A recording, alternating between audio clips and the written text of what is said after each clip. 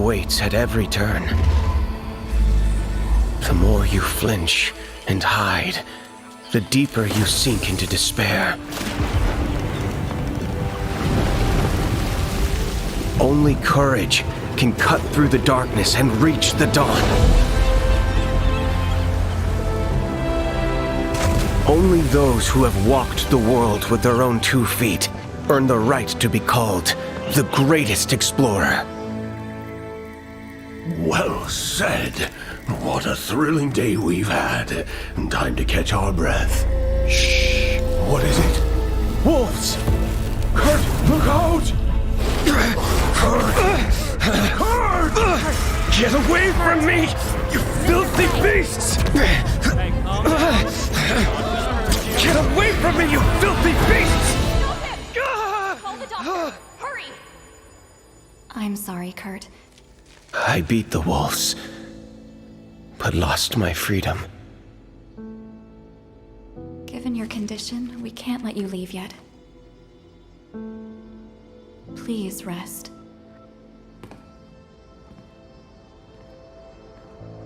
I must leave this cage. Because my next adventure is about to begin.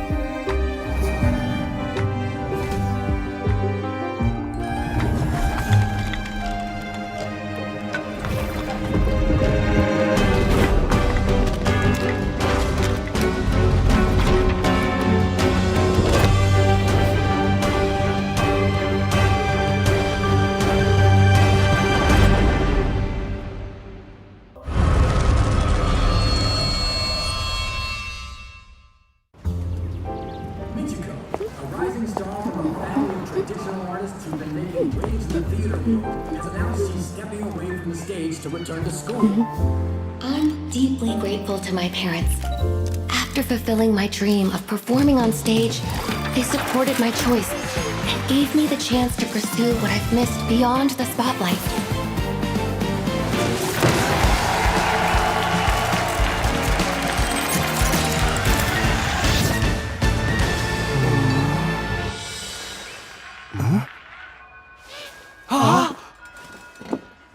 Hello, everyone. I'm Mai. Nice to meet you.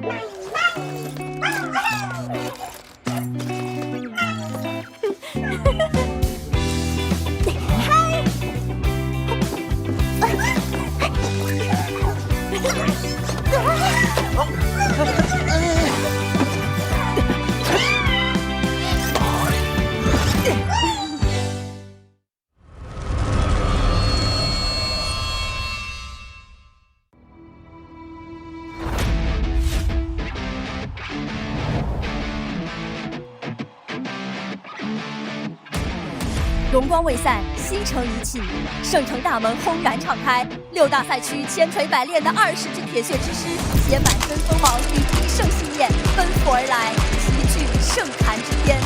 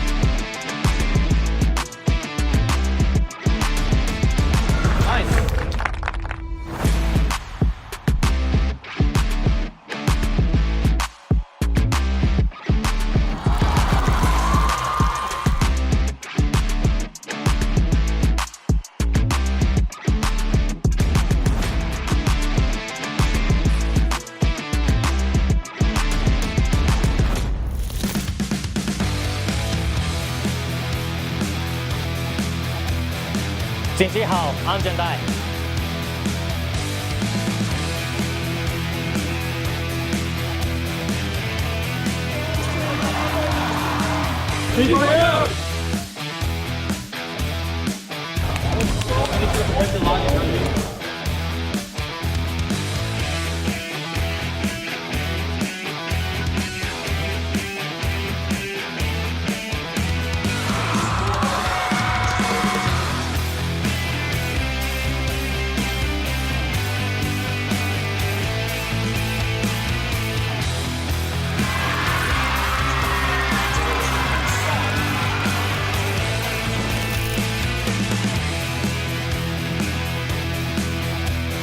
估的好，你们已经见识过了，估得败。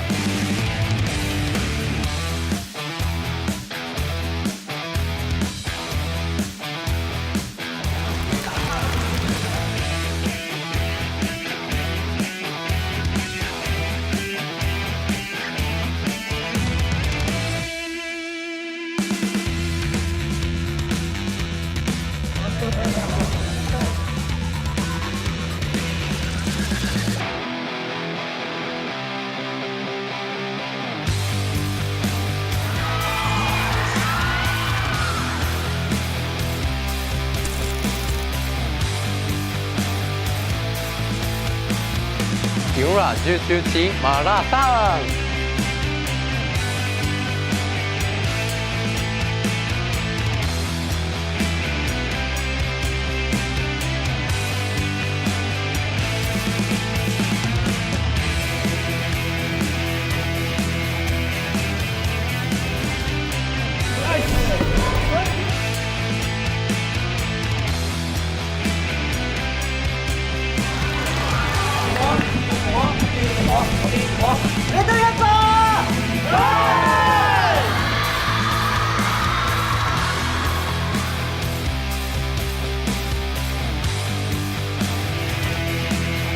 我喜欢吃小胖，一起加油！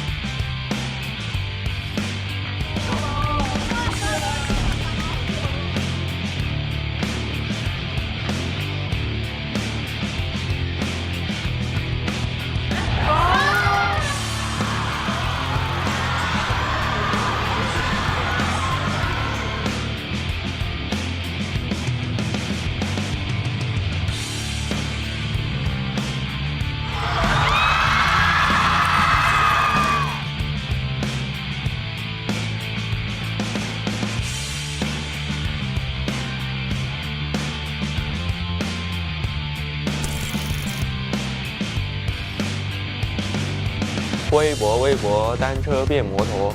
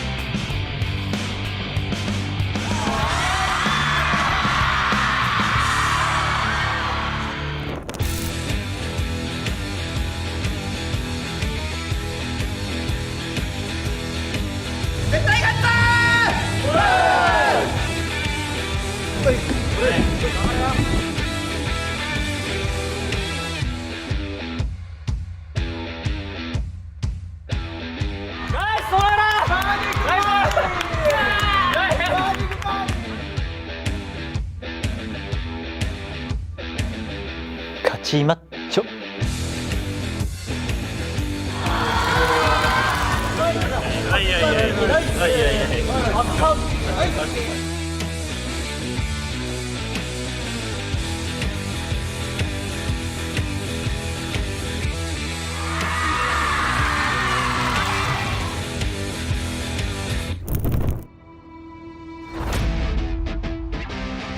可爱猩猩要比赛了。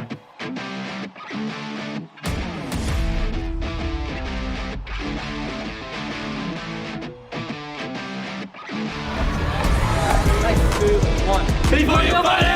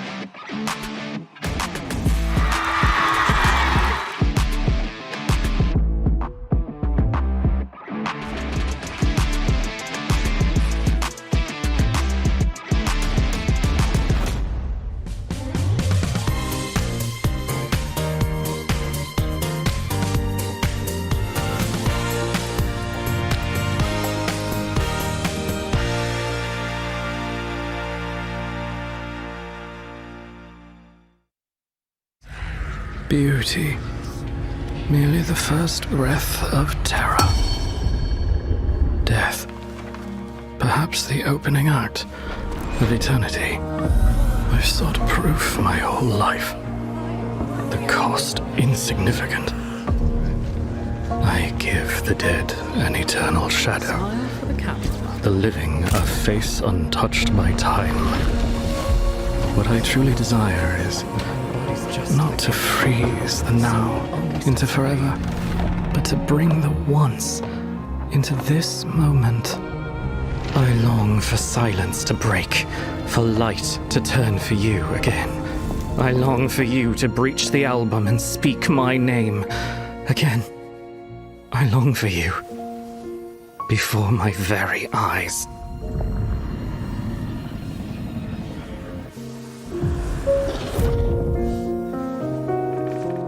Joseph?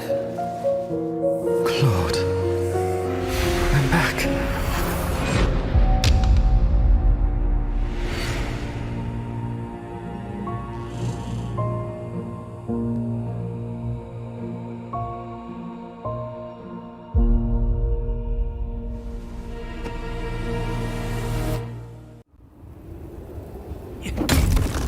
Life is an endless adventure.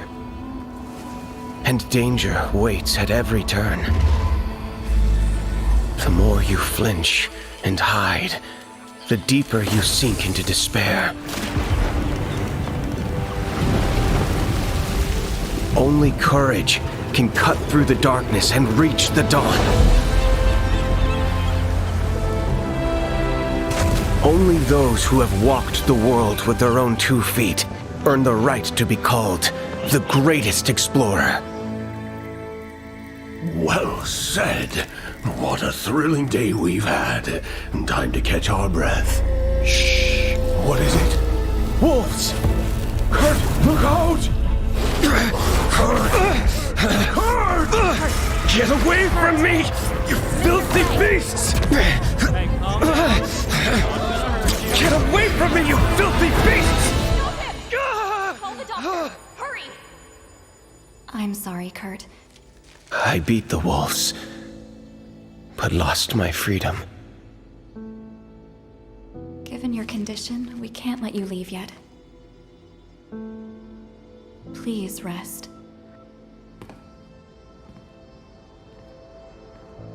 I must leave this cage. because my next adventure is about to begin.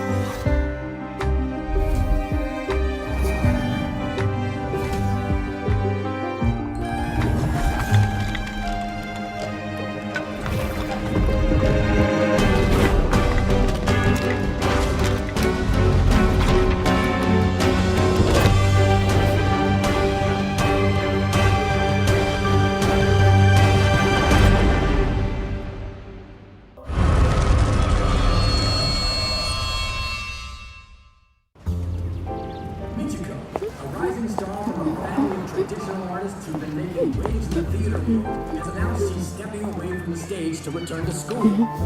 I'm deeply grateful to my parents. After fulfilling my dream of performing on stage, they supported my choice and gave me the chance to pursue what I've missed beyond the spotlight.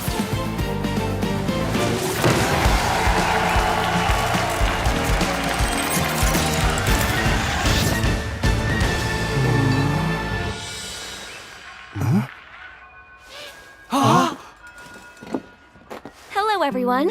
I'm Mai. Nice to meet you. Hi.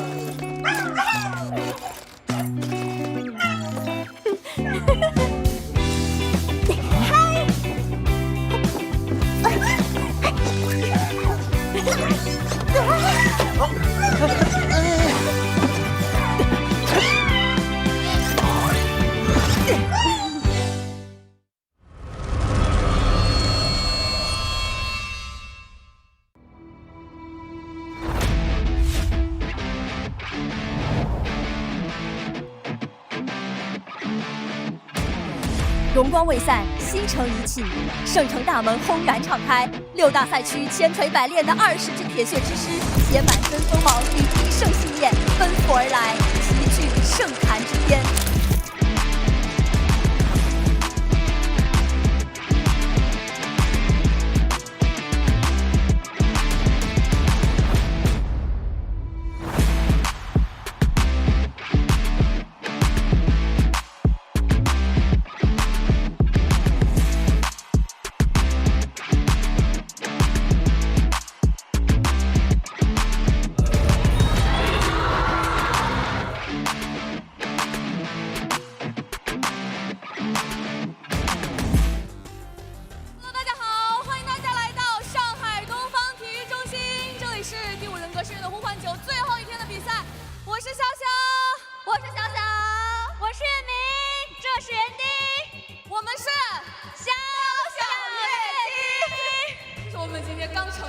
谐音是小小园丁。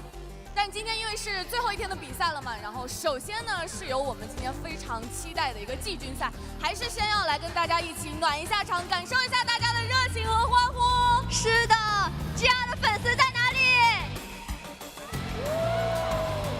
向光而生。朱雀战队的粉丝朋友们在哪里？让我听到你们声音好吗？返回后语。谢谢。那接下来就是今天的决赛了，提速的粉丝在哪里？速回初心。MRC 的粉丝呢？让我听到你们的声音，我们就是。那接下来也是希望能够听到大家更加热情的欢呼和掌声，好吗？来，接下来我们的出道曲，重头戏要来了，重头戏要来了，练习时长2分半。好想问一下导播老师你在吗？导播老师，我们准备好了，来，音乐起，3、2、1。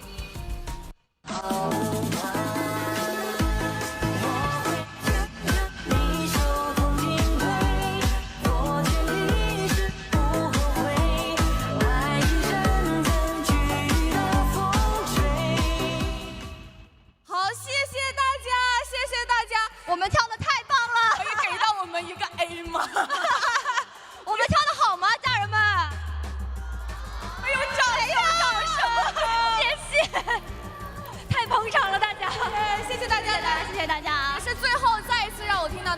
我掌声好不好？来，3、2、1，掌声！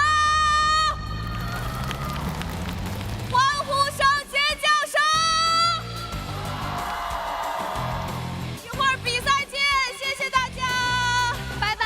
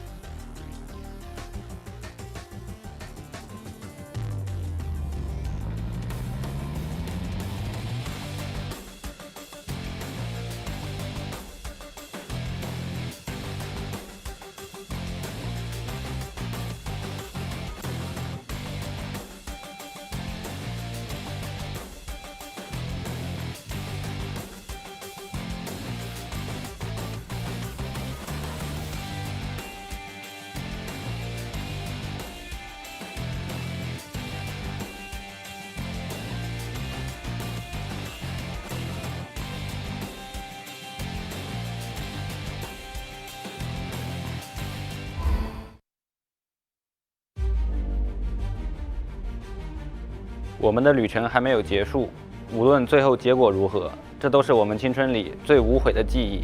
毕竟开了火辣嘛，这里还有一个加速可以多绕2圈。73，这时候给刀。好，那这样的话，应该组合技要来了，先赵云一波，然后再开枪，再开枪，再赵云一波，拼尽全力，不留遗憾。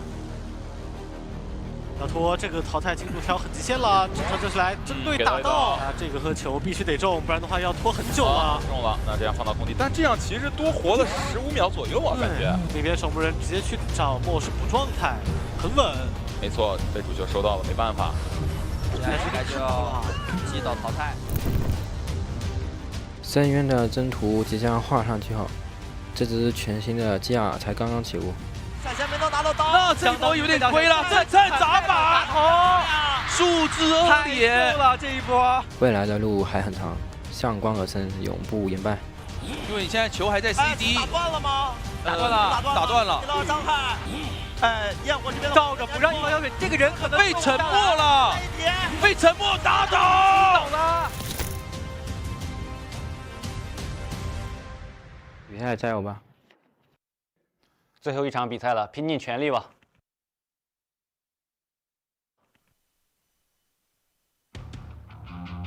欢迎来到上海东方体育中心，这里是全球总决赛淘汰赛的比赛现场。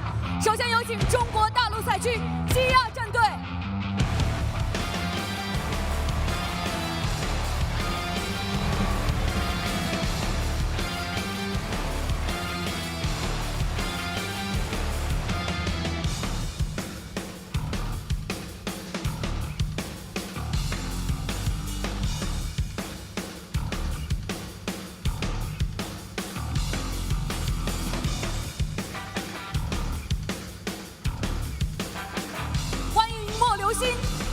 赤红、阿策、年景、卡梦、磁铁、零次。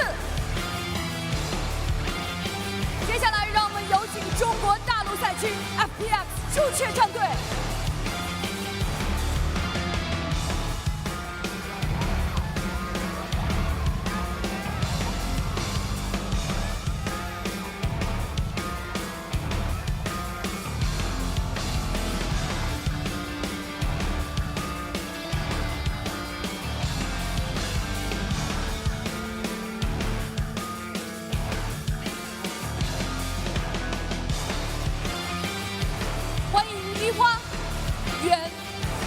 少天、东璇、3岁、玉林，精彩的比赛一触即发，让我们一同见证两支队伍的精彩表现。 Ladies and gentlemen around the world, welcome to Call of the Abyss 9 Global Finals final day, where we kind of crown our champion, first runner-up, second runner-up, as well as our 4th placing here. We've already seen Team GR and FPX.ZQ gracing the stage for us, but this is kind of the moment that we kind of celebrate a little bit, because after months of relentless battles, this is kind of like we're on the final chapter already, where this is their final time on this stage, and also the final moments where they show whether they have what it gets for whatever they're going to be placed at today. So in a mere few hours time, we'll be determining who our 3rd placer is going to be, and from there onwards we'll be having kind of a press conference where important, exciting news will be delivered to you guys. And of course, our grand finals matchup will be brought to you by Posh and Nell. And it's gonna be exciting because TE versus MRC, we saw their performance yesterday, it was absolutely flawless. So that's something we can all be excited for. But before that, I'm Jojo, and joining me is Gami, our OT queen, and we'll be bringing you the live commentary of the first matchup today. Right, so our first matchup, they're going to be fighting for the 3rd place, GR versus FPX.ZQ. We saw yesterday's match, FPX.ZQ and TE, they had a pretty close matchup in the beginning, a lot of ties, and then we saw the differences in points towards the end of the game. Whereas in GR versus MRC, we had one very dominant side on MRC's side and finishing up in 4 rounds. So very interesting to see these parallels. From what we do have on our stats, which we'll be talking about later, the prize pool, Chocho. Yeah, we're seeing that our third placer for the first matchup, they will receive 620,000 CNY. For the fourth place, 500,000 CNY. That's a big difference of 120k. And for our champion of tonight, we're seeing 3 million CNY, 7-digit. And of course, the remainder of that, we'll be having that for our first runner-up. But looking into our brackets, first matchup is going to be our third placer right at the bottom of this chart. FPX.ZQ versus GR happening right now. Afterwards, the press conference happening in the middle, followed up by our grand finals matchup that we've all been waiting for, TE versus MRC. And then also the cheer event, how to participate. Make sure to utilize the hashtags IDVCOA9, IDVCOA9 support, and then a few players will be selected randomly, 15 players to get a gift card prize. So cheer for your team, make sure to have the hashtags, just participate just in case you are going to be that lucky winner. Yeah, final day already. It's now or never, so just put your messages all out there. Show your support for your favorite teams. We're seeing the last 4 teams already out of the 20 teams that we start out with. Looking at today's matchups, we already mentioned first matchup, GR versus FPX.ZQ. They will take they'll grace us first, followed up by the press conference, and that's right, that's where all of the important news. Last year, I believe we had the Asian Games mentioned, the Sanrio collab mentioned. What is, this year could be something different. We kind of talked about it, maybe like the Labubu collab, who knows? So this is going to be very exciting. I can't wait. But what can't wait as well is the map selection here. GR selecting Lakeside Village, and also GR survivors coming up first. For the side of GR, it does look like they do choose Lakeside quite a lot, whereas FPX.ZQ, they choose Ever Sleeping quite a lot. They've chosen Lakeside twice so far throughout the entire matchup, so they are comfortable with it, but more comfortable with Ever Sleeping, whereas GR, they've been choosing it already up to 3 times, so this is a lot more advantageous to GR's side. They do need to start off real strong because of, I would say, their matchup yesterday. They might be feeling a little down since they had such a huge round deficit for the wins. But if we do look at the stats here, GR hasn't lost a single game the entire time except yesterday for the first time against MRC, whereas ZQ lost against FL during the group stage, so they were placed second, and then they fought their way up all the way from the bottom brackets to today. So very hard uphill battle for ZQ, and then they get their second loss against TE yesterday. Yeah, it's an uphill battle, and this is also their final battle here in the COAⅨ global stage. It is now or never. It's time to fight for that honor. We've seen yesterday from these 2 teams, I would say the consistency was not really there for the survivor side, both teams. So I would say also this is kind of like the battle of which survivor team is more consistent, and whether our hunters Dongxuan and also Jin can kind of pull through with all of the pressure coming in from our survivors. But Lakeside Village is a big map that the hunters could potentially do really well in. We've seen the Goatman, we've seen the opera singer from yesterday, but of course, looking at the rosters, no unfamiliar faces, GR as well as FPX.ZQ. And even on the side of the hunters, we can see, but first we'll be talking more about the stats comparison. GR does select Red Church quite often, whereas DQ selects Ever Sleeping Town most of the time. Hunter's average game score, GR is much higher at 3.57 and Hunter at 2.67. So it does look like stats-wise, GR does have the advantage over ZQ. Yeah, on the survivor side, we actually saw a slightly low, I think it was 1.37, and then the survivor side of the FPX.ZQ was 2. So with that being said, we're looking into the character introduction here. AK coming in 4th with the average containment time of 78 seconds, estimated upwards, and the forward and the perfumer was spotted. So very well known for his forward, definitely does play a lot of the support roles, but he can also play harass and kiting roles. Very versatile character. The next survivor here, AC, brings out the meteorologist and the gardener quite a lot. 7th in average decoding progress at 178, so almost 2 cipher machines completed. Another very high score on the average containment time before the knockdown, and then the average deduction, it was a little more leaning further out for his overall shape. Yeah, as we look into their next player, COAⅨ coming to the mix here. Yesterday wasn't a great day for GR, I must say. Also for COAⅨ, I think a lot of pressure coming in with the points that they have to grab. And that was really where it showed a little bit of that weakness of GR. So spotting the Enchantress of the Lanternist, although he didn't have the best start, he kind of rebounded back, changing a 4K game into a 1 escape to negate a 4-point lead for Bailu. So that's something that is very notable. But looking into Zero, we can see he is the rescuer for their group. We see him bringing out the mercenary and the first officer quite often. I would say very balanced in his stats. It's all around. We can see 0.9 though on average rescues. As a rescuer, you want to at least ensure that you have a 1 in the average, but seeing that we got the 4-man eliminations both 2 times for the rounds against MRC, that might be the reason why his average did get lowered quite a bit. Yeah, and also he kind of took up the first kite. I believe he was on the Gravekeeper, and then against the Ivy, he was able to get that perfect shovel timing, pallet stunts against Bailu. So he actually did put quite a God's work there. Probably why he didn't really do those rescues too. But looking at this, we're seeing Dongxuan spotting the Dream Witch as well as the Opera Singer, have MVP for 5 times already, but no maxed out stats here. Average elimination of 2.47. So yesterday, right, Gummy, we saw his Dream Witch twice. He once brought out the Patroller, the second time he brought out a Blink. And the Blink was the one, it seems to be not the best optimal trait for him. We've seen it before coming in, but I guess he still wanted to try for it, trying to go for a little bit of that mind game if the survivors do bring that trait. So that didn't really work out. He got 4 escaped. So let's see if Dongxuan will show us something different. But look at him smiling. It seems like all is well. Yes, it is the start. We have a new day. You have a clean slate. You just need to make sure you are able to bring your best in this time, because this is your last chance. You're fighting for that 3rd place. Hunter will be banning out the Seer and the Lanternist.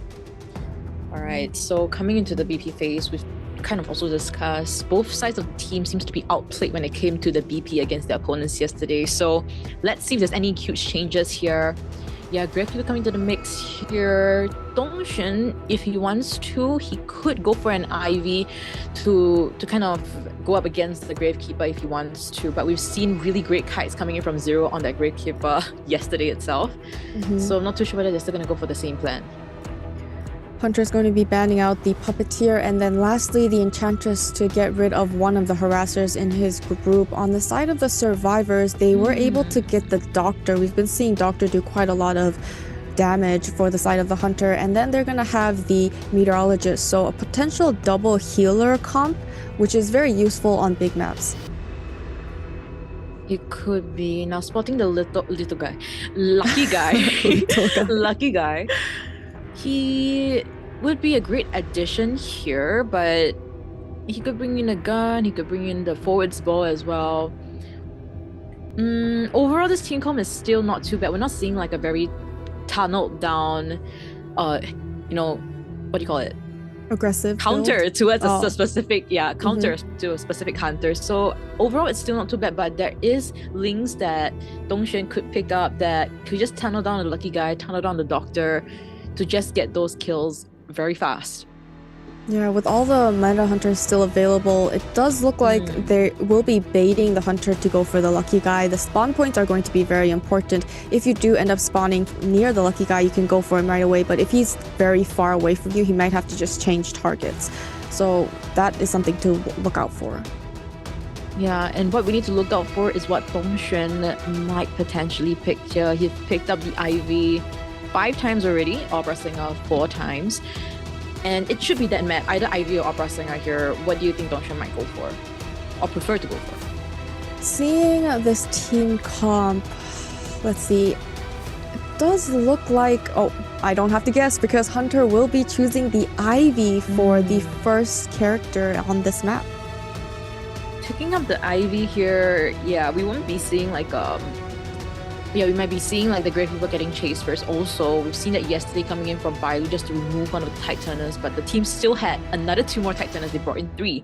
So Dongxuan, if he goes for the Gravekeeper here, it could be possible that he's trying to remove that Titanner, or just trying to get the easier chase out for him, because Ivy versus a Gravekeeper, he could potentially spray him to get him out of the shovel mode, so that's something that he needs to note. But looking at our spawn locations, we're going to see the lucky guy all by himself at the little boat area, the meteorologist, doctor, and the gravekeeper in a line. Ivy's going to be spawning all the way in the corner, not taking the bait to go near that one lucky guy or go spawning in the middle.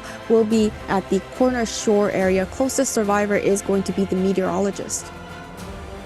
Yeah, with meteorologist right soft in front of a platter in front. I'm not too sure whether he wants to kind of tunnel down on that, or because chasing the doctor is also going to be very deadly. It's a 3-hit confirmed kind of situation, but Arthur is actually on this meteorologist. We've seen his fast reaction when it comes to the levitation winds, the wind blowback. So a lot of things that, and we've seen its AC has been very stable as well. Looking into our personas here, Dongxuan has brought in Bling, Insolence, Detention, Hunt, as well as Berserker for survivors. We're seeing a double borrowed time and double tight turner and a full kiting build on Citia's lucky guy. So that means there is no kiting build on Arthur's meteorologist, so she could be in danger as we head into BO1 first half between FPX.ZQ's Hunter Dongxuan versus GR survivors, and live commentary brought to you by Chocho and Gummy.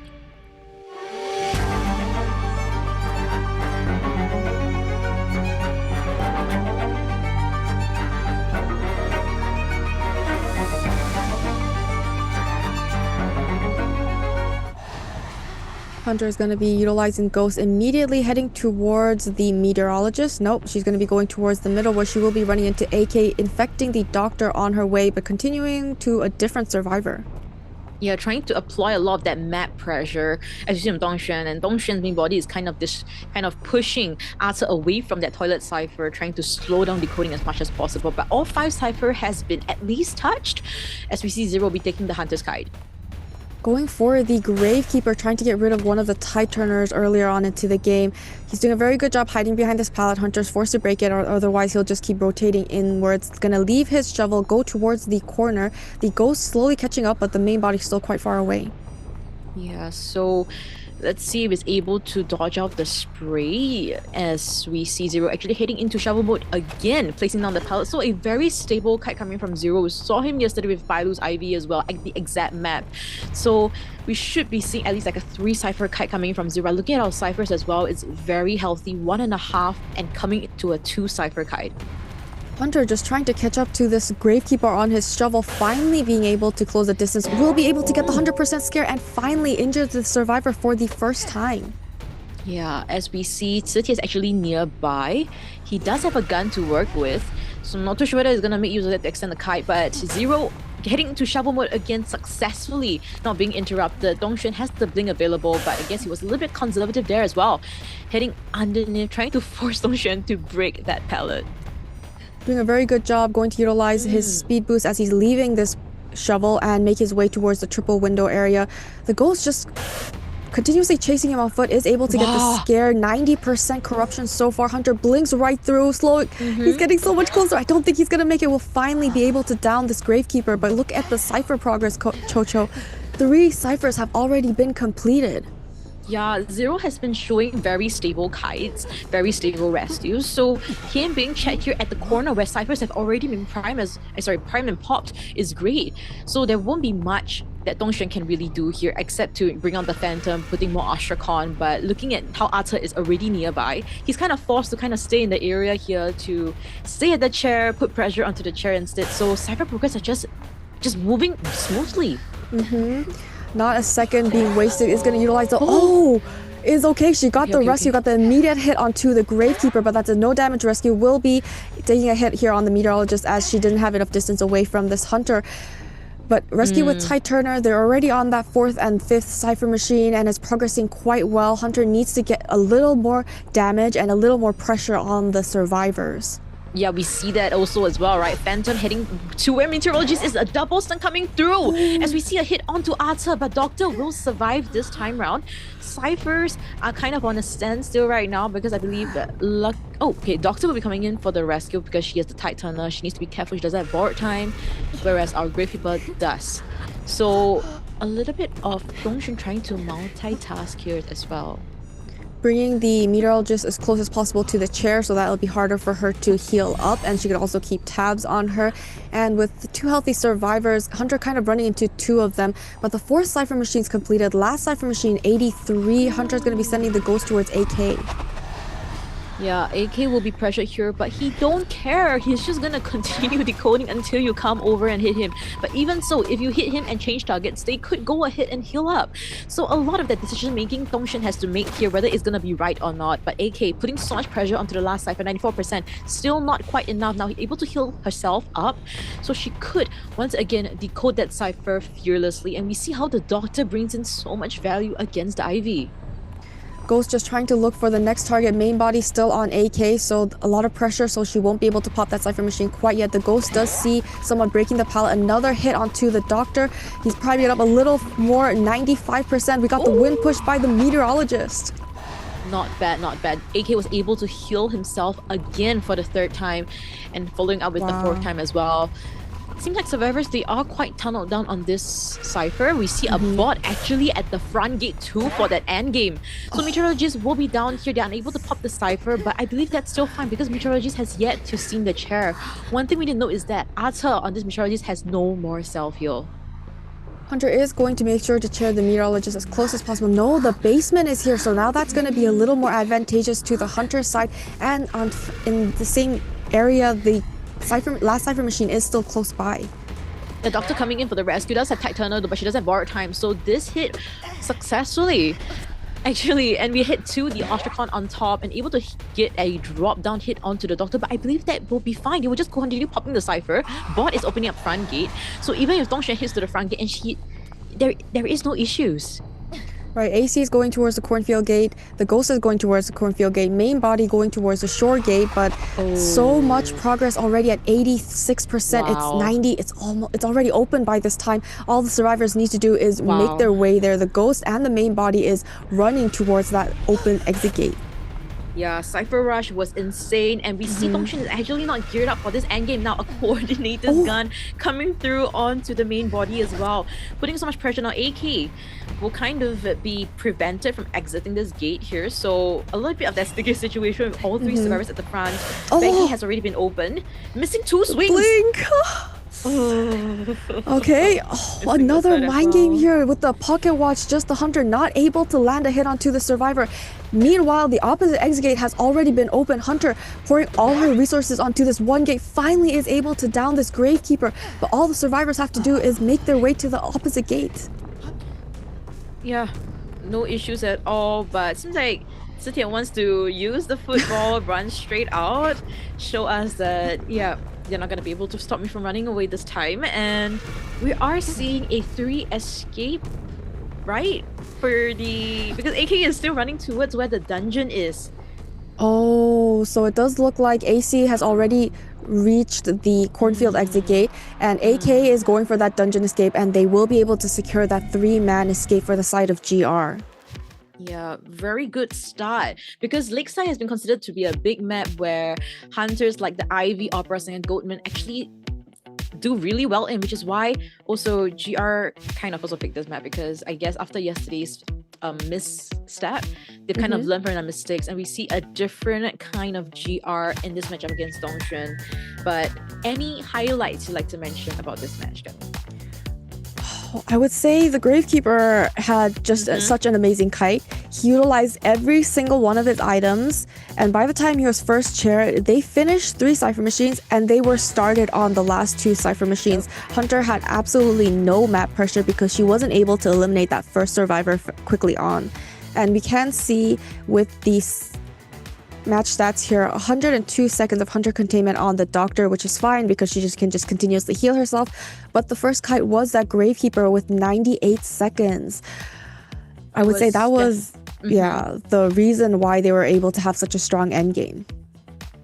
Definitely. Also, we saw it from yesterday. Zero's performance on this Gravekeeper at Lakeside was phenomenal.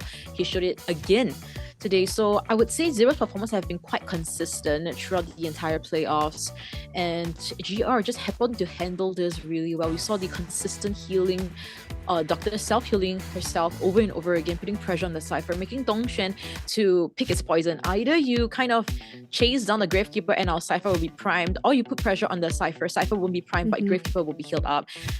Both are bad options, and something that Dongxuan seems like he was unable to he succumbed to the pressure, and this is why only a 1k from what we saw. He had no end game pressure because the bot was opening up front gate, and then the Phantom and the main body was just at the corner or in the middle of the map, just not ready for the end game. Yeah, so the very important thing about Ivy is you have to get at least one man eliminated before that last Cypher machine is completed. That way you'll have much more pressure on the map and there's less survivors to have to go after. But the fact that he wasn't able to eliminate that one survivor throughout the entirety of that match left 4 survivors up and running all around the map, taking turns, taking hits, and continuously dragging the hunter away from that Cypher machine. He did try to, but if we do need to introduce the ZQ survivors, San S here. Yep, Sansui. We see the spot the Enchantress and Prospector, which are also key characters that he played yesterday. Enchantress, though it was the first kite was not very successful against Pepe's Specs Arthurs in BO1, but his rebound kite forcing out the warp, I believe, or the blink, was excellent. He brought in so much time until like the 4 ciphers were popped, so that was amazing stuff coming in. And also his lucky guy, he kind of used the lucky guy yesterday at Lakeside Village to force Hunter to change targets. He used the gun, afterwards the Thief's flashlight. Really nothing the Hunter could really do there. And also the Prospector kind of landing 2 consecutive magnet pullbacks at the Arms Factory, allowing his teammates to go for a very safe basement rescue was also very crucial. Yuan, next we do see him bringing out the Magician and the Coordinator, so it takes a lot of the Kiter rolls, very well spread out for his stats and abilities. I would say the one that does seem to... He does have quite a lot of Cypher progress, average decoding progress at 141. And yeah, so just as your stable Kiter, you see pretty well stats. If you're not chased first, then you're going to be able to get a lot more decoding in. I'll just say, yeah, pretty average for that kind of characters. Yesterday, his Embalmer actually didn't have a very good kite. Actually, he got a terror shot against Pepe's Hula Blue at Moonlit. But afterwards, Pepe let him go. So he was happy. He was having 2 coffins, which he really did value add with those coffins, embalming his teammates here and there. So great stuff. As we move into Jun Shaotian, as Tian here, like to call him, he spots the mechanic as well as the puppeteer. Great kiting at 67 seconds of containment time. But yesterday, I believe he didn't do any too crazy plays. But overall, he's been a very consistent player. He's been actually, at times, right, where they really need the extension of that kite, he's able to bring in that value. So that's something that we need to look out for Jun Shaotian here. But looking into their last player, Lin. Wow, first in the escape rate at 73%. So as a rescuer, I feel like that's a very high stat to have. We can see him bringing out the Mercenary and the First Officer. So very reliable here with the average rescues over 1.1 something. So you can definitely be very confident in him getting that at least a 1-man rescue during the match. Yeah, but actually yesterday against Pepe's Nayat at Amspec, he got denied rescue. So that was one of the plays that kind of did turn the game around for Pepe there. But looking into Jin, yesterday I would say it's not his best showing. His best showing was still the 4-4-4-2-4. But going past that, let's look into his stats. 3rd place for full elimination rate, 48%. Average elimination placing 3rd at 3.1. So he's able to get that 3 kills to kind of get the advantage for his team here. MVP of 5 times, spotting the Hula Blue as well as the Goatman. And he needs to get a 2-man elimination if they want to get the win for round... Wait. He has to get, yes, 2-man elimination because the previous one, they got a 1-man elimination. Wow. With Bonbon, is it? No, for this first round. He just needs to get a 2-man elimination. Yes. Yeah, because GR's map selection, the worst he can do here is just get a tie. Just get a tie and then they just get the advantage. But for Jin, I would say mainly, I would say there's nothing wrong with him mechanically. I would say that from yesterday, Mhm. you know, we kind of commentated that matchup. What really went wrong was kind of like the BP. The Survivor side, the BP was done so well by Heng Heng of MRC, coach. Mhm. And then it just kept pressuring Jin over and over again. We also saw something a little bit different with Jin's BP yesterday. He banned out 2 rescuers in BO1. So it seems Yeah. like he will not go for the same plan, which means adjustments have been made perfectly for GR Jin. So we should be seeing a better day for Jin too. Banning out the Seer and the Antiquarian, your standard bans, but the Survivor side, they are going to get the Mechanic and the Puppeteer. We just saw how dangerous the Lucky Guy was with this bot being able to decode and also open up that gate. So it does look like they want to lean towards the same kind of advantage. Yeah, just focus a lot on the decoding, right? As long as Cypher can pop, that is where Survivors will be able to thrive and do more. But still, in BO1, Meta Hunters, it's best to just decode, open gate, get out. So don't put in too much pressure, because sometimes you might not be able to see what's coming. As we also look into the Archer and Enchantress getting banned out and Wilding being picked up. So yesterday he banned out quite a lot of the rescuers. Today he's banning up all of the harassers. Oh, getting the Lucky Guy. So there's going to be 6 bodies around the map if he also does end up picking up a bot. 6 survivors. 6 bodies. Okay. Yeah, 6 bodies to capture. So a lot of things for Jin to also overthink, right? Is this Tinnitus that I'm hearing now a bot or a main body? So this actually gives a lot of doubt for Jin to question himself when it comes to the gameplays. We know Jin has really good sixth sense as well, but now that the Warding comes into play, he can remove that Tinnitus as well. So a lot of mind games again with Jin. So it does look like on the side of the ZQ survivors, they're going to try and Cypher rush as quickly as possible so that they can ensure at least a 4-man endgame similar to the first half, so they'll at least be able to get as much survivors out. Oh, the Gamekeeper pick. Okay, so how I'm really thinking of what GR's coach is also advising, right, is that just because Jin just needs a tie, right? Yeah. Let's not waste the Meta Hunters. Let's use it for rounds 4 and 5, which he was unable to do so yesterday. So this time around, we're a little bit more conservative here. Gamekeeper coming to the mix for BO1 against this team comp. He can hook the Wilding, but do we really like how this is gonna go?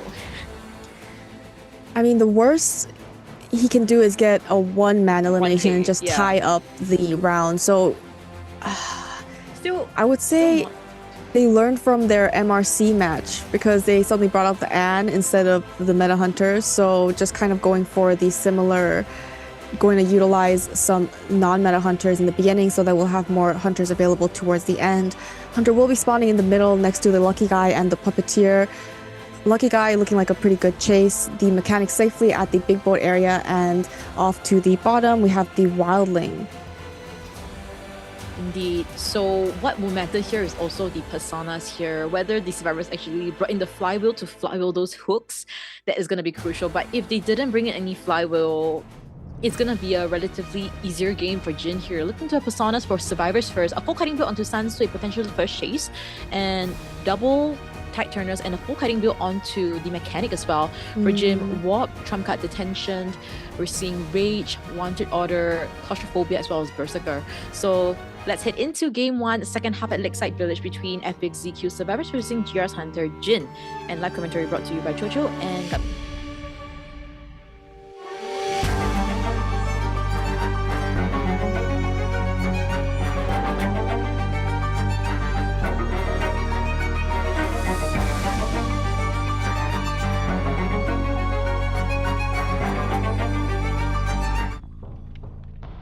Hunter is going to be heading straight to the little boat where he will be running into the Lucky Guy. Doesn't look like the Lucky Guy will be able to search a chest, so only 1 item available. And he has a perfume. A perfume, I wonder what value it would bring here against a Gamekeeper. Now able to get the first hook already. The perfume able to get out in time as well. So that is the first hit onto Jin by Jin. As we see Sansui still able to kite it out there. Now he has no items, he's still at full health, and he can make it up to this little boat. Hunter's just going to cut corners here by getting the vault on that window and just continuously following him behind, slowly trying to close the distance. Indeed, able to kind of go the other side. I think this hook should be able to get to the Sunsui and get that first hit onto him. Now flywheel is finally available. Sunsui needs to make this flywheel count. Does look like he's heading into the window area. Needs to. Oh, Hunter's going to utilize the warp. Oh, but he was able to double vault back, make his way to the little boat. And will he be able to get this vault? He's being very careful, waiting out this hook. Hunter's going to be placing a trap there, but he doesn't leave. And he's going to be able to down the survivor for the first time. And we might not be able to see the effectiveness of that warp, but that warp actually kind of force Sunsui back into the little boat area, which is a very stuck location, because if you vault, you're gonna get Terra Shock by my hook. If you don't vault, you just wait and you want to flywheel. I'm gonna put this trap. You have to flywheel this trap in order to vault. So it creates a situation where Sunsui cannot dodge, but we're seeing the first hook being missed by Jin. Look at how Cypher progress. Yeah, with the mechanic bot out there, it does look like they have quite a lot of progress. We'll be able to get that rescue after taking that hit. Hunter going straight back for this lucky guy. Yep, seems like he will dodge the first one, but I don't think he will dodge the second one. Just getting a basic hit. Let's not do too much of that mind games. So flywheel is still onto Sunsui, but he has no items, right? So that is actually the huge issue that we're seeing here. Now, first Cypher will be popped soon. A lot of progress, but I don't think that Sunsui would survive until the Cyphers are primed. Yeah, we'll be able to cheer him for the second time. We see wanted order on the puppeteer again, which allows the wildling to come in for this rescue. He just finished up his Cypher machine at 97%. Question is, are they going to risk it, or are they just going to play it safe? It does look like he is making his way towards the chair. Okay, so coming in, if he comes in for the rest, okay, seems like he's gonna go away. From the bottom left, we see that he's kind of rotating around, just giving that to Nidus if Jin does come out. So that means they're just gonna go for the cell. And Jin knows exactly where Puppeteer is, will teleport over because he does have that wanted order. So still able to preemptively leave that Cypher, but this is an unlimited hook situation. Little Lewis has been activated here, trap has been placed, and there we go, the hook, the pellet slammed, and Jin will just wait patiently, Yeah, since he can't tank up 75% damage while in his puppet form, he did wait before he swings because then the damage would be eaten up anyways. Placing another trap here, so now he can't utilize this pallet. He is forced to transition out, go around. Hunter's gonna close the distance by utilizing the wood, cutting him off away from the... But he gets the pallets done! What a great reaction coming in from Yuan's Puppeteer. Now look at our Cypher, right? Fourth one will be popped soon. Fifth one is actually kind of on the way. They've decoded at 6 Cypher as well. So Yuan just kind of raw kiting in this area, and Jin just actually able to catch another person, which is the bot. Our 5th survivor in the game. So 5th survivor now returned back to the manor. Looks like the hunter. Wow, the puppeteer just doing such an amazing kite here. Wow. He sidesteps the hit and then is able to finally hook this puppeteer and cheer him for the first time. They have 2 last Cypher machines, one at 50% and one at 63%. But with 2 healthy survivors and Tide Turner still available, it doesn't look like it'll be too much of an issue. But they need to get a 3-man escape. Wow. They need, but the worst case, just don't give a 4K game because it's still your opponent's map selection. Yeah. And this is a map that hunters tend to generally get more points in for their team. So FPX.ZQ, right, as long as they get they don't give a 5-point lead, they will have a lot of chance to come back from. As we see the Wilding actually heading from the backside of the ship for this rescue. Cypher is primed now, but it is primed by a mechanic, so the pop might be slightly slow more than we expect here, as we see all of them with warp time except for the mechanic. The puppeteer heading towards the corner shore area so that the wildling can get some distance away. Since this area does also have that trap on the exit gate, they are just going to pop the last Cypher machine since that's going to allow the puppeteer to utilize his puppet and will be able to get the hit and the last effort just running out, and so we'll be able to cheer him immediately. Okay, here is the issue already. We see mechanic use the flywheel, right, to just get closer to the gate, but Jin is teleport. Yeah. And we know he's going to be a little bit careful here, trying to see if there's anybody going to come in for the rescue. Wilding is nearby. If he's able to spot out the Wilding here, get him down, there is still 3k potential. Mechanic is able to open the gate, which means it at least guarantees a 1 escape. So no 5-point lead for GR. But Lin, not able to get him off the board with that hook. In fact, only got him down, dropped down. But with this dungeon right at the bottom, Yuan is gonna expire really soon, but luckily able to get Wilding. So that means it's a 3k game for GR's Jin. GR leading 6-2 in their own map selection. So getting the win in round 1. The issue here, the issue I see right now with the ZQ survivors is that they wanted to Cypher Rush, so that's why they utilized the Lucky Guy and the Mechanic. But I don't feel like they got the advantage that they needed when they utilized so much resources all in this one game. And it's mostly because they didn't get the rescue on that Lucky Guy the second time, so they wouldn't be able to buy more time, sending the first survivor back to the manor. So now it's almost a guaranteed 2-man elimination just because it's a 3-man endgame situation. Hunter has detention and teleports. So by that time, they've lost their advantage, and the most they could do is deny the 4-man elimination. Yeah, but I think really that was that 4K window when we immediately saw the teleport to the Cypher, but Yuan, being the puppeteer, he tanked all that. 97 seconds of containment time in a fully skilled gamekeeper. I would say this was definitely a game that Yuan brought back, because if Yuan were to instantly down at the Cypher and then they have yet to open that 6th Cypher, Mechanic is the person that's decoding and Wilding is the one coming in for the rescue.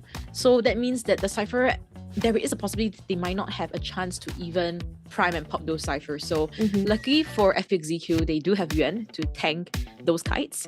Yeah. And Jin unable to get that 4K. A little bit of that missed opportunity, but we need to remember, guys, Gamekeeper 3K BO1 globally banned out, which means he will have other meta characters coming BO4 and 5.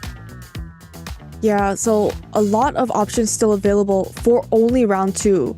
Yep. Whereas ZQ is not going to have the same kind of availability of characters. And yeah, as you've mentioned, very good job on that puppeteer, just kiting and buying enough time, waiting for that last Cypher machine to be primed. The issue here was, yes, they were able to have that 3-man endgame, but being able to down that puppeteer so quickly, and with that teleport still in hand, they had to play it safe. So the Wildling has to wait around in the middle just in case the Hunter utilizes teleport right away. But the Hunter didn't utilize teleport right away. Instead, he went towards the middle, found the Tinnitus, and realized, oh look, the dungeon is also here. So then they lost all the advantage that they were initially trying to have in the beginning of the game. Yeah, and let's get into the highlights and see what went down in BO1 first. 好，小头上面啊，好救好救！我起了，我救，哎，我救吗？你救也行，我直接救了，救下来，我往，哎，可以好救。守不不一定好救。我有表，我想慢点走，你们3走了，打空了，打空了，3走了，要不同一刀走也行。哎，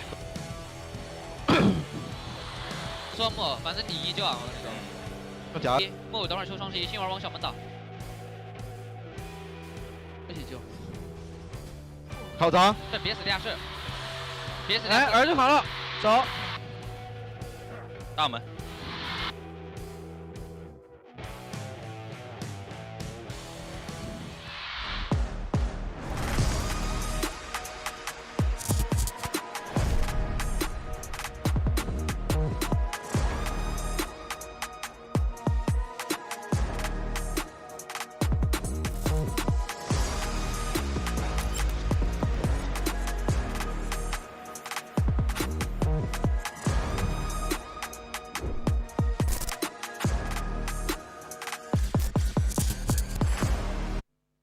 In the battle of 3rd place, we're seeing BO2 coming right up to us. And for BO1, we're seeing GR leading 6-2 against their opponent FPX.ZQ. Looking into our map selection as well, FPX.ZQ will be securing an ever-slipping town with FPX.ZQ's Hunter Dongshen coming up against GR Survivors first. I would say a huge advantage for GR being able to get a 3-man elimination in the first round with a non-meta Hunter. So a lot of pressure on ZQ side. They do have that map selection, so they can bring this back. It's not over, but the point differential right now, 6-2. It's a little scary. Yeah. Just a little. At least it wasn't like a 8-1 or 7-2 situation, right? Which is a lot harder to come back from. For us, we just need to wait and see, because yesterday for FPX.ZQ, Dongshen brought out the Dream Witch with Blink, and got a 4 escape, which completely denied Oh, yeah. the FPX survivors from even stepping up for the second half to show what they have got. So that was that missed opportunity that FPX.ZQ had. So hopefully things are different now. I do hope it is, because we kind of discussed a little bit. FPX.ZQ survivors already expanded their mechanic, their lucky guy. Whenever we see a mechanic, the first instinct is that, okay, maybe the team really just wants to tie things out and see where they're gonna go from there. But we saw a 3K by Jin's Gamekeeper in BO1. So this is just very deadly for now FPX.ZQ. For BP wise, it seems like GR has the better and upper hand right now. Yeah, I would say that on the side of ZQ survivors, they were really able to fully get the advantage of the lucky guy and the mechanic. Either one of them were definitely going to get chased. That's why they had the full kiting build. But they just not being able to get that second rescue, they weren't able to buy more time with more survivors on that map.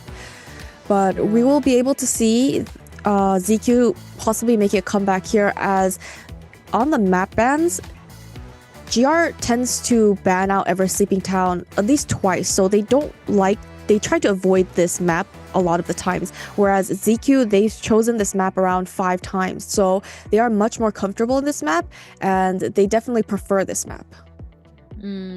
Ever Sleeping Town is still considered a relatively medium-sized map, not large and not too small. I feel like it's just right, especially with those tall walls. At least you're not able to kind of see through from one side to the other side of the map. So I would say survivors might have the upper hand in this. Also, we have to kind of think about our tram gods here, see which team he decides to kind of support in the first half and afterwards the second half. We've seen multiple surprises, throughout the group stages, playoffs. In fact, I think one of the more closely almost hit ones is Believe in the playoffs by Persica. Like confidently running across and then creating the distance with the Hunter with that tram in the middle. So with that being said, this is going to be crucial to see whether GR will have what it takes to go out against Dongshen here. But Dongshen at Ever Sleeping Town, what do you think he's going to pick? He has brought out the Dream Witch quite a lot. We've seen it brought out 5 times, but seeing the results of his Dream Witch from yesterday's matches, I feel like he has probably lost a lot of confidence, and it's not really giving you the results that he needs. So maybe just stick to the meta hunters. Ivy is no longer going to be available, and the side of the survivors, they get 1 more ban. So see, if they just follow the stats, we can see opera singers play quite a lot, and if we're not too concerned with Dream Witch, they may just allow the Dream Witch to go through. Then that leaves the COAⅨ or the Hullabaloo or Goatman is still available for the meta hunters. Actually, it's quite interesting because I believe in the group stages and also the playoffs, I don't think we've yet to see Dongshen's Hullabaloo and Goatman. So not too sure whether that's something that Dongshen wants to consider in this matchup here, but should be leaning towards the opera singer as well as the COAⅨ. Both have been having excellent results, except for the opera singer yesterday, I think only able to get a tie game. And we need more than a tie at the moment because they're down in the number of points. So they have to try to make the difference with the round wins instead, which is going to be putting quite a lot of pressure on ZQ's side. Seeing the Hunter going first here and setting the pace, we're going to see him ban out the Seer and the Puppeteer. So Seer continuously being banned. Okay. All right, so they will ban out the Goatman. So unfortunately, we'll not be able to see that.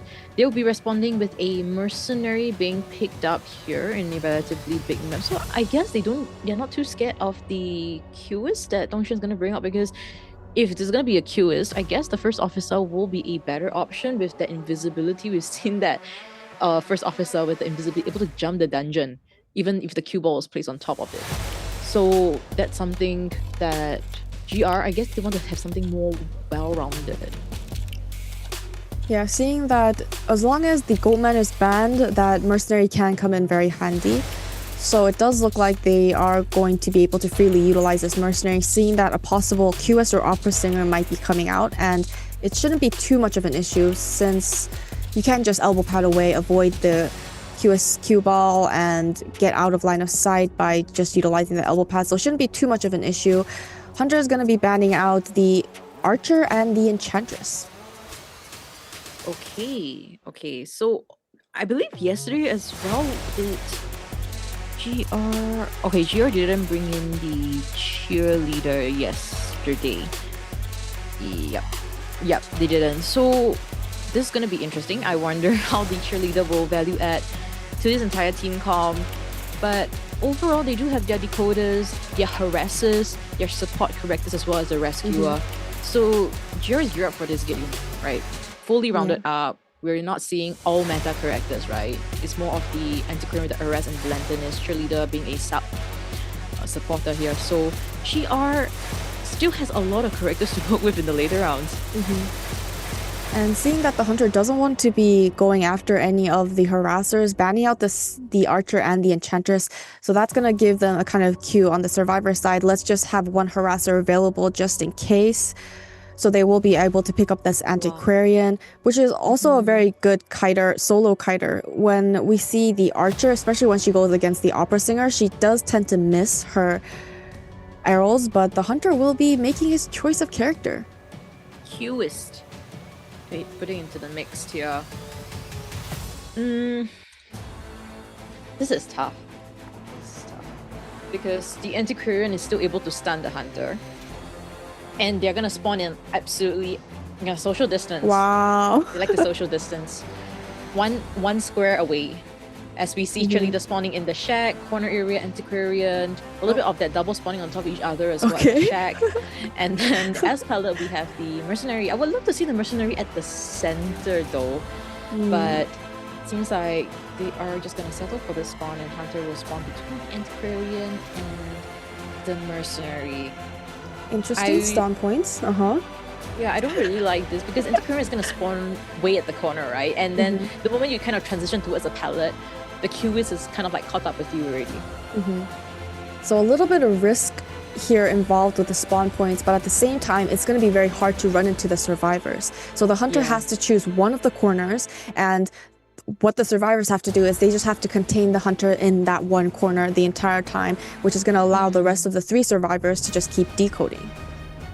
But if we do look at the persona points, Hunter bringing the Blink, Detention, Insolence, Destructiveness, Berserker, and Overwhelm on the side of the survivors, a full kiting build on the Enchantress, 2 tide turners on the Mercenary and the Cheerleader, and a little bit of audience effect also bringing in. This is round 2, first half, live commentary being given to you by Chocho and Gubby.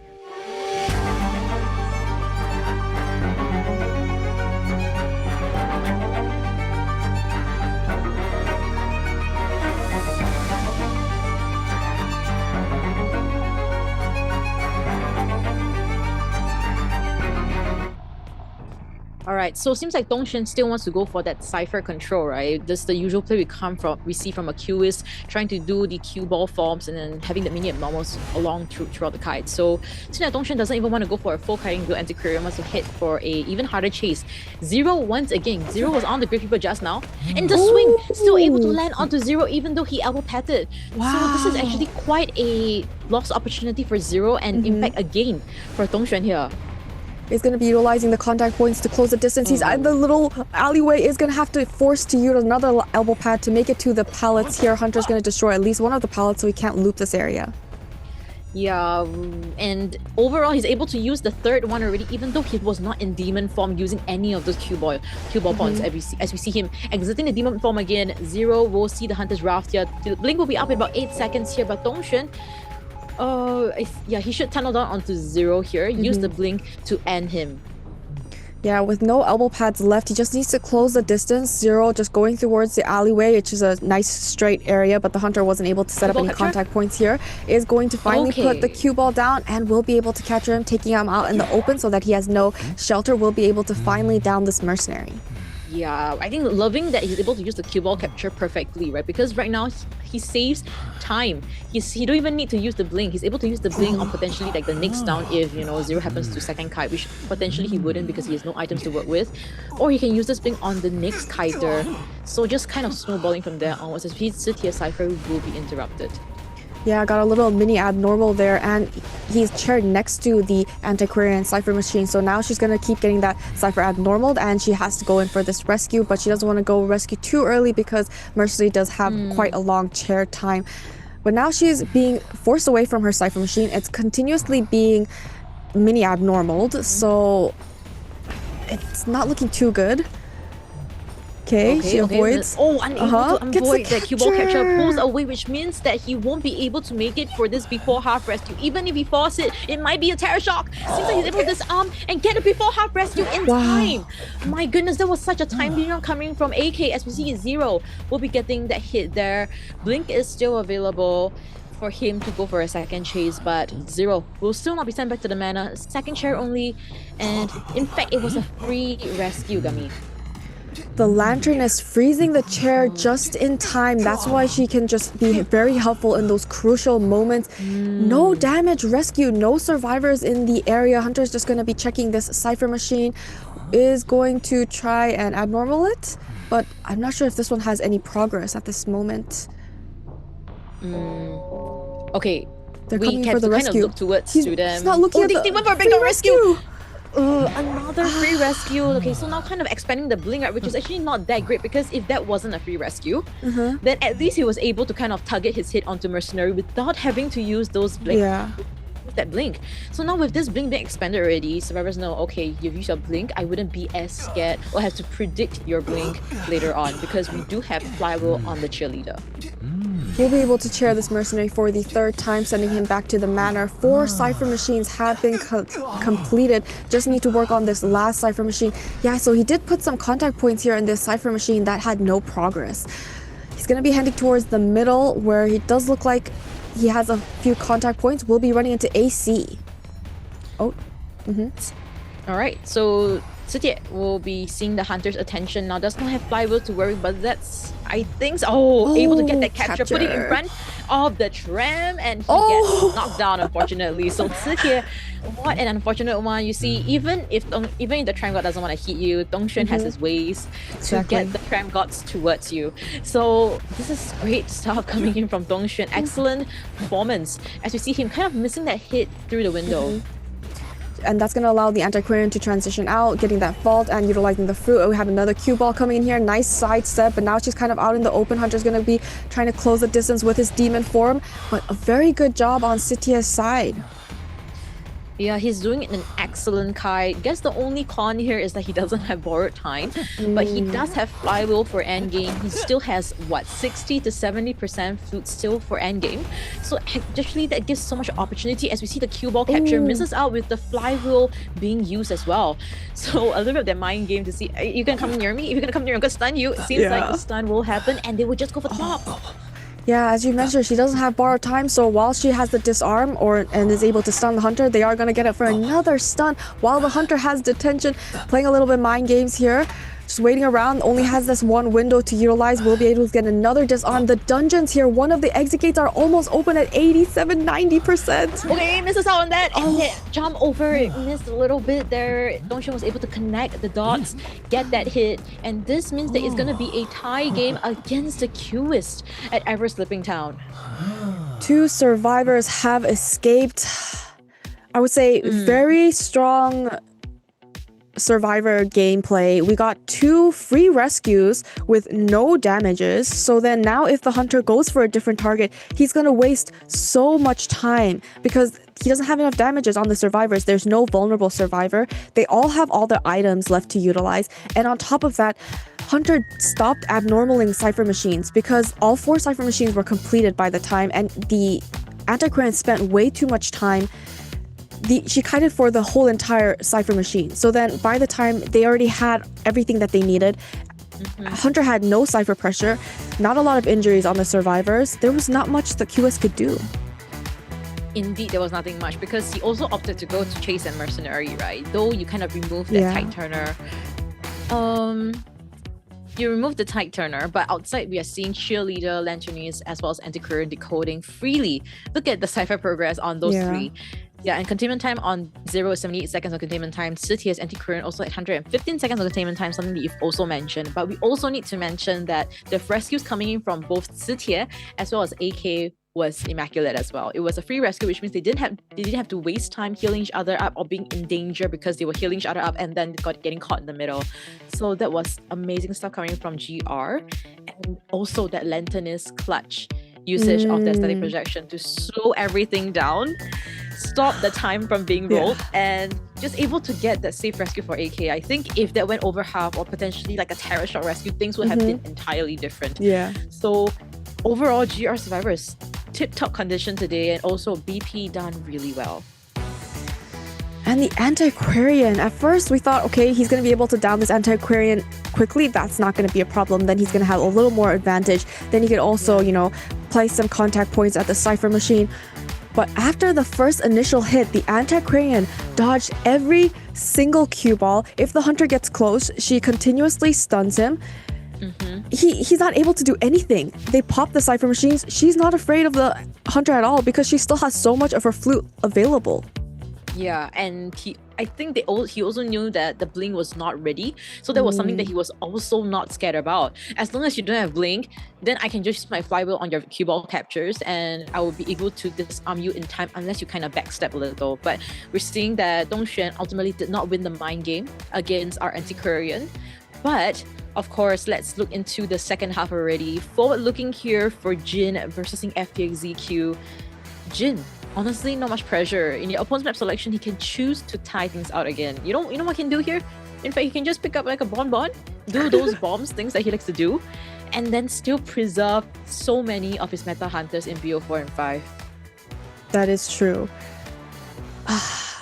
But, I mean, just the Survivor's performance, we saw this happening yesterday when it was GR versus MRC. MRC had so many items left and they were all healthy. The exit gates were already open. This time we're seeing it on GR side when they're going against ZQ. So that just proves how much stronger the Survivors are in this matchup, because they just have so much more resources. They had a 4-man endgame situation in the previous round, 3-man endgame situation in this round. Not any Cypher pressure, not any map pressure on this side of the Hunter, which means that they are completely taking over the Hunter's attention, not having any pressure at all for the remaining Survivors. Yeah, no pressure at all. They're just playing as they usually would and getting the results that we're expecting of them. I guess there were also opportunities for like dungeon escapes and things like this, but those are kind of like added bonuses. You know? Yeah. You have your it's like your normal salary and then added bonuses. You know, if you get it, that's fantastic. But if you don't get it, okay, at least, you know, salary still sticks. So this is actually not too bad for GR. Definitely acceptable performance coming in. But FPX.ZQ though, FPX.ZQ Survivors, we've seen them use the Lucky Guy, Mechanic, Puppeteer, and Walding. And on the Hunter side, he only used the Gamekeeper. So many Meta Hunters available. We're a high chance that the Goatman is going to be banned. We saw that happening on GR Survivor side. They banned the Goatman for Dongxuan. And since Jin also plays Goatman quite a lot, 5 times throughout this tournament, so there's a high possibility they will be also banning the Goatman, which leaves Opera Singer, Ivy, Hula Blue. Yeah. It's Hula Blue though. Like, honestly, yeah, it's been really good. It's been really good. And or the Bonbon, as you mentioned. Yeah, honestly, the only time Jin, in the entire group stage and playoffs, right, I kind of recorded the number of wins he's been getting for his team. He played a total of 21 matches, right? 21 matches. Out of 21, he's won 15 of them, which means he's either getting 3K or 4Ks. 15 out of the 21. In fact, he only lost once yesterday because it was up against MRC, the Bonbon. Yeah, so definitely not a Hunter to take lightly. And starting off the round 2 with a tie, it's still doable on the Survivor side. As long as they have a 3-man endgame situation and they force out the Hunter's trait early on, or just is able to get that backdoor rescue without being caught in the middle, as long as they're not in the same situation as the first round, it's still possible for the Survivors to get a tie. It's not impossible. Yeah, I think for now, I guess FPX.ZQ, they really want to get that point advantage in their own map selection. Getting a 3 escape here would definitely be best case scenario. Worst case scenario for them, they definitely still want to tie things out in this matchup. Yeah. So looking into our bans here, Seer and Doctor getting banned out here, Goatman banned out as well, and Lantern is an anti-Korean being picked up. Hunter's going to be banning the mercenary and the meteorologist. So once there is one of the rescuers banned, they are going to make sure to secure at least one of the other meta-ish rescuers, the first officer. Yeah, trying to break through them as we see a perfumer coming into the mix here. We've seen very stable perfumer plays. I would say maybe not from this team. I don't think they really picked up a lot on that perfumer. Mostly it was MRC, honestly. But with this perfumer being picked here, it does give room for relatively safe rescues and also not too bad of a kite. But with so many Hunter options left for Jin, it is a little scary since he's like, it's what are you gonna do? Here, right, for FPX.ZQ. Even the coach is Taoyu, right? TY is also gonna have to rack his brains to think a team comp that is suited for all hunters. But there is sometimes there is a possibility for that. But seems like X mentioned already, the Bonbon coming in to just secure a tie game. If you guys come for the rescue, you have to face the wrath of those bombs exploding and you potentially being denied of those rescues. So, the ban picks is, I would say, an amazing job, especially against the Bonbon. It's going to be so hard to get this rescue. Yes, the first officer, if he utilizes his pocket watch, he has to still dodge all the bombs.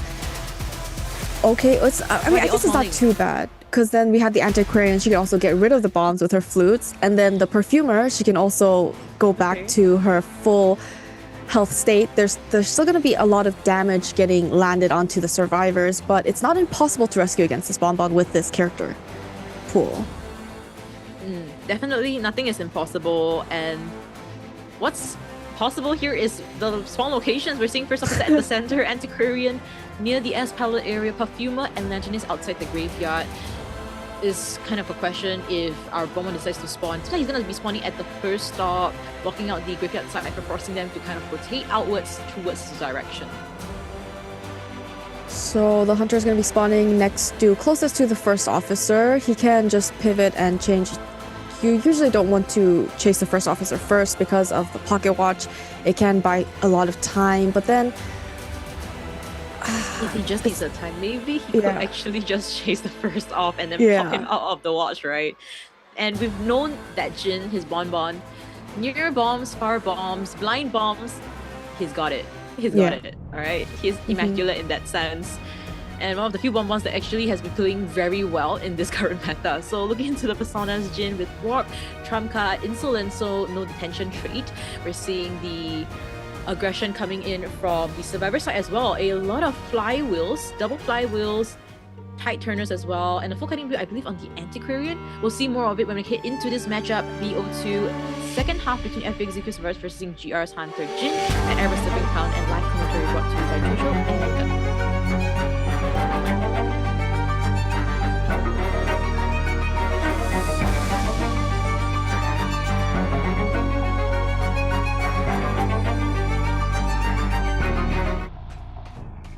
Hunter's going to be heading straight towards the middle where she will be running into the first officer, but taking a sharp right here. So he will be running towards... We don't see anyone in the corner. He's going to be doing the backlight trick as he slowly makes his way towards the middle. Will be going after the first officer.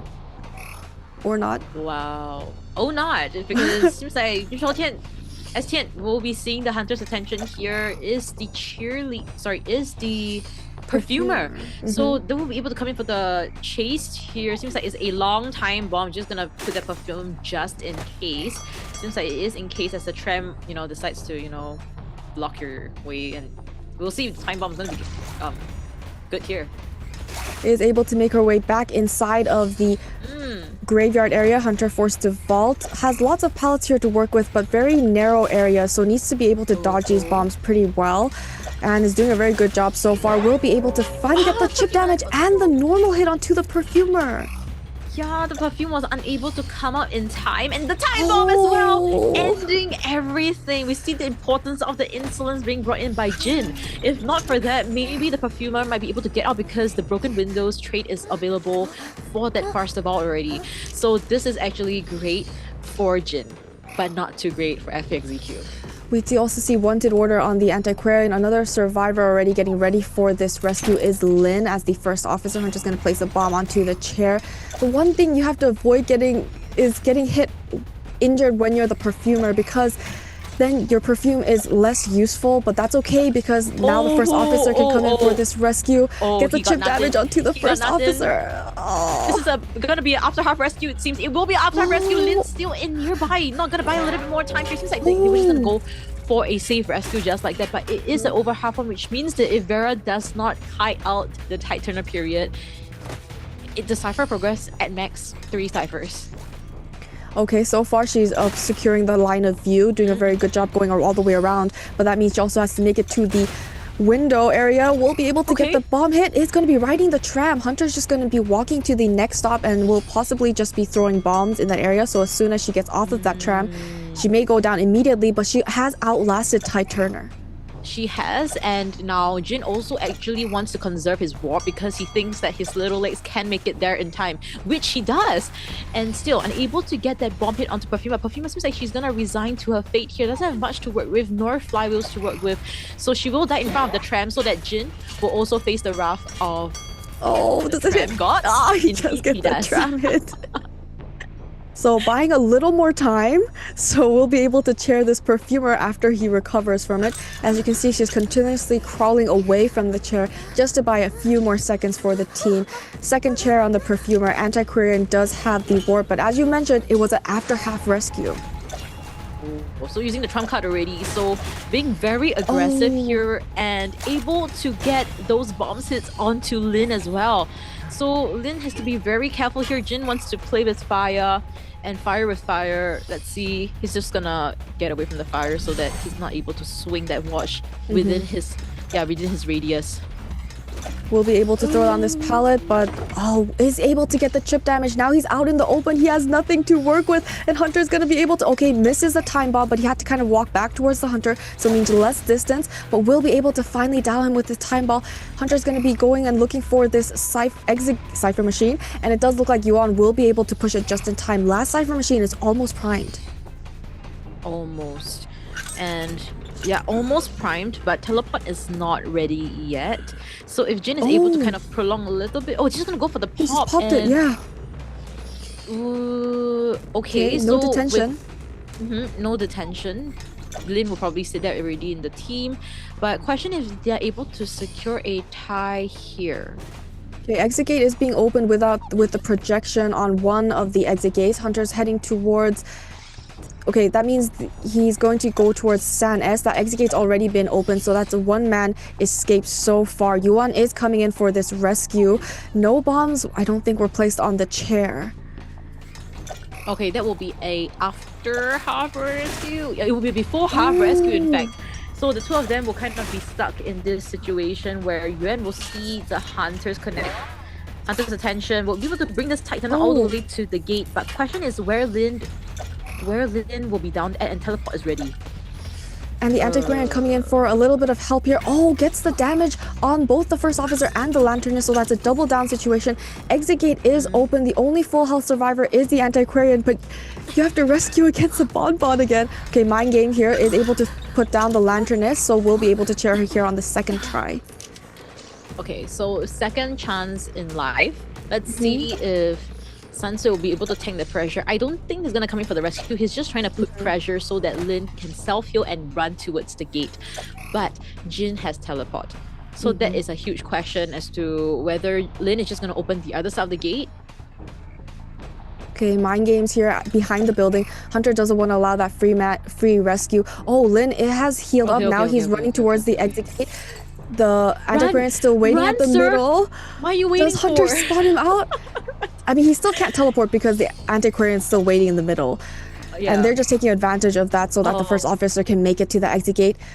Lantern is almost being sent back to the manor. There's just a game of chicken at this point. Yes, yes. Are you gonna leave the Lin chair? suddenly stopped right before the gate, like trying to like wait for traffic. You know, look at left, look right, then look left again, and then he walked. And I was like, "What are you waiting, sir? Just run!" If he teleports, Sansui is coming for the rescue. So a little bit of that tricky situation, but Sansui with a full flute doesn't have flywheel to work with. Let's see. Oh, chip damage. The far bomb.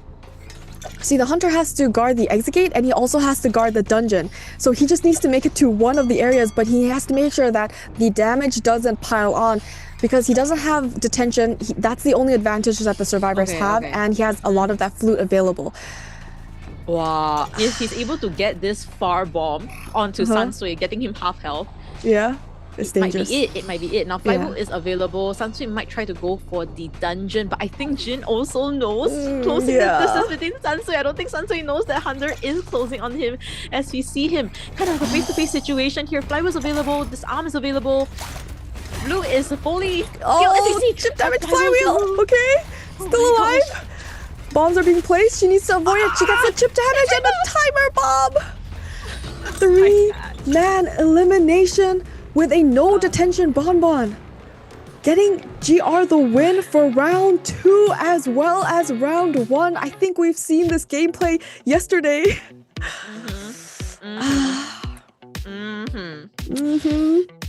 Wow, Jin, the moment you think that okay, like I don't think Jin had like full vision of the antiquarian, you know, transitioning towards the backwards of the graveyard area, trying to, you know, do like a roundabout all the way to the dungeon.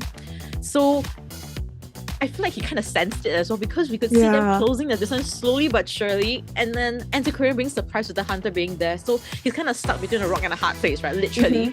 Like either you dodge my bombs and then I give you a basic hit, or you eat my bombs, eat my basic hit, and you're down. So I think it's still great reaction coming in from Sansui, but because the distance was suddenly brought so close at the graveyard, there was no chance for Sansui to get out anymore. Yeah, the survivors had a choice here because towards the end of the game, the hunter chaired the first officer and he was going towards the antiquarian. The exit gate was already open. The lanternist was like, okay, we need to try and get more of an advantage while we have the chance because we're at full health and the hunter doesn't have detention. So we can definitely get this rescue because the antiquarian saw the hunters like, okay, the chair, there's nobody at the chair. You can go for this rescue. And they tried their luck, but the hunter was able to get the double down situation and then chair the lanternist. So that forced the antiquarian to leave the exit gate. Now she has to pressure the chair so that the first officer can heal up again. And the first officer got to the exit gate, but now the problem was the antiquarian was still stuck at the graveyard area. It was just a really tough game coming in from FPX.ZQ because GR's Jin, he was holding that teleport like that is his own, like I'm not gonna use it until it's really, really crucial. And it worked out for him. Right? Because if Sansui, there was really no choice, right? Sansui is kind of stuck at the graveyard. If I head up from the alleyway, that's such a long alley. If I, you know, happen to see the hunter face to face, that I'm gone. So he had to play around the graveyard. If he heads out all the way to the gate, GR's Jin can just teleport. And then at that point in time, Flywheel was still not ready. So I would say everything was just perfectly played out from Jin's side, and crazy to even think that fighting for this third place, he brought out game 1, Gamekeeper 3k, game 2, Bonbon 3k. 20-year-old, by the way, guys, a mere 20-year-old pulling all of this is just insane in the global stage. Yeah, I mean, no, there was no options. The antiquarian had to go for that dungeon escape. And at this point, Jin was able to predict she's gonna have to go all the way around the back. And we'll just be able to see that again through the highlights.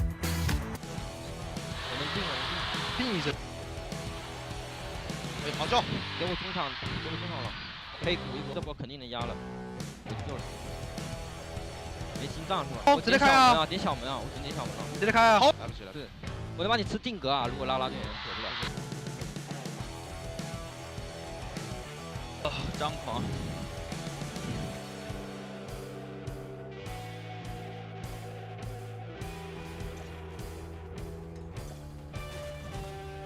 分开走，分开走！假面地将，不，那个红莲地将，回小巷了。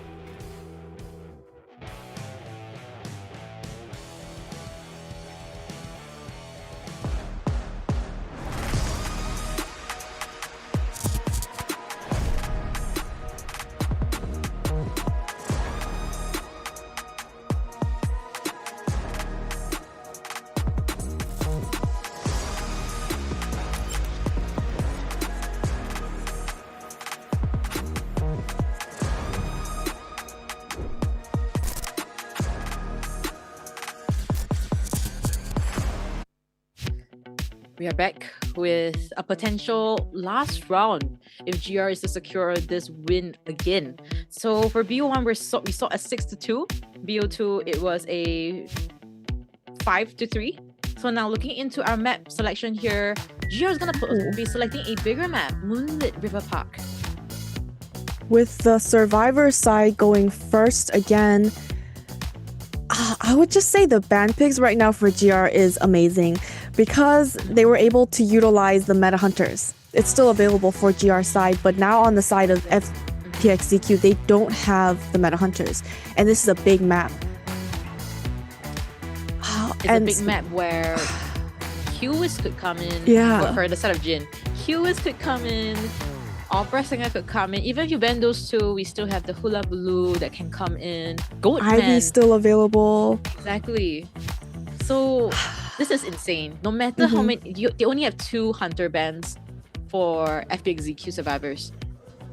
Even so, afterwards, he still has 3 meta characters to play around with. And that's why I feel like they did such a good job with the ban picks. They are not messing around today. I mean, a tie would have been enough for GR, but the fact that there was a little opening for the ZQ survivors, so they pushed their luck, and unfortunately it worked out in favor of GR instead. Only if it would have been a completely different story if they were able to get the rescue and not a double down situation, but the fact that they got the double down situation just turned everything in favor for that Bonbon. And now they're at an even larger disadvantage because meta hunters are, 2 of them have already been used, 2 of them will be banned out, and it's a big map. It is a big map that GR has to play around with. Just from yesterday's performance, right, GR? They also had a matchup at Moonlit River Park against MRC. And Jin brought out the Opera Singer. Whereas for FPX.ZQ, they also played the Moonlit River Park against T yesterday. And Dongxuan brought out a Gamekeeper in BO3. Gamekeeper is still available.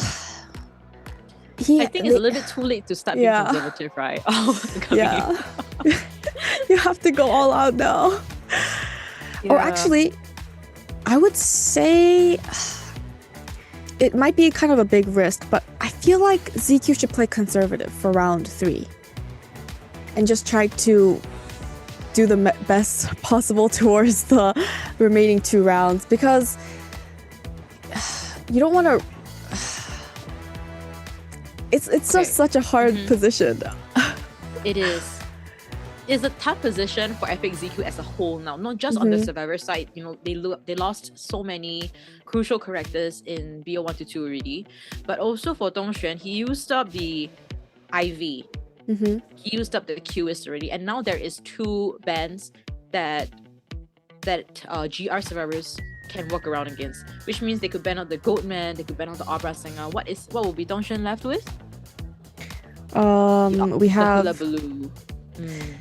So I'm wondering, does he have to bring out this Dream Witch again? But we didn't see such a strong performance of his Dream Witch in yesterday's matches, so it's also such a high risk. But at this time, you have to take that high risk. So it's a huge dilemma here.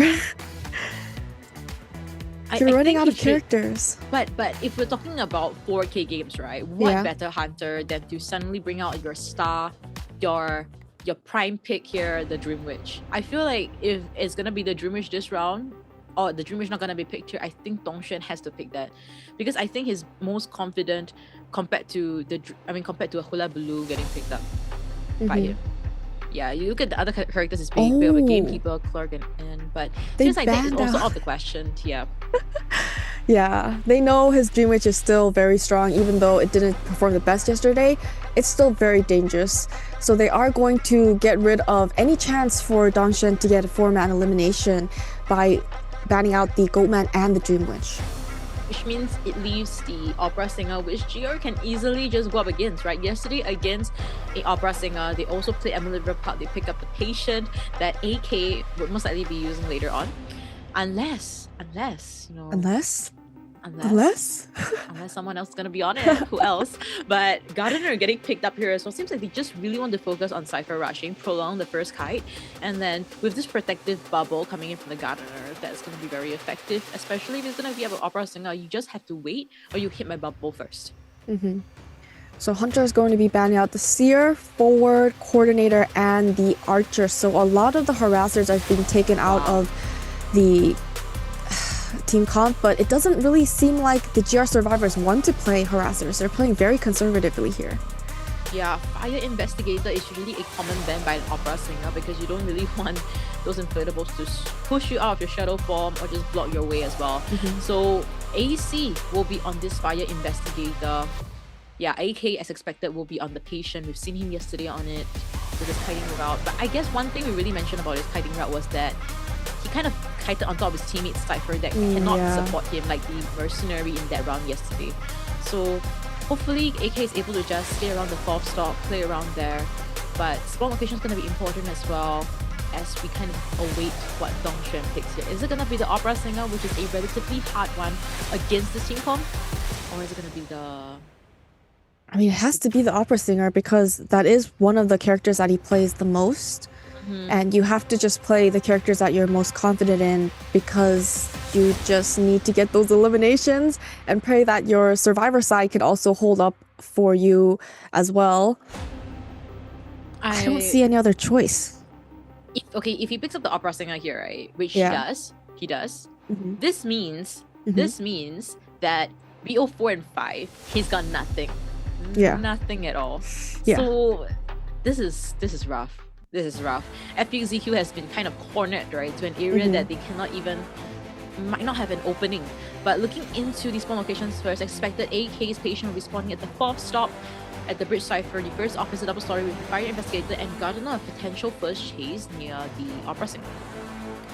So Gardener can actually ride that roller coaster. She has that bubble of protection if she needs to go to a better kiting area, so it doesn't look like it'll be too much of an issue. Unless she decides to stick around during that first stop, she's going to have to spam and utilize a lot of those pallets, which we do see happen quite a lot against the Opera Singer. You have to just spam those pallets and use it up. Yeah. And it's fine, right? As long as the first kite is long, as long as the 3 Cypher kite, then spam as many pallets as you want. Yeah. So as many pillars as you want. Dongxuan also going very aggressive here. Trump cut, detention with abnormal coming into play here. Destructiveness, overwhelm as well as Hunter's Instincts. For survivors, we're seeing 4 borrowed time, double tight turn, triple tight turner, and our Gardener does not have any kiting build to work with. So some audience effects coming to play here. So BO3, first half between FPX.ZQ's Hunter, Dongxuan versus GR survivors at Imperial Park. Live commentary brought to you by Jojo and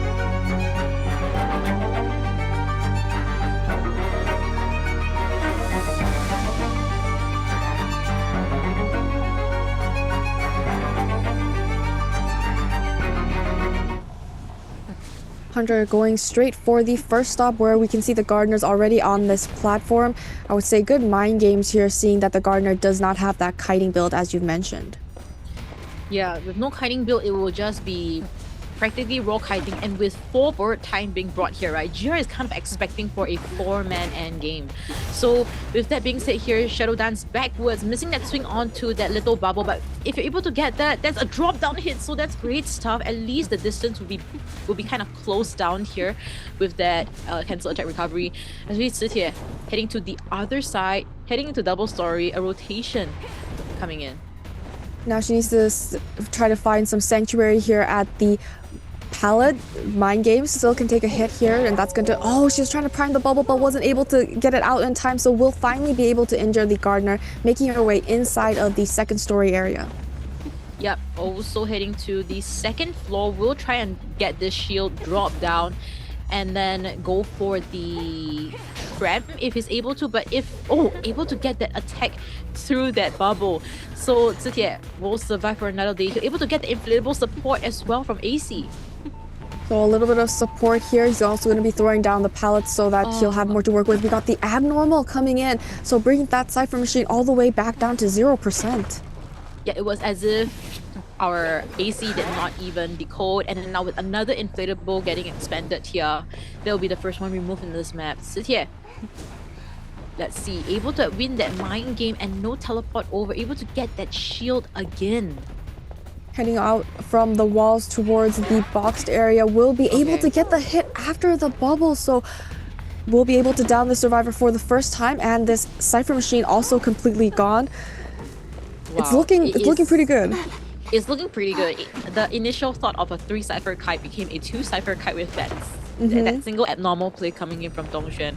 So yeah, actually we kind of noticed this, right? They like to give each other support, but they like to kite on top of their own teammate Cypher, and this is kind of biting them in the back here, with Dongxuan bringing in the abnormal, but missing that swing onto the first officer for the second time, unable to miss the third time, though. Zero will be coming in for that rescue safely, which is great. So looking at how... Oh, he wants to go for the double down! Okay, it looks like the Gardener was playing a little risky there, just trying to get rid of the break her chair so that the Hunter will have a hard time chairing her. Thankfully, the first officer didn't give a double down hit. So normal injury rescue situation. Hunter just waiting for this Gardener to go back down. Gardener is just going to be priming up her bubble for the next time she's rescued. Okay, so here's the important thing, right, Gummy? If it's able to chair, hit towards Zero Cypher at normal dead before they pop it, that's also another opening Dongxuan could capitalize it. Like, looking at this, right, Zero Cypher, I believe is... Anyways, both are quite the same. So if he's able to hit for the abnormal, this is going to be an opening Dongxuan could go for a tie or an above game. So able to use the abnormal kick, so that is great. Second kick into the game. They were able to get that backdoor rescue with a Fire Investigator, which is fine. He's going to be blocking this area, getting rid of the next... Oh, and gets a hit onto the Fire Investigator! Oh, that's not good. That's not good. He was being a little bit... He wants to get back his inflatables. He wants to have an item for endgame. So I guess a little bit of the greed coming in, but still okay, because still okay for FPX.ZQ. I think I'm looking more towards FPX.ZQ trying to turn things around here, because today not able to vault over because there was a slow vault. So this will be the last time we'll see of COAⅨ in this BO3 matchup here. But look at our Cyphers. 4th one will be popping soon, and 5th one has only just been started. So the 2 abnormal kicks at least prevented a 4-man endgame for Dongxuan. And also, this time around, injuries have been placed onto the survivors, so they may have to heal up, but this is a big map, and healing up is going to take up so much time. Hunter going towards the first platform, her next target, Insight. Okay, so forcing out the last officer watch, so that's something that Zero kind of potentially need to kind of dig up the chest and see if there is a item that he could work with in the end game. But AC, with this inflatables that he was so greedy with, let's see if he's able to make good use out of it. Oh, but the last Cypher machine's 82, so as long as he can just kite a little bit longer, they all have borrowed time, so it's actually not too difficult here. Is able to get the hit. 97%. Are they just gonna pop? They're just gonna pop the Cypher machine. Running into the Hunter's Remnant as well. So AC, I don't think he will survive this, and this...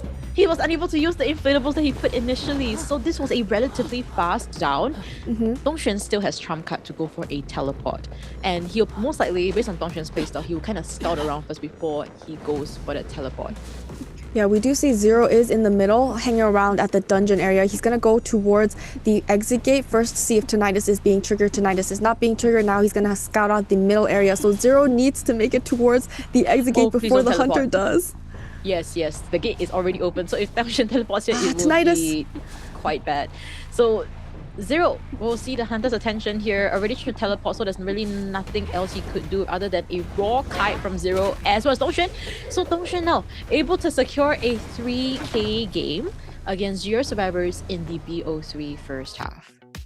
This is what ZQ needed at this time. You need to get as much survivors eliminated as possible. I would say very good job on the side of Dongxuan being able to utilize the abnormals. We saw it was supposed to be 3 ciphers completed by the first chair, but it was only 2 ciphers completed, and then he got another abnormal. On top of that, what was different from his previous game is injuries were stacked up onto the rescuers. And you know, the Fire Investigator being a little greedy there did allow the Hunter to down him, and then Cypher Machines popped, but he was able to down him very quickly. And that's just going to leave the person waiting around at the middle very vulnerable. Indeed, very vulnerable. And we also kind of noticed, right? Because with that 2 abnormal kicks, imagine if he didn't bring abnormal this round. Though the chase might have been faster, but if we kind of added up the abnormal that happened twice, right? They would have a 4-man endgame. They would have. And looking into this, right? AK had the most value being brought in this time around, not with kiting, but with the coding progress, 300%. And with Zitia's kite of 116 seconds of containment time with this Gardener is definitely a good job, well done. And yeah, able to generate 2 shields, I believe. So it actually really good. Also, Zero kind of negating a double down situation was also very clutch. Yeah, the being able to prime up the bubbles definitely worked in her favor. She was able to transition from first stop all the way to second stop and then to the second story, second floor, and was able to get that vault as well. So extremely good kite on the Gardener, completely negated by the Hunter's use of abnormal, and then getting the 3-man elimination. This time, a lot of pressure on the Survivor side. They need to get the advantage here, so they have to get a 2-man escape. Or if anything, at least a 1-man escape and just tie up round 3, right? Yeah, and from GR's side, there is still opportunity for them to do a clean 3-0, which I don't think they're gonna go for because they're probably gonna be more conservative again. Imagine having all 5 of the meta hunters for use in VO4 and 5, right? He can just be like, I'm just gonna, even if we lose this round, I don't really think it matters. Even if he picks like a what was he gonna pick here? He's picked out a gamekeeper, Bonbon. Peddler? Clown? Clown? Clown, maybe. BQ? Oh, BQ? Yeah. Definitely possible. We won't eliminate that fact here. I think ultimately the choice is still up to the coach to advise what Jin is going to be picking here. They could still be conservative, but I think they have been conservative enough.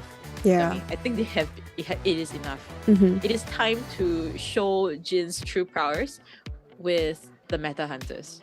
Exactly.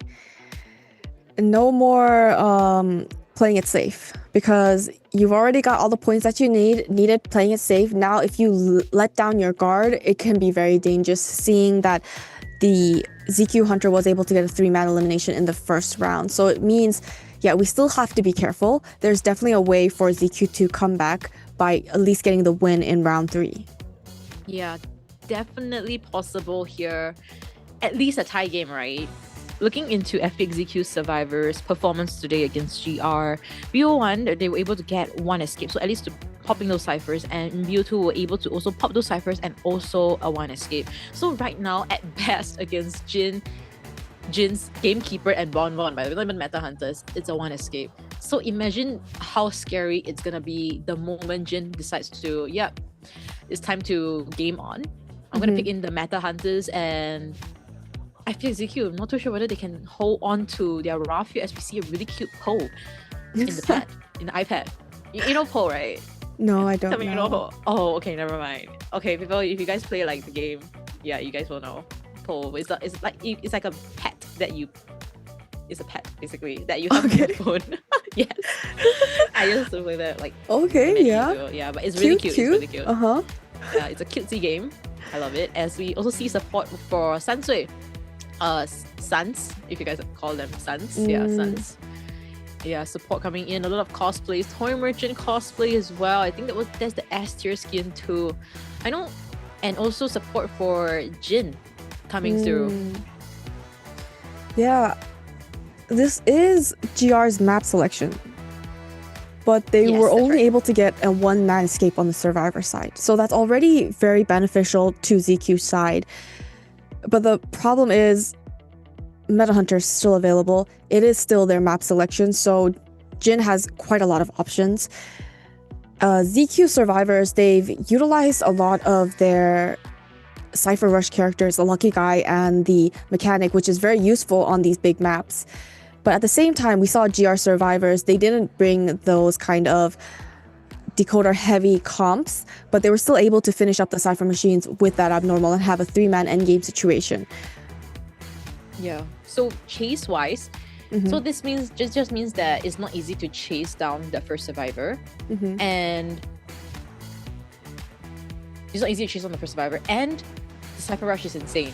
even if they don't interrupt. So I guess from what TY, the coach of FPX.ZQ, realizes that, okay, the Cypher Rush is insane. What we're going to do here is we're going to be aggressive. We're going to bring the abnormal. And luckily, they also identified that GR survivors tend to kite on top of each other. Yeah. And that was where the opening and how that matchup really snowballed into a 3K. Finally, on to the picks and bans for this third matchup. Second half, Hunter is going to be banning out the Seer and the Doctor. So standard bans on the Hunter side. And for our survivors, they've banned out the Goatman as well as the Opera Singer. So once again, 3 amazing characters still available for grabs for Jin, and FPX.ZQ has to craft up a team comp that works around that. We have the Ivy still available, very good on big maps. We have QS still available, also very good on big maps. And we've been seeing QS being played a lot in Moonlit River Park. Yeah, it's going to be a challenge for ZQ survivors.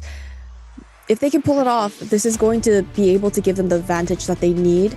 They will be choosing the Escapeologist as their rescuer and then the Aeroplanist as their sub-rescuer. Yeah, so they're just pulling out the big guns here, right? Not just, Aeroplanist is really good at Moonlit River Park, able to levitate and then hit some stronger areas to kite. Escapeologist, as long as it's not the basement, Gummy. As long as it's not the basement. We will see it put into use. And for a Prospector, we'll see potential harassment coming through and the Toy Merchant. Okay. So since the Hunter doesn't want one of the harassers, he did ban out the Archer, meaning was able to pick up the Prospector.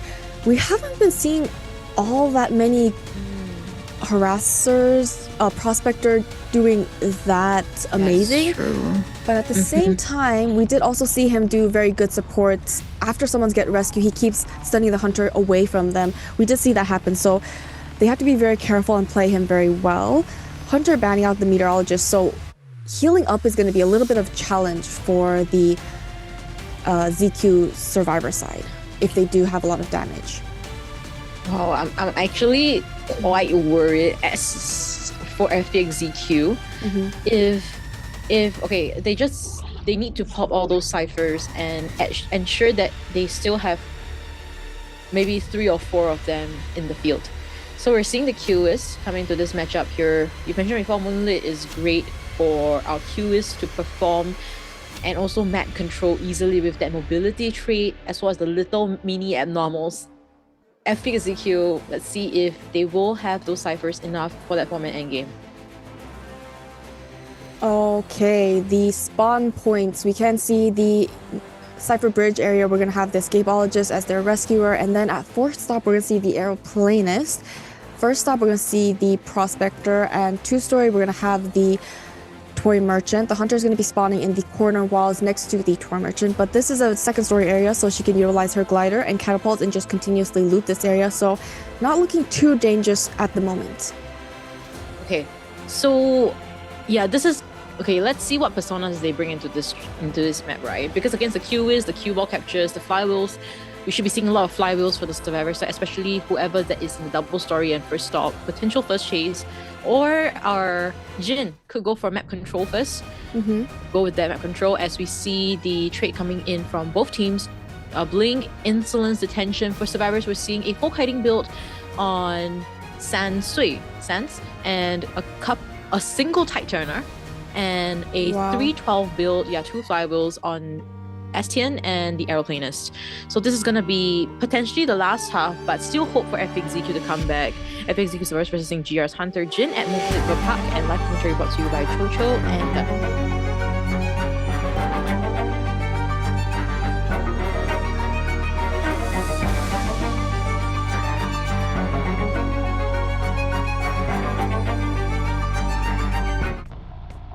Okay, Hunter's heading straight into the 2nd story area. We can see the Toy Merchant making her way to the 2nd floor so that she can utilize her glider if needed.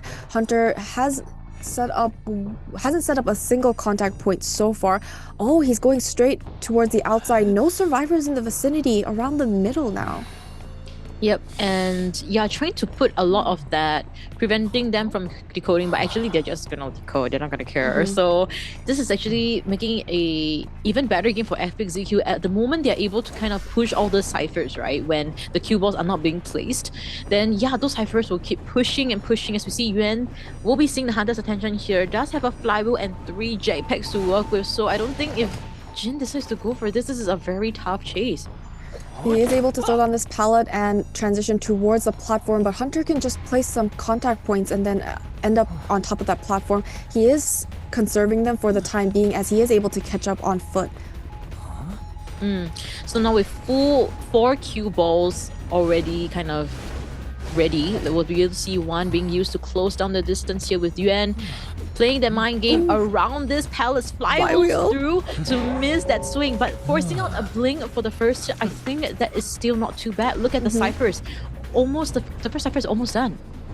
And is going to be going straight back into his demon form. The airplane is a little out in the open. He still has the jetpacks to utilize, and it does look like he has to use it since he's lost a lot of distance. Hunter will be closing the distance, setting up one of the cue balls. Needs to be careful of the captor. Is able to get the captor out in the open with no jetpack. He is still on cooldown. Will be able to down the airplanist for the first time.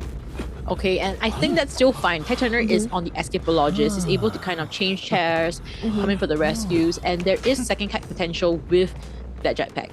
So still not too bad. First cipher has been popped by Prospector, second one is ongoing, third one soon as well. Placing the airplane is all the way towards the corner. We can see someone's hiding behind the chair, but he does end up standing up, so he will be able to reveal his location. Needs to be careful and mind game. Try to make the Hunter utilize the cue ball. We got an item usage. Merchant. Yeah, toy merchant. Though we don't see her at all, but she came in clutch with that perfume.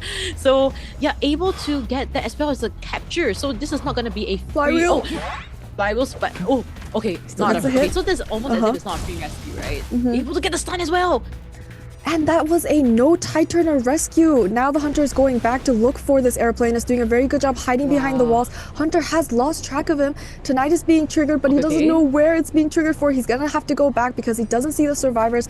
Possibly go back for this Prospector, but he finally does meet the airplane. And the pullback again. Okay, at least this is not a very far one, so not too bad.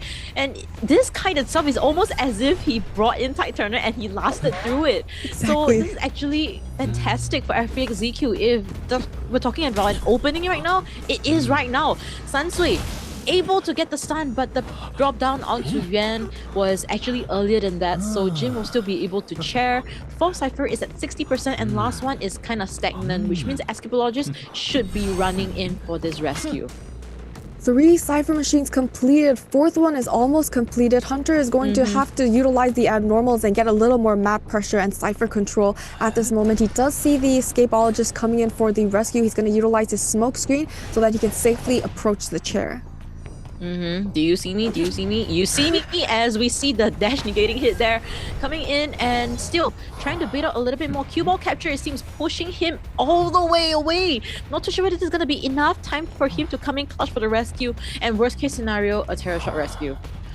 Okay, no cue ball coming in. He flywheels, is able to make it to the pallet. Now gets the rescue. Escapologist does tank a hit here, and he's going to also utilize his smoke screen to allow the airplanist to get away. Great stuff coming in. Trying to use that body block now. Cue ball capture onto the wrong person. So Jin is just gonna use that advantage, get that hit onto Yuan. But now, here's the person that we're dreading to see for Jin, right? 84%. They just need to buy a little more time. Hunter is going to be picking up the airplane. We're going to get the push, and he isn't able to free this airplanist, and that's going to allow the first survivor to be sent back to the manor.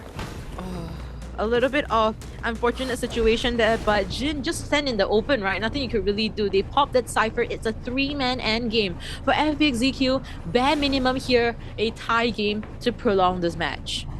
Hunter now changing targets. The cipher machines have been popped. 3-man endgame situation. Hunter has detention, has found the escapologist. Escapologist doesn't have any more to work with. Will be able to down him immediately. Yeah, indeed. First stop is being open right now. I believe Showdown is on his way to the front, but it seems like he will be kind of captured a little bit. They're able to use that levitation, but it won't be enough. So he's kind of heading away from the front gate to the second stop. But this is the open area. Blink. He has nothing to work with. Hunter, okay, Flywheel is able to make it a little bit further away, but the pallets are just so far away. Another survivor down. Exit gate is open. Are they going to play it safe by just getting that one-man escape? Then they'll be able to tie up round 3. Okay, Jin kind of needs to force Sansui to get out. As long as he gets out, Cypher, the survivor cannot put in as much pressure. And if he gets a 3k here, everything would be balanced out. So at least one escape here would at least guarantee FPX.ZQ coming into game number 4. Now forcing out Sansui, escapologist at the other side of the map. Okay, both the exit gate hasn't been opened, but the dungeon is near this area. So as long as he can avoid the hunter, he's going to utilize all the contact points he has to travel to the next half of the map. Exit gate 50%. I don't think he's going to be able to open it in 60%. time. He will be hit. 70%. He will be hit. He has blink. He has cue ball captures.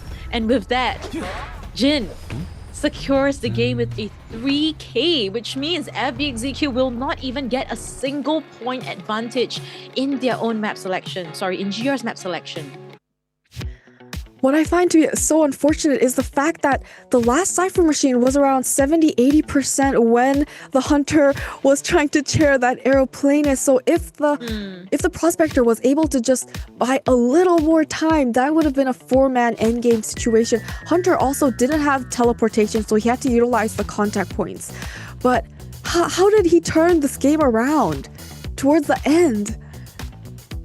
The turning point, right, was when he was able to chair the survivor. As long as there was as long as our aeroplanist, right, is gone from the map and Sansui is unable to get him down onto the ground, right, that was the opening already. And I feel like, honestly, right, if Sansui didn't bring in the prospector, this game would have been entirely different.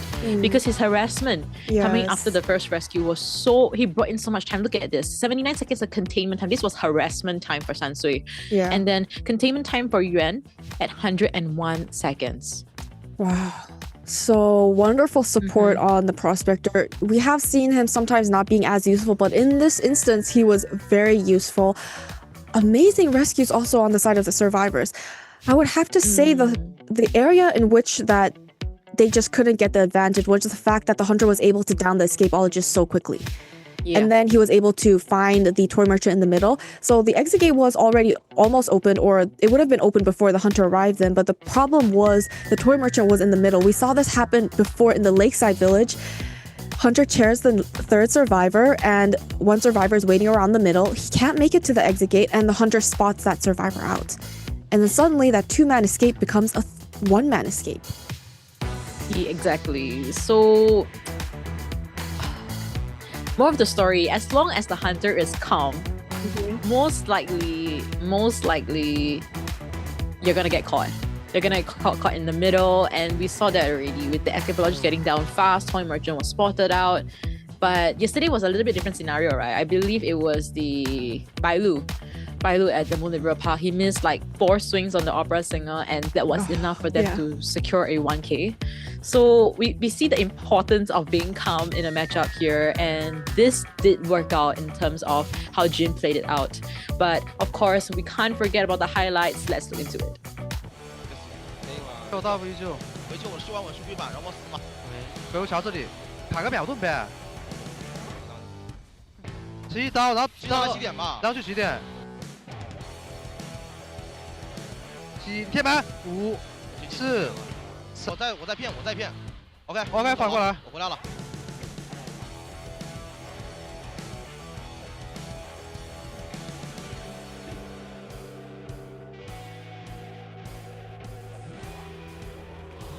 有机会你还是得来找我，我跟你说。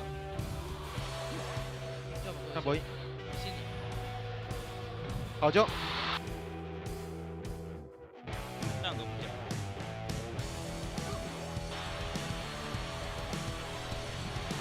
Since you ended. Okay, welcome back. We just saw the amazing highlights. So two round wins by GR, a tie on round 3. ZQ has to pour everything into round 4 because they cannot tie round 4. They have to get the win or it's over for them. Yeah, pouring everything here. They will pour in at Red Church. And Dongchen will be coming up first. So at Red Church, right, GR actually performs very well in this map. So ZQ, I'm not too sure how they're going to perform here. But picking onto your opponent's potentially favored map here, I'm not too sure whether that is the best foot to even start with. So BO4, FPX.ZQ, they got to win BO4 and BO5 in the same fashion that they lost in BO1 and BO2. You said they have to pour in everything. But what if everything is actually almost like Ivy gone, Q is gone, Approximate gone, and then for the Survivor side, Lucky Guy, Mechanic, and so many meta characters are also gone. They also kind of used up the Prospector, which is one of Sansui's key characters to turn the tides around. So I'm just potentially a little bit skeptical that FPX.ZQ will be able to turn this entire tide around. GR definitely don't have much pressure in this. So now that Dongchen is coming up first again, what else is he left with? You see, this matchup today reminds me so much of the matchup we commented yesterday, GR versus MRC. MRC got 2 round wins. GR actually got the win for round 3, but they just have so much more of an advantage as in character-wise because of the picks. And the fact that they keep going second after the survivors set the pace of the game, it's like, okay, I don't have to get a 4-man elimination. I could just play safe, so I'm just going to play a non-meta character. I feel like maybe ZQ had to swap around, maybe go for the survivors going first if they did have that chance, and just change the pace of the game, because right now GR is holding that pace and they're just doing phenomenal. I guess also from FPX.ZQ side, right, the way they are thinking through this, right, is that Dongchen, since the group stages, has been the one that has been gathering those points, or at least tying games for the team. And for FPX.ZQ survivors, they have also been mainly tying. So they want to be able to know that, okay, Dongchen got the advantage, survivors just need to tie things out. But that's not really working as well, right? Because Dongchen... Okay, this is Dongchen game already. This is Dongchen game. You know why? Because in BO1, Ivy got 1k, right? And then BO2, Ivy got 2k. Okay, I see where you're going. Yeah, Q got 2k, and then BO3 Approximate got 3k. So in BO4, obviously, a 4k. It's gonna be a 4k. Exactly. So with that pattern, right? I see it. In math, we see patterns, and I see it. This is definitely that match. I'll have to agree with you there. I mean, we're looking at stats, we're looking at patterns, we're reading the patterns. We can see that a lot of the meta hunters are not available. Okay, wait, let's think about it. Let's see which hunters are available. Ivy was used, Opera was used, QS is used. They're gonna ban the Goatman for sure. And ban the Dream Witch. Hullabaloo? So, Hullabaloo and Gamekeeper. Is there... Okay, we saw him bring out the clerk, but we only saw it once and it never happened again for reasons which are quite understandable. Yes, 1k. Does he have... I mean, he does have other picks, possible picks that he hasn't brought out in the group stage. It's hard to like max out the non-meta hunters at this point in time when they are losing by points, because for GR survivors they just need to tie things out, right? So if they want to, right, they could pick up and Bomber. They still have Mechanic to bring in. In fact, if in such a small map, right, they can just go for double decoding. Prisoner, Composer, or Prisoner with a Postman, Prisoner with a Mechanic, something that can just cypher rush through. They get out and tie things out with Dongchen, because they're not even pressured to go for 3 escapes, 4 escapes like they did 2 yesterday. Yeah, and on the fact that this is a map that GR actually chooses quite a lot, and this is also the map where they go the harassers. We saw it happening yesterday. They choose harassers on this map because of the narrow areas. So a lot more pressure on the Hunter side. No longer meta characters available. They know his Dream Witch. They're going to ban it out. They're going double Harasser here with the Forward and the Prospector. Double harasses, right? Double harasses. Yeah. And one thing that we saw from yesterday is our forward should just be out of line of sight from our Hula Baloo. So if Dongshan plays the Hula Baloo here, yeah, that is an opening. That's opening. Because one thing that Hula Baloo is really weak against is harassment, right? Yeah. As long as he chase one harasses, that's fine. But now they have double harasses. So even if you chase one, the other one is still there. Exactly. So let's see. Okay, Dongshan, I don't think he's gonna fall into the trap of picking the Hula Baloo here, or maybe a Hula Baloo with excitement. That's possible. This is insane. So much support and harassment in this single team comp itself. Yeah, and GR is known for a lot of the harassment, especially with AK's Forward, and then having two in narrow areas. They just do such a good job. Hunter is going to try and slow the Cypher decoding, so he did ban out the prisoner, and he also got rid of the toy merchant. So then now she's not going to be able to help with the items. We saw that was pretty useful in the previous matchup. And Seer ban, very understandable. Wow, like this is a dilemma for Dongshan already, whether he decides to bring an excitement or blink, because if he actually brings a blink and the survivors decide to down at the corner inside of church, he's able to blink out. But if he decides that because there's a lot of harassers, I'm going to bring excitement, after the excitement has been used, you're basically a blank piece of paper that they can just overly consistently play with your mind, play with your stability. So I'm not sure. I feel like Hula Blue is a really bad pick here. So picking up the Peddler here, I believe this is the first time Dongshan is picking this up in the COAⅨ global stage.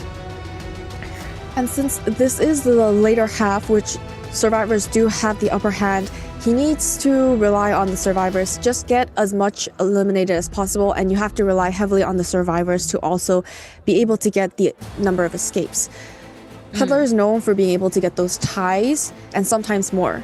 And at the moment, that's what they need. They need the sometimes more. Yeah, we need the sometimes more here. In fact, this is the 4K game that we are predicting in this matchup. So looking into spawns, right? Hunter respawning at the shack, he'll be able to know where the the basement is immediately. So that's information that Dongshan will get there. And then Prospector at the center, Forward and middle broken. Professor at the other side, back gate dungeon area, and Puppeteer is very safely tugged at the red carpet. Very far away from the Hunter, so she has a lot of choices. There's 3 survivors nearby. You know, we don't really want to go for the harassers in the beginning, but if you can get the chip damages on that Prospector, we saw how effective that was yesterday. If we do look at the persona, we're going to be bringing the Excitement, Trump Card, Detention, Rage, Berserker, Overwhelm, and Mischievous on the side of the survivors. Only one tie turner on the Puppeteer. This time it wasn't the Forward that has it. We have 2 flywheels, 3 knee-jerk reflexes, and only 2, I think it was borrowed time. But we will be able to see when the match starts. I'm Gummy here with Chocho, bringing you the live commentary of this match.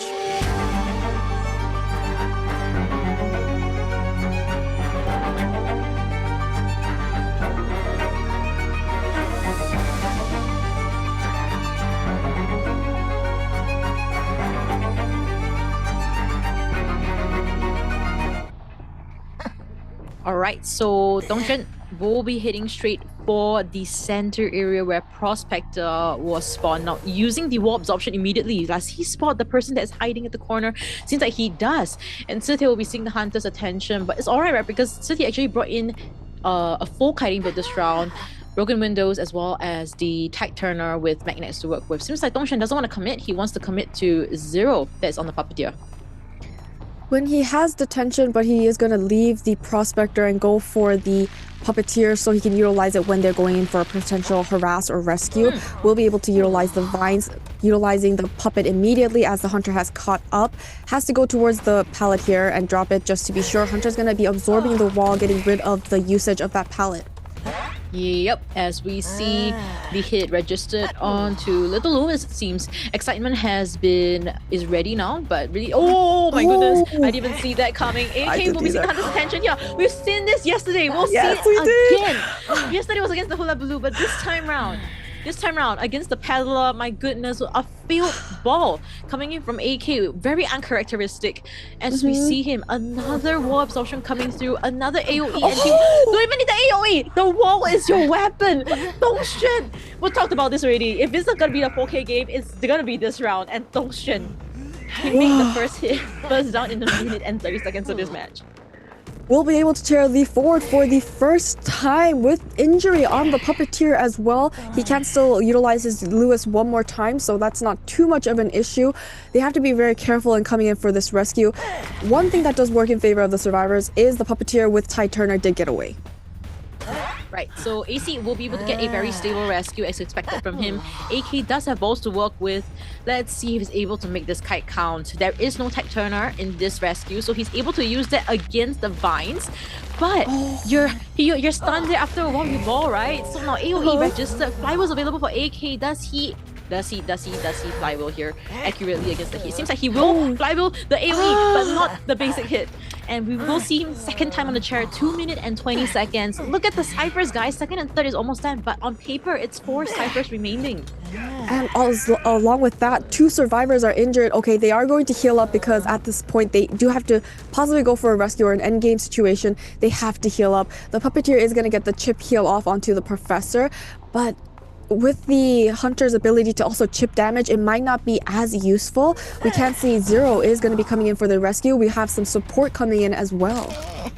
All right, the Vines able to get the safe rescues. Fly was coming through.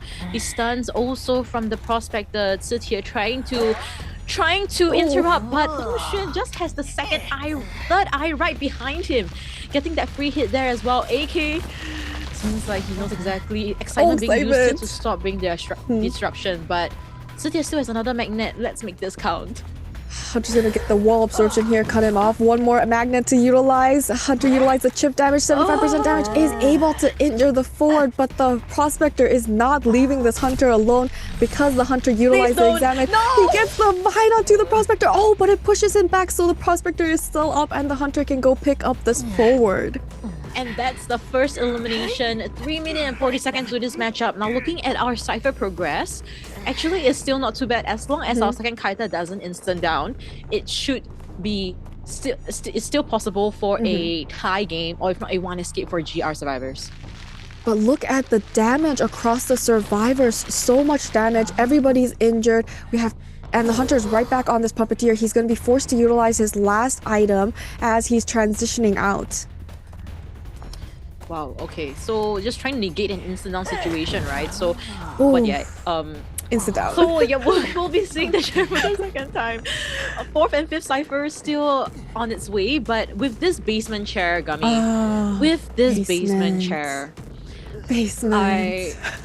looking at how unhealthy GR survivors are right now with no tight turners as well, it might be deadly. It might be deadly. If you're talking about 4K game, this is a potential. This is an opening for Dongxuan. It is the opening because only one borrow time, and that's on the Professor and Prospectors at half health. So a little bit of possible over support on this harasser side. Hunter's going to be looking for Tinnitus is being triggered by COAⅨ, and they just need to work on that last Cypher machine. They have the last Cypher machine. It's 84%. He just needs to not be caught, but the Hunter finds the Prospector, is able to down the Prospector. He doesn't have more time. With that, he will be Chad, Cypher Prime, but who cares? Now, AC is the last person in this map to get out and hit for dungeon. He does have Shell Shock to work with, so that's something that Dongxuan shouldn't be scared of because he also has excitement. He doesn't care as well. Oh my god. Oh, Tinnitus being triggered. He's gonna get a metal absorption, 2 chips ready for the Professor. So even if the Professor he sees the red line, he sees the red line, the chip damage. Okay, he avoids the chip damage, but gets the normal hit instead. Oh my gosh, I don't think it will be enough time. Now Vine captures coming through, missing out quite a little bit, but that is fine because he has time. He doesn't have time for AoE being captured. Let's see how accurate the hit were gonna be, as we see him trying to pull aside for the additional boost, but it's gonna be it. High DV Mathematics Queen, coming to your service here. 4K in BO4 by Dongxuan. When you think all hope is lost, he brings it back. Mr. President coming true to us. Wow, amazing performance. 4-man elimination with the Peddler out of all of the meta hunters. I mean, Chocho, she saw the signs, she saw the patterns, she called it 4-man elimination, just continuously stacking up on the survivors one by one. It's still not over for GR, because if GR Jin gets a 4-man elimination, it's still over for ZQ. So the survivors on ZQ side, they have to get a 1-man elimination. I mean, 1-man escape. Yes, 1-man escape. If not, it's also a game over, right? Because there is not game over. There is still BO5. So this actually just guarantees a BO5 for all of us, unless Jin gets a 4K. But looking at our stats first, right? AK with 72 seconds of containment time, having least decoding progress. And for the rest of them, most decoding is actually on AC as well as COAⅨ with 200 and 209% respectively. And Kaiting, overall, is still not too bad, but it's just that Dongxuan, he just finds those mini openings, running past you like, oh, bait, and then you're not a bait actually, you're actually delicious. Surfed into a silver petal once again, and then it was just snowball from there onwards. We saw the basement afterwards as well. Looking into our scores, right, with this 5-0 lead, FPX.ZQ just brought the point difference even closer now, 14-15. The first 4-man elimination on the Hunter side. Now they're almost caught up in the number of points, so they definitely still have it going to round 5. They just have to ensure a 1-man escape, which is completely possible. Actually, a lot of meta hunters still available on GR side, but it's still possible. You bring your steady survivors. We got the Embalmer still available. You just continuously just rescue yourself and just occupy the hunter's time. What we've seen Dongxuan do very good in this second half of the match is the fact that he's able to injure all of the survivors before he's able to, by the time that he eliminates the first survivor. So then now all the survivors are so vulnerable. And on top of that, unfortunately, the hunter found the prospector, the half-health survivor, before the Cypher machine was primed, and he doesn't have borrowed time. Yeah, it really did just snowball from there onwards. And also Dongxuan was being very calculative, right? He didn't want to bet on anything, because even though Cyphers were really slow and it was indeed almost primed, he didn't want to take any chances. He just checked the person, though he wants to secure the 4K, right? But he knows that this is not something that he wants to bet on, especially in the current situation, which actually did work out for him. A 4K using the Peddler here. And of course, I think for FPX.ZQ, right, now that the points is so close already, best case scenario for the survivors, I mean, if they're going to get 3 escapes or 4 escapes, it's even better. But tying things out here, at least the points are actually quite the same, because right now, not only does FPX.ZQ need to win by 2 rounds, but also by points. And that's the problem we see with harassers, is the over support. If you support too much and that damage just keeps piling up, then it becomes very dangerous for you after that one survivor is sent back to the manor. If the forward was able to last a little longer before and they had enough Cypher progress, but at this point they had a lot of Cyphers, but it was all spread out and they only had 2 Cyphers that were actually completed by the time the forward was rescued. And on top of that, the hunter chased the puppeteer first, so then they had to heal up as well. So then even slower Cypher decoding. And yeah, he was just able to utilize that to his advantage. We have learned that harassing does not work against Dongxuan. It does not. No. In fact, it gives opportunity for Dongxuan to capitalize on, which he did here in this matchup. In fact, it's so smart of him to just use the breakable walls. I think he just wanted to have like vision of the survivor, but just nice, you would be right below it, and then the breakable walls, you hit, and then you have no attack recovery needed because it's not considered an attack. So this is perfectly done. Also, we're seeing Jin actually with a lot of tissues as well. I think he's probably feeling slightly under the weather. Yes. But his performance itself, today at least, I'm looking at the script again. BO1, he got 3K. BO2, he got 3K. BO3, he gets 3K. So I guess in BO4, following the same pattern, we should be seeing a 3K. Yes, a 3K coming from Jin, which means BO5 is inevitable, guys. Especially with the OT Queen and Princess. Yeah, at your service. Yeah, a little unfortunate on GR Jin's side. We did see his nose has been red every time the camera spans back on him, so he must be a little sick. But Dude, I mean, his condition is fine though. He's getting the 3-man eliminations. Yeah, but I guess yesterday was not the best day, maybe because that was where the sickness really did started affecting him. And it's really annoying, especially, you guys will understand, right? With those leaky noses, right? Yes. It's very annoying, especially when you need 2 hands to play games. You need 2 hands to play games. And then you can't be like, oh, 1 tissue and then you wipe off your mucus, or you let the mucus just flow out. That's just flow out. Absolutely, yeah. Camera spans on you. Yeah, exactly. Imagine the camera pans on you at that point in time, which is terrible because Hunters has 24/7, like throughout the entire match, they have that view on you. So, that's true. Yeah, so that's terrible. Yeah, have to be careful of those leaky noses.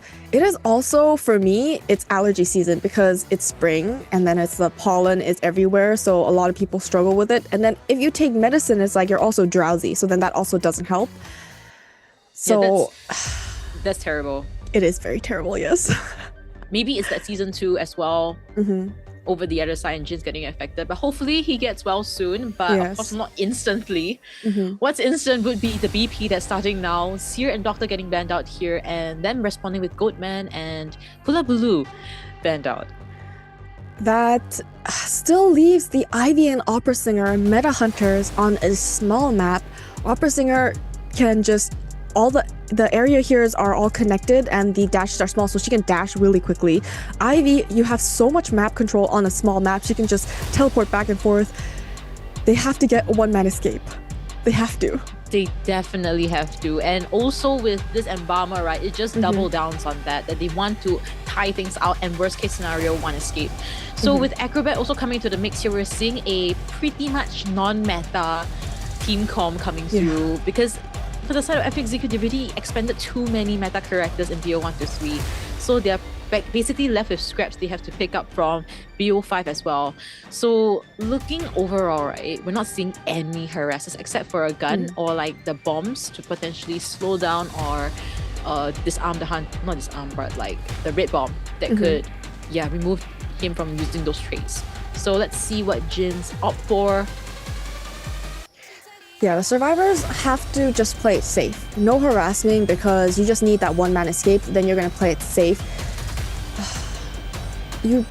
I would say the one harassing type character is the coordinator because then she can give you that possible rebound kite possibility. Unless she's chased first, then she's going to have to utilize the stun gun for her kite.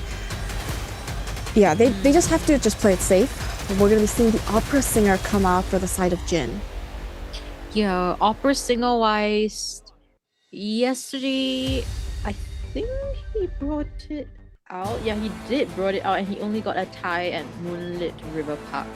So if they're able to replicate the same thing what MRC survivors did in a smaller map, maybe we might see a BO5. But for now, there is still opportunity for Jin to 4K this and end it in BO4. And this could be potentially the last half.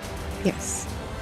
Well, if we look at the spawn points here, we're going to have the Embalmer in the middle, which really helps if you want to record the survivors' faces. And then the Mercenary all to the right side, we don't see that too often, but you know, lots of mind games here. And the Acrobat in the shack area and Coordinator in the graveyard. Hunter's going to be spawning in between the Embalmer and the Coordinator. So very high, two very likable targets for the Hunter side.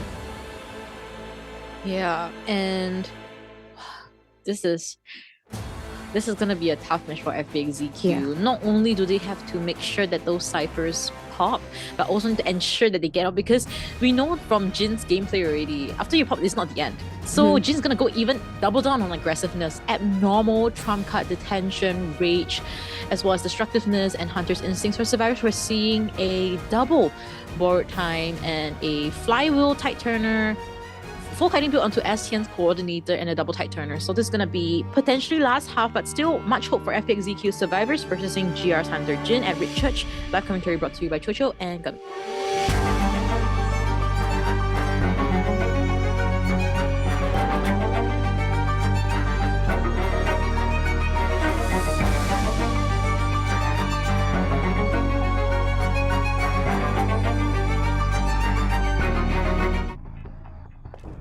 Hunter going to be heading straight towards the graveyard, so she will be running into the coordinator first, which does work in their favor because she is ready for this first kite. Indeed, as we see a full cutting build, right? So we see that this is being pulled really good and far from Jin here. Cypher progress actually relatively still slow.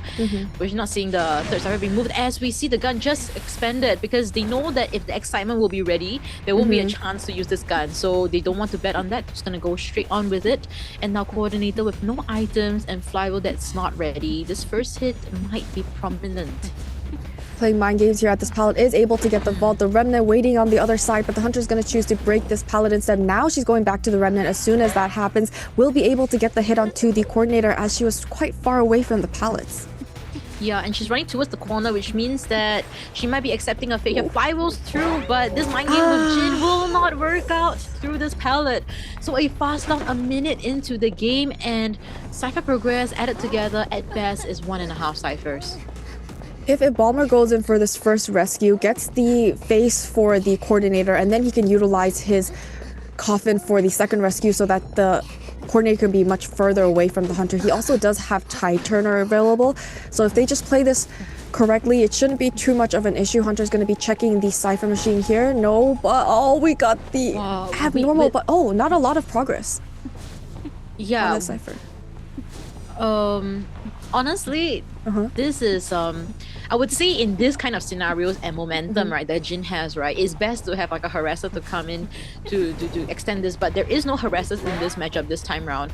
And Lin will be coming in for a safe rescue. S10, if he's able to cut out Tech Turner, that would be the best case scenario. Seems like he will not be able to and will run towards where Yuan is. So we'll be able to get the hit onto the coordinator. Now she's just going to transition while Tide Turner is still available.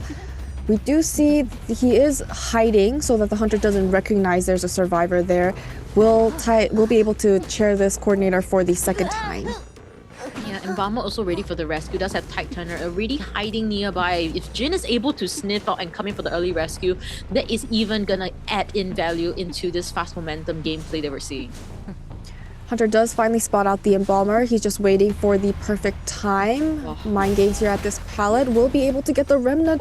But he's still being very patient. Flywheels gets the rescue, gets the hit onto the Embalmer. So now that's going to allow the coordinator to transition away. And this is a very strong kiting area.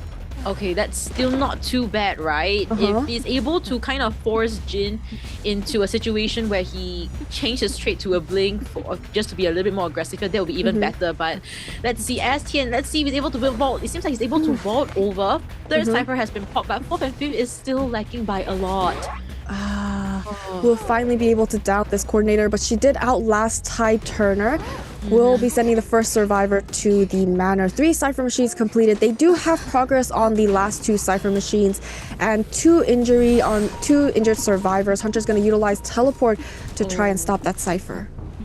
Lin is to get away. Yeah, we see that he's doing that with the elbow pad. I think he was a little bit stuck towards the wall, so unable to pull as much distance. Now Lin will be seeing it swing past the pallet, missing the first time, missing the second time, using his last elbow pad already, as we see him missing the third swing as well. So relatively witty gameplay coming in from Lin. But our ciphers, 6 Cypher has been worked on, and Lin, the only person that can come in for the rescue is actually, Embalmer wants to come in is also fine, as long as he put the coffin right before he gets hit. The mini Titana will help him a little. Okay, we'll be able to chair the Mercenary for the first time. They were able to finish up that 4th Cypher machine, thankfully to the Mercenary elbow padding away just in time and also going further away from that Cypher machine. Hunter does see the blood trails of the survivor coming in for the rescue. It is going to be Sanes. Oh, okay. Just holding on to the bomb just in case. So able to vault through and come in for a stable rescue. Hunter changing targets to the Embalmer Yuan, but I think he saw the blood trace, that's right. So Jin will be able to snowball from here, able to get that hit through the pallet again. So Embalmer has decided not to use the coffin. So Jin, what's his decision here? Does look like he is going to be chairing the Embalmer, and the coffin, I can't see where it is at the moment, but he's not going to be utilizing his coffin. only okay, but it's okay because we have the mercenary. He's at half health. He can still go in for this rescue, but the mercy is going to be decoding that new Cypher machine, while Acrobat will be feeding Tinnitus and going in for this potential rescue. Oh, but if he's able to catch Sunsui from so far away, which it seems like he will not. That is actually great, because if Sunsui is inside of this rescue, then it might be an even tougher game, as we see Sunsui getting that hit onto him, able to get these rescues safely. Okay, gonna utilize the red bomb. Gets the hit onto the Acrobat. Cypher machine is at 78%, so not quite ready, but seeing that the mercenary and the Acrobat both have borrowed time, it should be fine. And the embalmer with the coffin, they just have to play this safely. The survivors are going to leave the exit, not the exit gate. They're going to leave the Cypher machine because the Hunter does have detention, and Hunter's going to bring the Acrobat to a very terrible chair that's going to be very hard to rescue off of. Oh, this is tough, because now Embalmer is on the Cypher, right? If Jin wants to, right, he could just teleport to the Cypher, adding pressure because all of them are injured. But it seems like Jin wants to just camp at this site, at this Sunsui's chair, able to get the safe rescue coming in from Lin. Cypher is primed this time around. Will they just go for the immediate pop? Seems like they just want to wait out a little bit. Wait, what was that pop? It looks like they just want. I think they were trying to pop the Cypher machine right as he goes down, but it was a little fast. So then, unfortunately, an immediate down onto the mercenary. It's not over yet. We still have the embalmer with the coffin. Hunter does notice the blood trails of the Acrobat, but that's allowing the embalmer to open up that exit gate. They just need a one-man escape. At least, that's right. So let's focus on what is important, on one escape. So even if that did pop, as long as Sunsui is here putting the pressure, that is still fine. In fact, if Sunsui is able to kite towards the dungeon, which he actually misses out on that bomb, I think you might be able to jump over if you aim it correctly through 2 windows. But with that being said, he'll be able to Shadow Dance backwards and secure a 3K game once again in BO4. 3K, the 4th consecutive time. I mean, Chocho, you predicted it. 3K, 3K, 3K, and once again, a 3K. I mean, I'll say very good job on that embalmer. The Hunter teleporting, it could have been very dangerous, but he safely made it out of the exit gate and secured the win. Finally, for ZQ's side, allowing them to make it to round 5. Okay, yeah, I'm trying to think. Like, what did they do well and what went wrong? The Cypher progress wasn't that great. Yes. The Hunter did utilize that abnormal, which was like a very mini abnormal, didn't do much, but they didn't have enough progress from the beginning.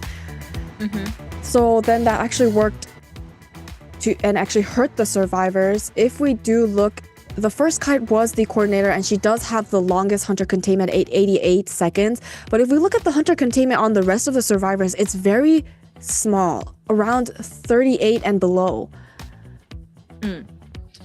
So yeah, overall it wasn't like huge mistake. It's just that the kite was actually relatively fast and short, and that there was no harassers to potentially bring in the value of like turning the tides around on things like that, because they've really expanded their prospector. And overall, I would say still okay, still not the best, because looking into our stats here, 18 to 15, which means they have a 3-point differential. So this also means that if FPX.ZQ is able to get like a 3K 3 escape, then they will win. They will win. Yes, so it's not over. Yes, definitely. But if Dongshen comes in with a 4K and then calculate. It's okay, you can do it. If okay. 4K? Okay. I feel like there is possibility of a reverse sweep. Of a ZQ winning? Reverse sweep plus potentially an overtime, because if Dongshen gets 4K and then Jin against get a 3K, right? The point difference would be equalized. So there is a potential for an overtime. That's right. That's right. I was thinking, I had that vision, and then I just wanted to confirm again. So just correct me if I'm wrong, but I think even if Dongquan 4Ks again, repeat whatever he did in BO4, right? And then the 3K happens with Jin, there is overtime. So let's look into the highlights and see what went wrong in BO4.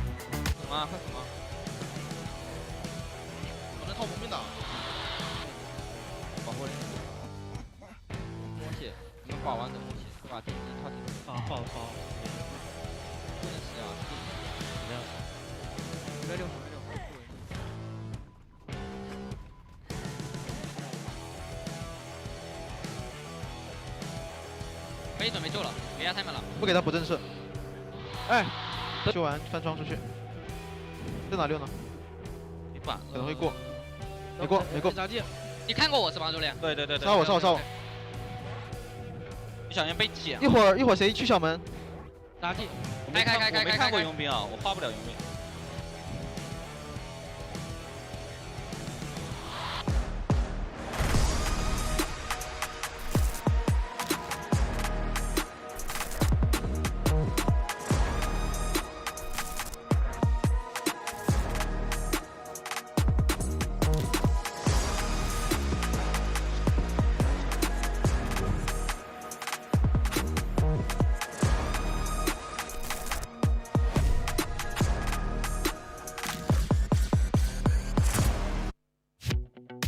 Round 5, all or nothing or potential overtime. So far, Chojo has predicted correctly, but if we do look at the map selections first, we can see GR will be choosing Arms Factory as their map, and the survivors will be going first.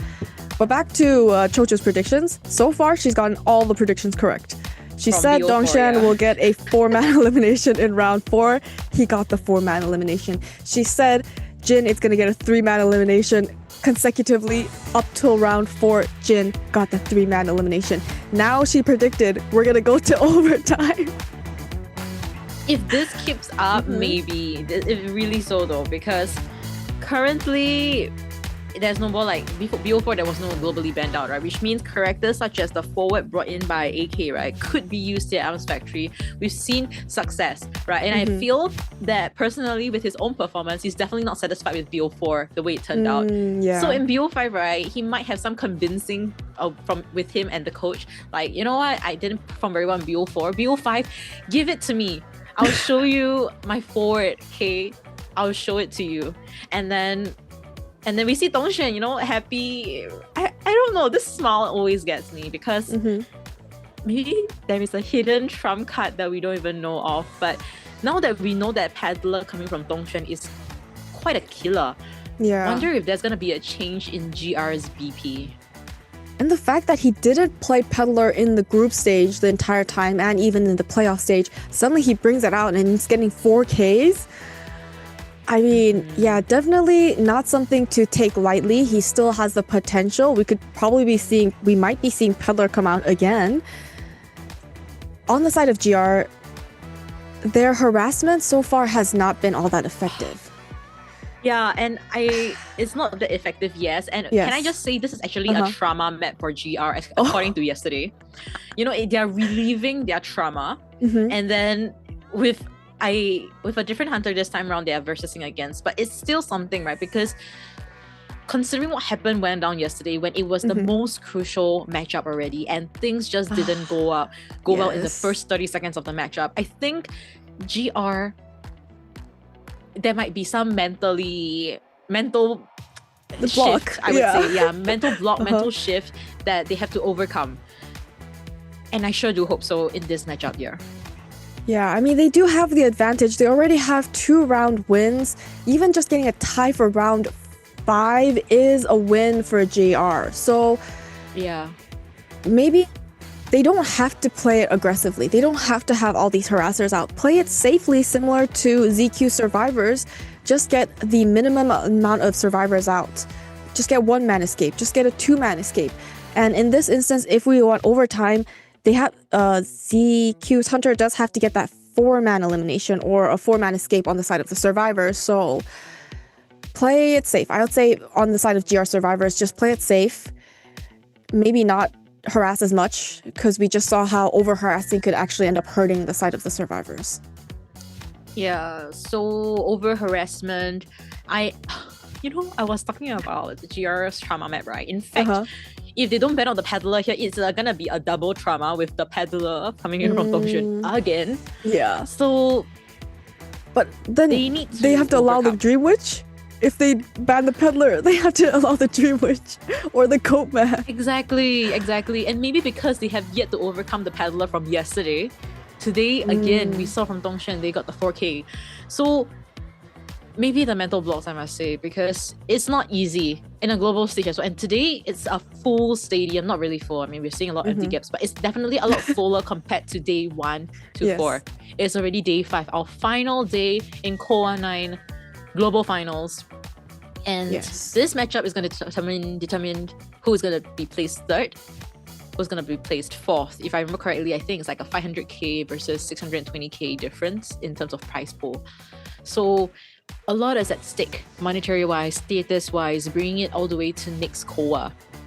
So this is the final round that we'll see.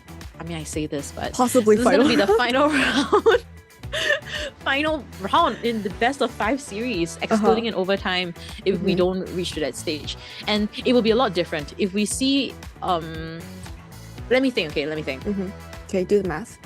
If Dongxuan gets a 3K here, if Dongxuan gets a 3K here, 3K, okay, the survivors, there will still be a second half because survivors will then have to return a 3 survivor escape against Jin, which is very difficult. Yes. And if Dongxuan tie things out here, the survivors of FPX.ZQ has to get a 4 escape. A 3 escape will not be enough because only 2 points. You only get 2 points. But right now the difference in points is 3.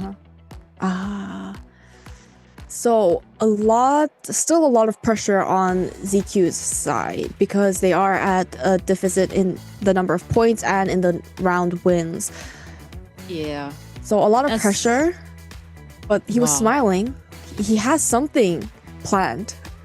Evo rep. It was like Julian. 2 COAs, 3 COAs ago, but Moment of Truth will be revealed in 3 to 4 minutes time to see what Dongxuan picks here. But we'll see if they decide to respect ban his Dream Witch as per usual or respect ban the peddler that they saw just now. Seems like the Dream Witch will be respect banned here alongside the Goatman, Seer, and Escape Lodges getting banned out from Dongxuan. So the side of the survivors, they need to get over their trauma facing the peddler, and they have to be more precise if they're going to be utilizing harassers, or they can just play it very stable. They're not giving up. They want to play the harasser. He was convinced. Chao Q, the super Q. Yes, super Q. Super Q was convinced with the argument that Kamon brought to the table. All right, we'll bring in the forward again. We'll bring in the Embalmer.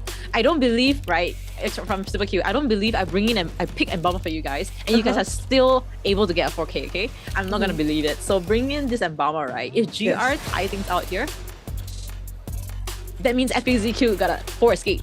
So that's a lot to ask, but looking at this, Professor coming to the picks here. So a tanky survivor, a survivor that can ensure at least a 1-man or 2-man escape in Balmer. And then we have the harasser. Hunter has 1 more ban here. I don't think he needs to ban another harasser, seeing how well he does. He's going to be banning out the postman, who is I would say his letters do come in quite handy. And even when he's taking the kite, that doggy bite that Hunter has to keep sidestepping does buy quite a lot of time towards the end. So just trying to slow down the cipher progress as much as possible, seeing the ban onto the mechanic and the postman. Yeah, so overall it's still quite solo containment or support from the shell shot could be possible, or the Embalmer, if he's able to look at your face to begin with, then he's able to embalm you as well. So overall still not too bad here. Dongxuan, is he gonna continue with that paddler, with excitement, or surprise us with something different?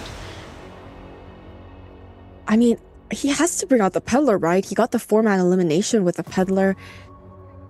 And he can kind of work around the forward if he utilizes the ground absorption so that it gets stunned, so that it'd be hard for the forward to stun, or just get the chip damages just to counteract the forward. But seeing that there's only 1 harasser this time, not sure if he will bring excitement, but it really depends on how much of a threat he sees the forward as. That's definitely true. And for now, I mean, even with just now, right, with double harasses, excluding the professor, right? Now we've only considered like a single harasser kind of team comp. I still think Dongxuan would still go for excitement. He doesn't want to bank on that Kamong is, though sometimes consistent, something inconsistent, he doesn't want to bank on the consistent portion. So best case scenario, I think TY is going to advise him to go for an excitement with Peddler again. Yes, Peddler was able to get you that 4-man elimination, being one of the non-meta hunters.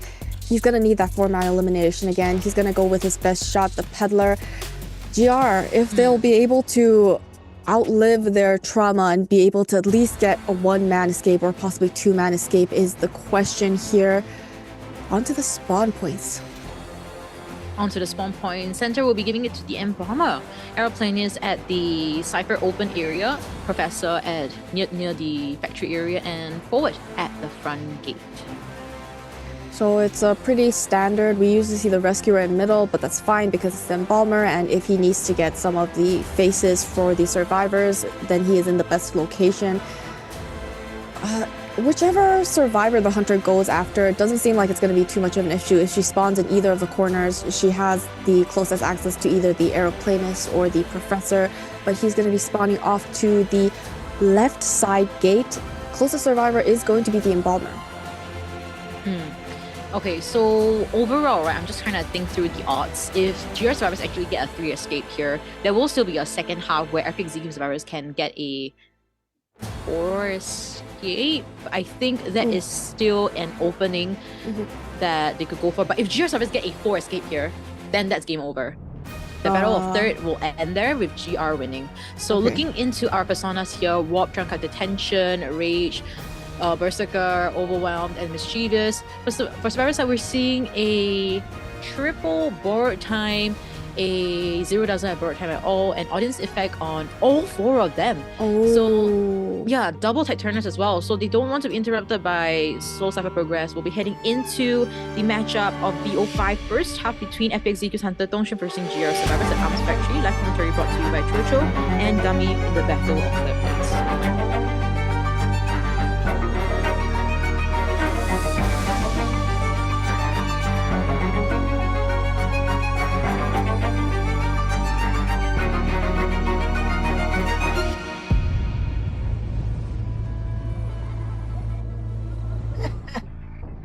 Cypher Rush is the GR strategy. They saw how scary the Dongxuan's Peddler can be, so now the Hunter just needs to go for a target. Heading towards the middle, Embalmer already transitioned out, now going towards 0 as the potential next chase.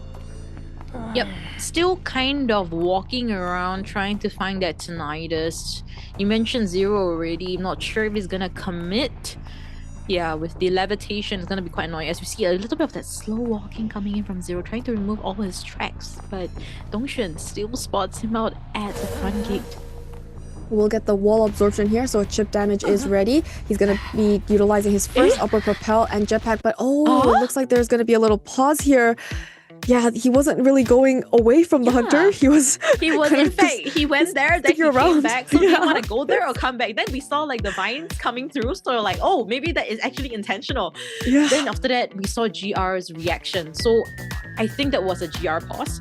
GR definitely paused the game because I think something wrong went with the direction where the aeroplane was supposed to go towards. Maybe it was the phone controls, but overall we want this to be the best optimal conditions for our survivors here. But looking at our ciphers, it wasn't progressed quite far as well, right, Gummy?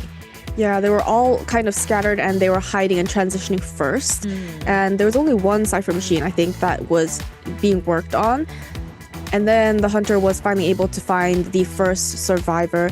So a little bit of hide and seek in the beginning of this match. We can see the Embalmer transitioned out immediately as the middle area, after you utilize those pallets, you can't really work on that cipher machine because then there's nothing to protect you when you're working on that cipher machine. So he just dropped down his coffin immediately and then just transitioned out. Hunter choosing the Aeroplanist. Even if they restart from this stop, the Aeroplanist doesn't have a lot of distance away and he only has 2 jetpacks left.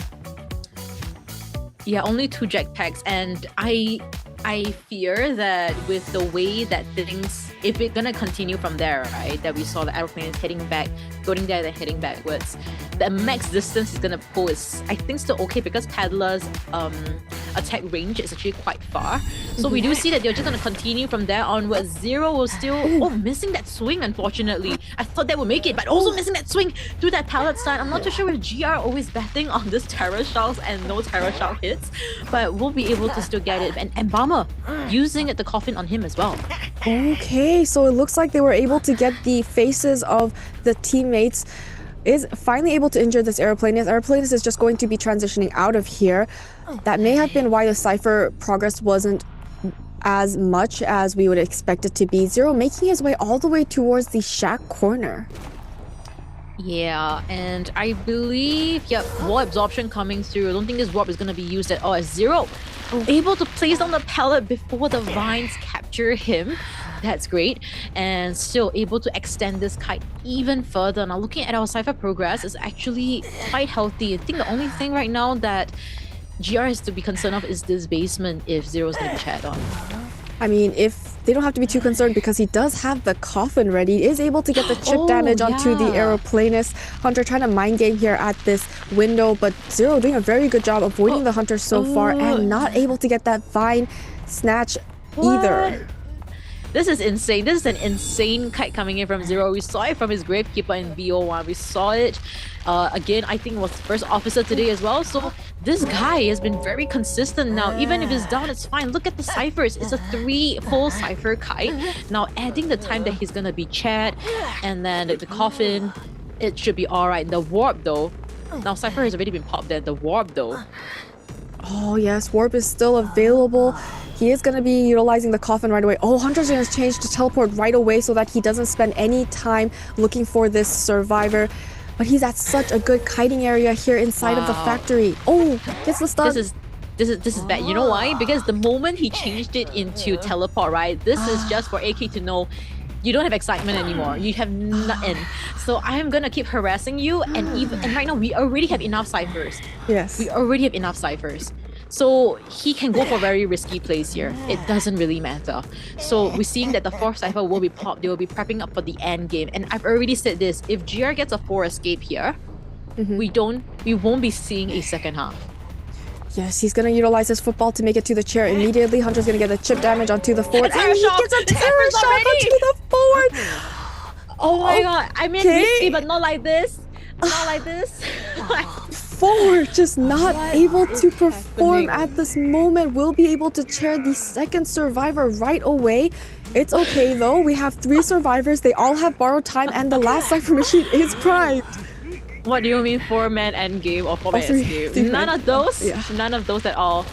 We'll be seeing Dongshin putting pressure on the Cypher, but it's already primed. They will go for the pop, and it's a 3-man endgame with nobody at the gate. So Dongshin can still get the tie, still can potentially get the 3K if he's able to get a fast down. AC not giving that opportunity.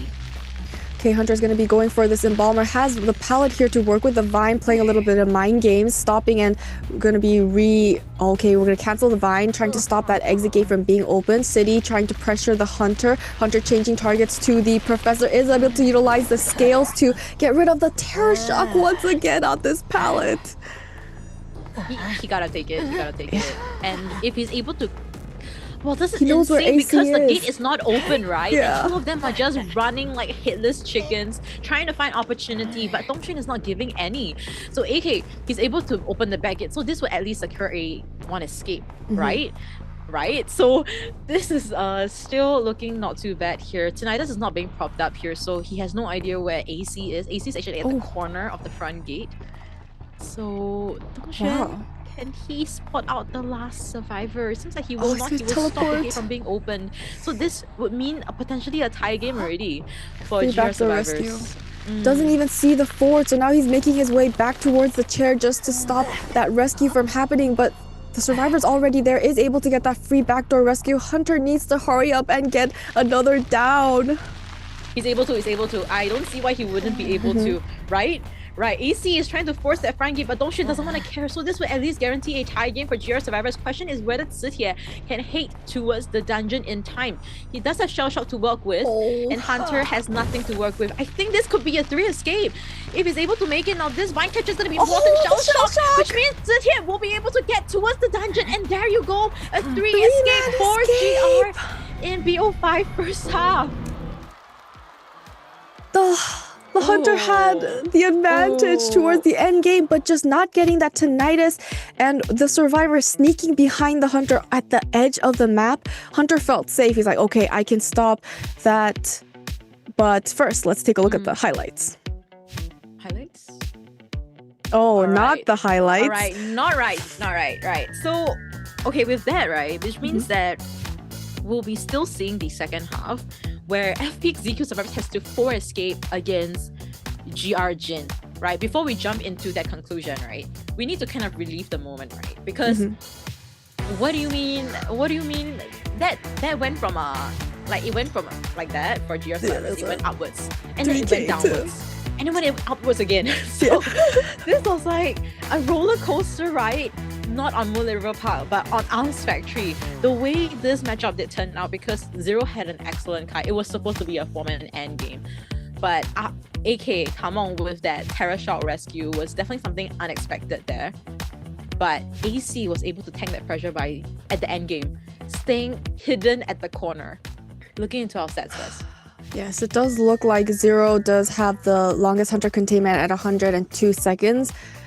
But just not being able to get that second rescue suddenly turned the tides of the game, and being able to chair the forward immediately, and then being able to go after the next survivor. Who was it? The Professor being chaired next. The Hunter, here he had to play it very safe, but he knew that his entire team would get an advantage if he gets that 4-man elimination. So then he took that risk, because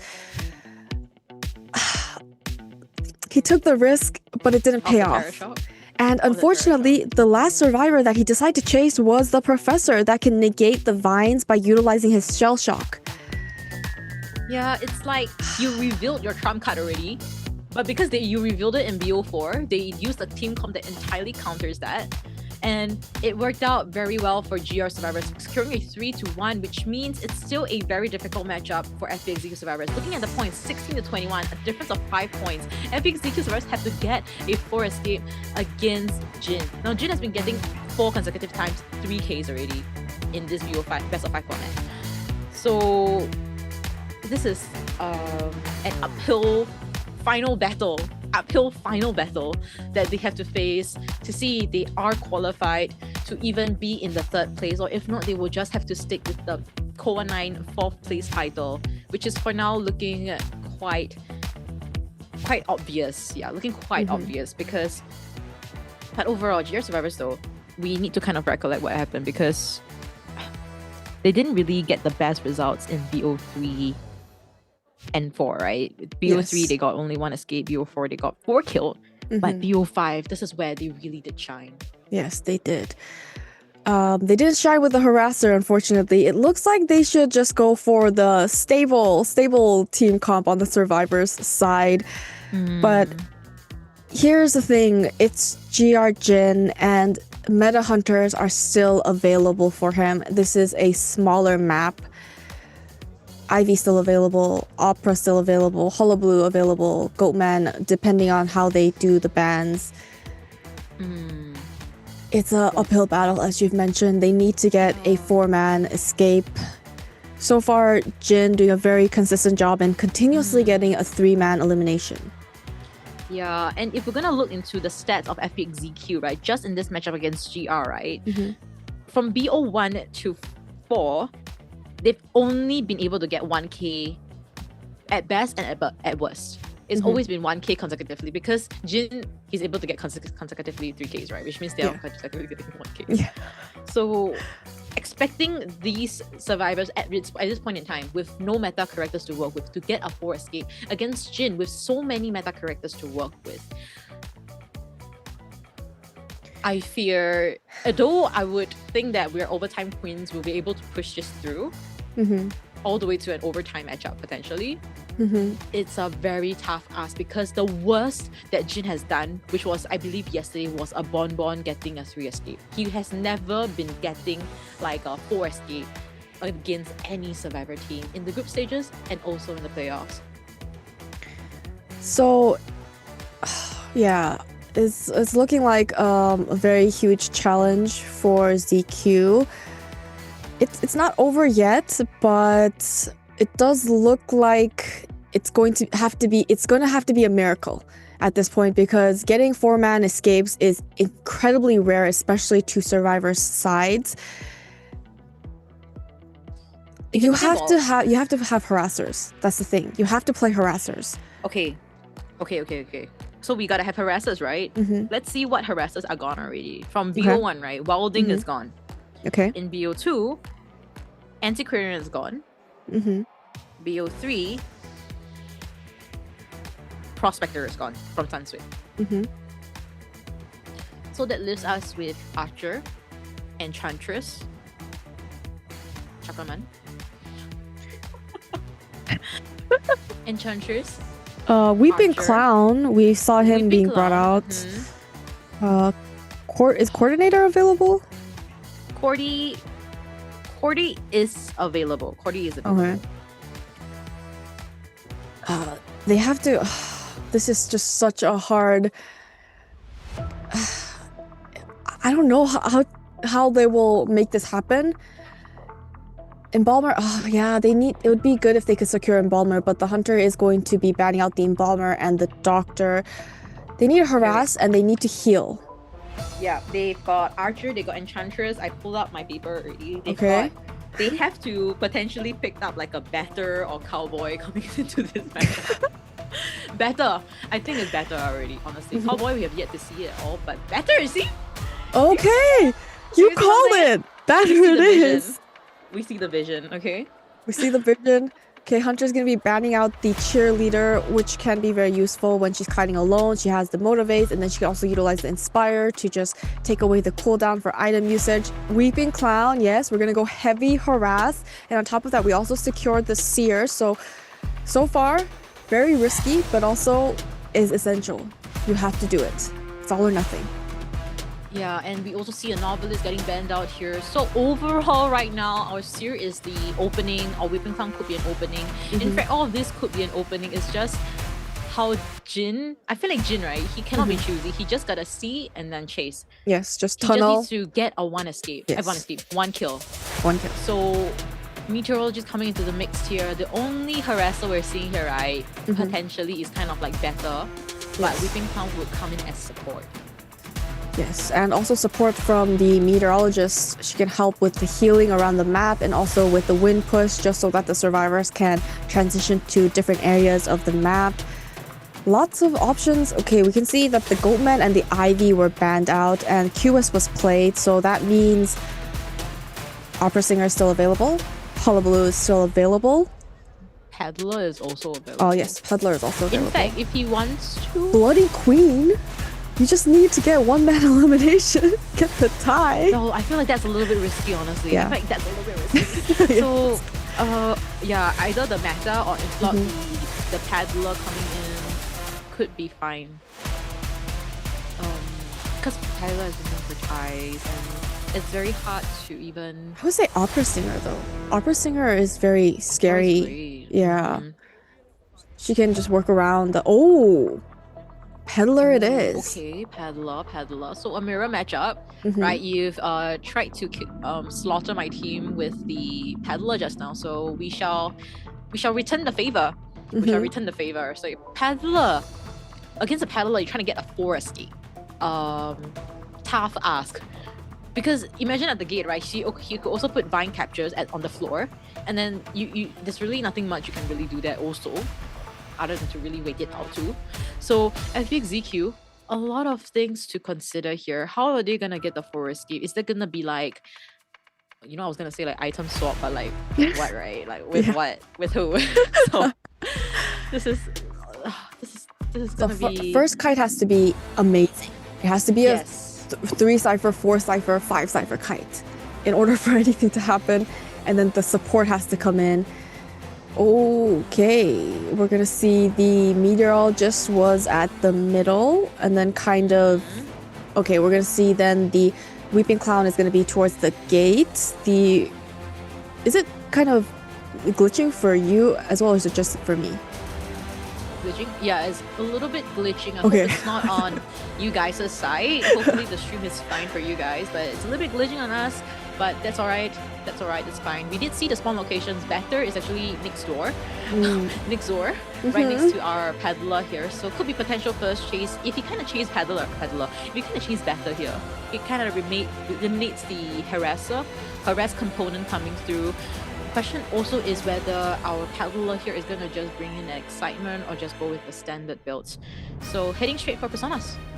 We're gonna see Warp, Trump Card, Detention, Rage, Claustrophobia, Addiction, and Hunter's Instinct. On the side of the survivors, we are going to see 3 Tide Turners. It's very essential because if the Hunter gets rid of a survivor with Tide Turner, you need to still be able to just buy more time. This may be the possible end game here. Round 5, second half, bringing you the live commentary, Gummy and Chocho.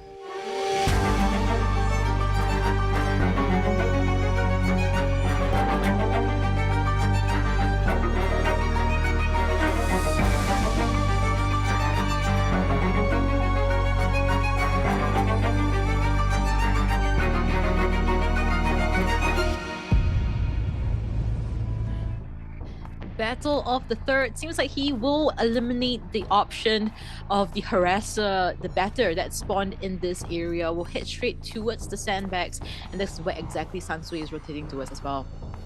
Hunter already has the ground absorption, so the Vine is ready. Oh, she's gonna be taking a sharp right turn where she'll be running into Yuan instead. Oh no. Survivors, they also understand, right, the mission. They have to pop the ciphers in order to go for 4 escape. So they are very rushed here. There's very minimal rotations coming in from FPX.ZQ as much as possible. So Jin still being very choosy with his characters, but that's also because none of them actually have shown their face. So that's something. They're playing the hide and seek strategy. Hunter, unable to find the survivor, hiding and crouching in the corner, is going to be heading towards the exit gate where he'll finally be able to see the Weeping Clown. Gonna get another metal absorption, so 2 vines ready to utilize along with metal affinity. Yep, and we'll be able to use the first rocket. Just trying to pull some distance here, but War Absorption coming through, Vine Capture as well, able to effectively get the AoE as well as the basic hit onto Lin.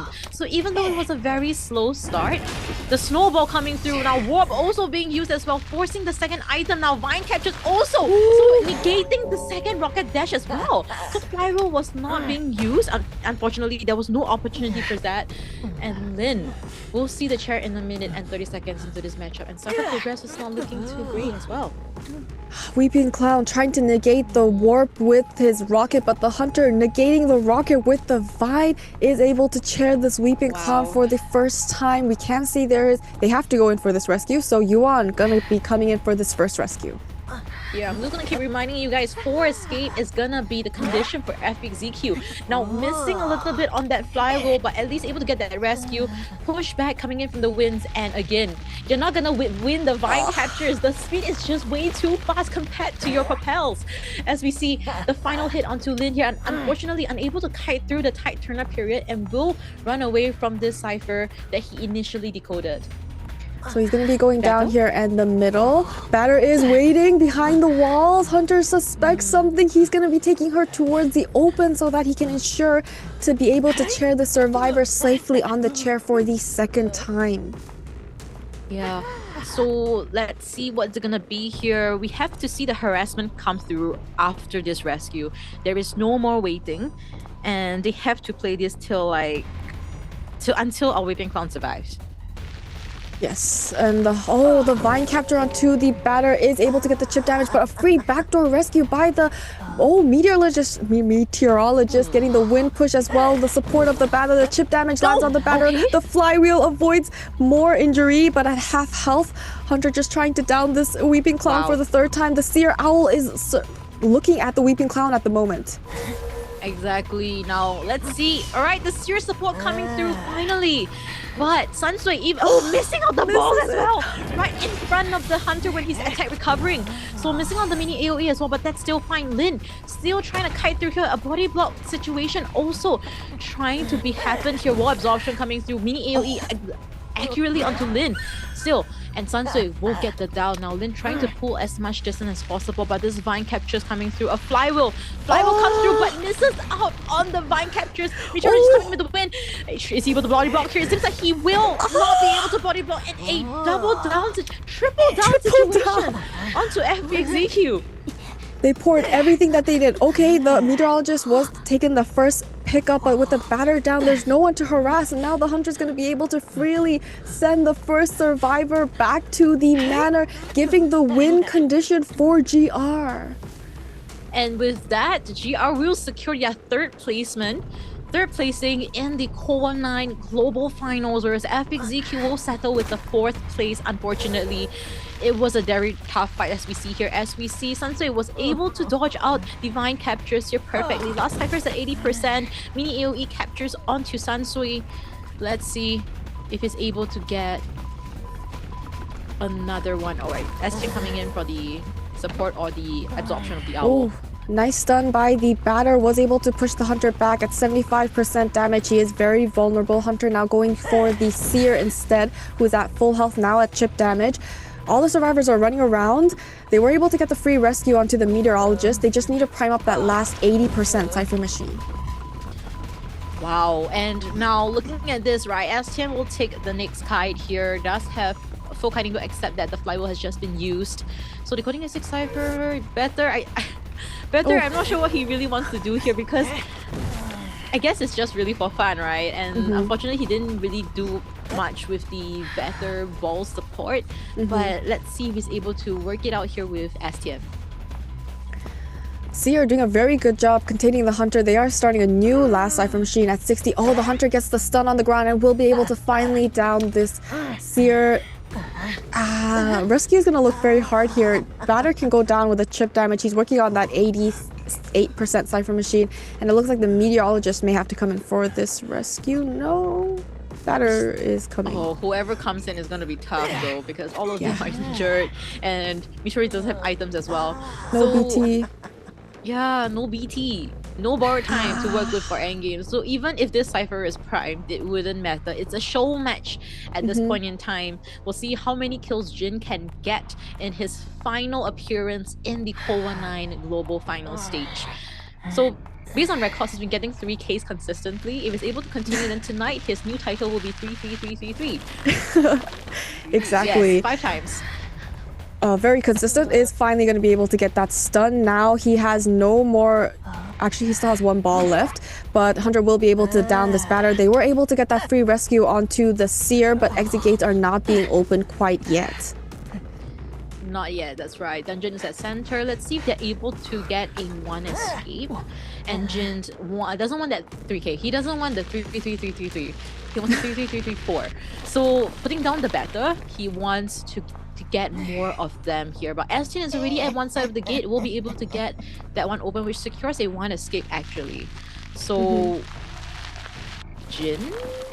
Oh, utilizing the Vine, getting closer and stopping that exit gate from being open. Batter can not get up unless he's helped with one of his teammates, because self-heal is gone. Hunter does finally catch up to this Seer. Seer doesn't have any flywheels, but he doesn't get the Vine anyways. Will be able to work around these palleted areas. Yeah, just no hour to work with just yet too, and we'll be just seeing the down here. Does have self-heal though, so Jin may want to chair this person. Seems like he was just gonna do just that. Gate's still not open. Our batter is at the back gate. And nobody's at front gate though, he teleports towards the front gate. So with that, we have 2 survivors eliminated, 2 of them still alive, both at the back gate. So this would secure a tie game for FPX.ZQ survivors against GR's Jin's Paddler, which also means that they broke the 3K streak that Jin had. So today it will not be a 3-3-3-3-3. Yeah, it's gonna be a 3-3-3-3-2. So other than that, congratulations GR for winning against FPX.ZQ, securing the 3rd place In the COAⅨ Global Final Stage, you'll be showing some sportsmanship here, whereas FPX.ZQ will be settling with a 4th place in the COAⅨ Global Stage. Still quite friendly. Yes. Oh, we got a hug here.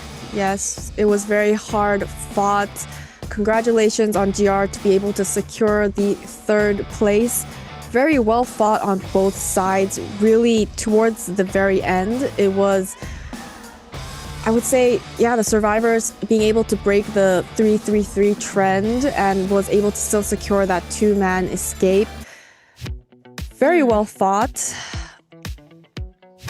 Very well.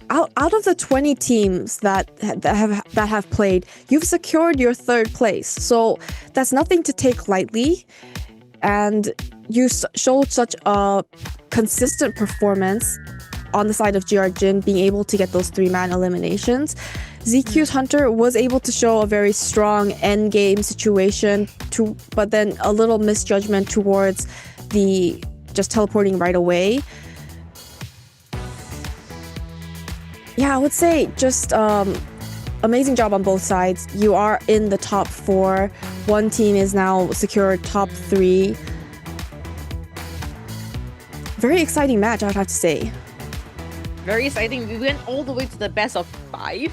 In fact, GR, let's look into the stats first. We're seeing our first Kaita Lim with 98 seconds of containment time with the help of Sunsui's Batter, as well as Tian's Owl support, as well as Meteorologist Yuan's wind pushback. So this is actually perfect. I wouldn't say perfect, but great support coming in from FPX.ZQ survivors. Great attempt against Jin's Peddler. But overall, Jin still managed to be really calm and collected. Getting this tie game for the team was all that was needed. And we can also see that GR did really well in this matchup, winning 3 rounds out of the 5. They won the first 2 6-2, 5-3, then they tied themselves in 4-4. The FPX.ZQ showed a fighting front with a 3-6, and then GR ultimately with the 5-3. So FPX.ZQ, they really fought very, very hard, trying to win those points back, and ultimately GR still being on top. Yeah, during that endgame situation, ZQ survivors were so close to having a 4-man endgame situation because they finished up that 4 Cypher machines, and then they got the support from both the Meteorologist and the Batter. But unfortunately, the Batter was not able to push back the Hunter. The last Cypher machine was around 70 or 80 around that area. So if they just were able to just make it last a little bit longer, but then the chip damage downing both the Weeping Cloud and the Meteorologist together just kind of sealed the deal for GR's Hunter at that point. And yeah, if the Batter was just able to get a few of the pushbacks, I feel like they would have had at least a 4-man endgame situation. But first, we will be taking a look at the highlights. 往木剧，我画了，你们在我前面。不要落了。为什么？别倒大门啊！别倒大门。2老杀掉收了。杀掉收了，我顶小门去。没人顶小门。3跑了，走。到西可能。nice。排地窖。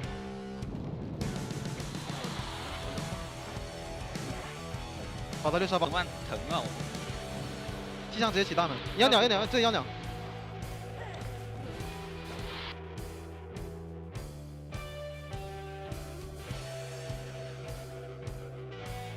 他要守中场是吧？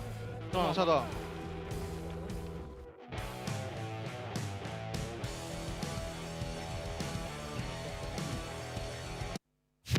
And with that, GR overcome all odds and mental blocks. And with that, they've guarded this 3rd place already, and this will be the final time we'll see of both teams, right? And it will also be the final time of our final 2 teams that we'll be seeing in the grand finals matchup, which is our final itinerary of the day. Our second itinerary of the day actually would be a grand announcement press conference for you guys to see what skins are potentially coming back, or potentially skins that are collaborations is upcoming, and events as well that you guys can anticipate for. So that's something that you guys should still stay here all the way up to the grand finals. Listen in to what they gotta say, because portion now they will be voicing over to the actual Chinese broadcast, I believe, and then you guys will be able to get the information, so it wouldn't be like a non-translatable kind of or like miscomms coming in. So this is gonna be perfect, so you guys will want to stay for that. But before that, right, Gummy, we have to crown our MVP for our third place. It seems to be that there will be no guesses here. Jin coming in clutch, even though he didn't get any 4Ks today, right, Gummy? But his 3Ks were consistent up until BO4.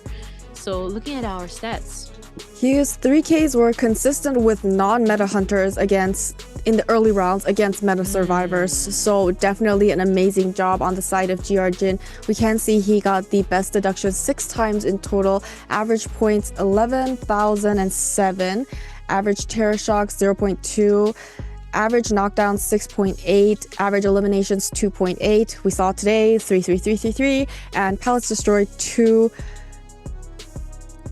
No questions here. We definitely we all agree here. He definitely deserves the best deductions. Such excellent performance on the hunter side. Yeah, he already predicted this, right? Look at his hand signs 3. Yeah, all 3. He predicted this all the way since the group stages, right? Before group stages, I'm gonna get 3Ks all the way in the final matchup that I'm gonna be showing here in the COAⅨ stages, and also 3 + 3, 6. MVP for 6 times. So perfect ending for GR's Jin to just end this in a perfect note, a sweet note. And this is also a time for GR and FPX.ZQ to also celebrate already, though they didn't. FPX.ZQ lost, but 4th place is still honorable. Yes, it's time to celebrate, eat those Hai Di Laos, eat those steamboats, Chinese, eat all those food and feel great, and then come back even stronger in their IVL tournaments that we'll be seeing of them. Yes, top 4 out of 20 teams. So they fought their way, eliminated team after team, and finally is able to secure their place in 3rd and 4th place. Excellent gameplay. We do see harassers coming out a lot more towards the end from the playoff stage in the best of 5s, and a lot of the times we see hunters countering that by playing peddler because her ability to stun and to be able to stun and chip damage. But we'll finally be able to see the interview for GR. こんにちは、JR のステです。こんにちは、JR のリンスです。本日本当に大変な一戦でしたね。勝利おめでとうございます。BO5 までやって本当に大変だったと思いますけど、ではリンス選手、本日の作戦はずっとちゃんと聞いてて、もう思い切ったそういう作戦をしようとしてましたが、最初から。そうですね、平常心を保てて熱さを感じずにやればいけると思いました。そうですね、両陣営ともにすごかったですね。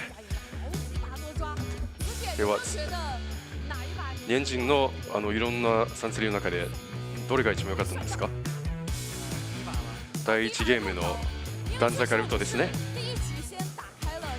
そうですね、第1ゲームのそれですごく有利を作ってくれて、でその後また3-2ゲームもできて、アイビーに対してすごい駆け引きができて、どうやってその立ち回りができたんですか？ファーストチェイスがすごく伸びてて、その後にその有利を生かして、広げたんですね。では辻選手、どのサバイバーのプレーが一番良かったと思いますか？何か評価したい人とかいたりしますか？先ほど言ってくれたんですけれども、第1ゲームの3-2ゲーはすごく印象に残ったんですけれども、それか最後の3-2ゲー、やはりリンス選手が素晴らしかったです。じゃあリンス選手、本当にいろんなプレッシャーに耐えてて、その中で自分の中で一番印象に残ったのは、例えば最後のそのチェイスについてどう思いましたか？最後は味方に様子を確認してもらって、僕は噴射とか体育を使って有利を作ろうとしてました。ではその同じゲームで終盤に近づいたらちょっと厳しくなってきたんですけれども、また3-3のチャンスも見えて、ただその後危なかった局面に対して調整が早くて、どういうふうにVC で話してましたか？そのコミュニケーションの様子を少し押しててくれませんか。できるだけ暗号機の封鎖をさせないようにすぐご了承してました。では本日5ゲームを終えてお二人は JR の若めの新人としてこのインタビューにお越しいただき、このCOAⅨ全体を経てどの瞬間が一番エモかったですか。インス選手、この COA の全ての中でやはり RC との試合で両兵と幻冬士の連携は本当にすごくて自分の中で印象に残りました。では辻選手はご来場の皆さんからの応援は力になりましたか。では改めて盛大な拍手をお願いします。本当に素晴らしい選手だと思います。サバイバーファンタともにすごかったし、この皆さんの熱意をちゃんと感じれましたか。では辻選手、何かファンの皆さんへの一言ありませんか。ご来場いただき本当にありがとうございます。では毎日ハッピーに過ごせるように。では林選手、応援ご視聴本当にありがとうございます。毎日楽しく過ごせるように、嬉しく過ごせるように。では JR のスローガンお願いします。光へ向かって屈することないように。ではインタビューありがとうございました。改めて勝利おめでとうございます。これから発表会楽しみください。Beauty, merely the first breath of terror. Death, perhaps the opening act of eternity. I've sought proof my whole life. The cost insignificant. I give the dead an eternal shadow, the living a face untouched by time. What I truly desire is not to freeze the now into forever, but to bring the once into this moment. I long for silence to break, for light to turn for you again. I long for you to breach the album and speak my name again. I long for you before my very eyes.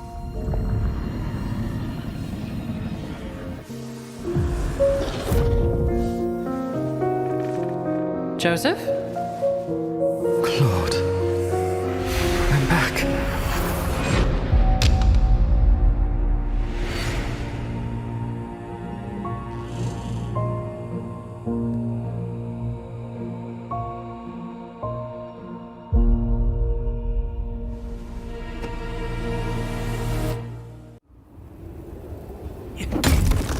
Life is an endless adventure. And danger waits at every turn. The more you flinch and hide, the deeper you sink into despair. Only courage can cut through the darkness and reach the dawn. Only those who have walked the world with their own 2 feet earn the right to be called the greatest explorer. Well said. What a thrilling day we've had. Time to catch our breath. Shh. What is it? Wolves! Kurt, look out! Kurt! Get away from me, you filthy beasts! Get away from me, you filthy beasts! Call the doctor! Hurry! I'm sorry, Kurt. I beat the wolves, but lost my freedom. Given your condition, we can't let you leave yet. Please rest.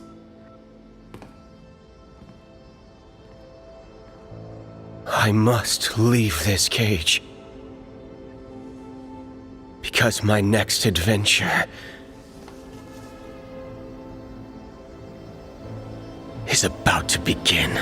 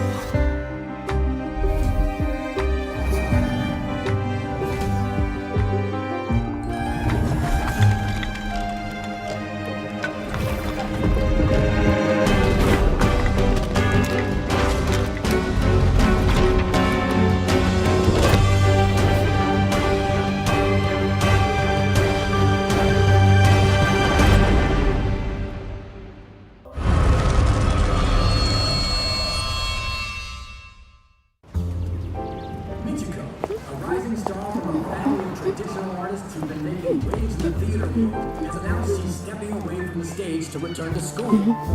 I'm deeply grateful to my parents. After fulfilling my dream of performing on stage, they supported my choice and gave me the chance to pursue what I've missed beyond the spotlight.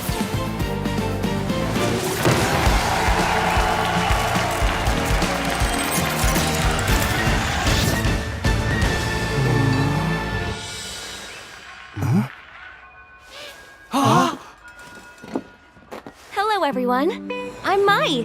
Nice to meet you. Hi!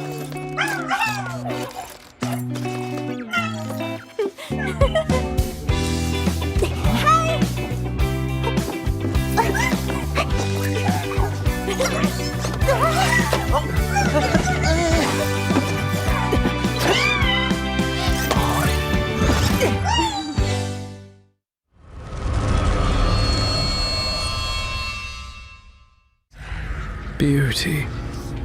Merely the first breath of terror. Death. Perhaps the opening act of eternity.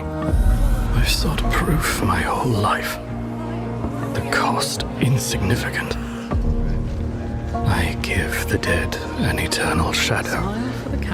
The living a face untouched by time. What I truly desire is not to freeze the now into forever, but to bring the once into this moment. I long for silence to break, for light to turn for you again. I long for you to breach the album and speak my name again. I long for you before my very eyes.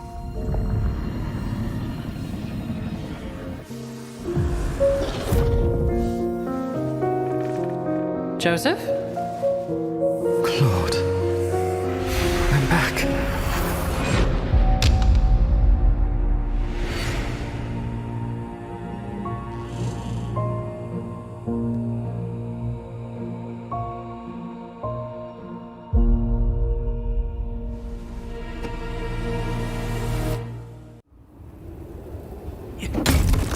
Life is an endless adventure. And danger waits at every turn. The more you flinch and hide, the deeper you sink into despair. Only courage can cut through the darkness and reach the dawn. Only those who have walked the world with their own 2 feet earn the right to be called the greatest explorer. Well said. What a thrilling day we've had. Time to catch our breath. Shh. What is it? Wolves! Kurt, look out! Kurt! Get away from me, you filthy beasts! Get away from me, you filthy beasts! Call the doctor! Hurry! I'm sorry, Kurt. I beat the wolves, but lost my freedom. Given your condition, we can't let you leave yet. Please rest.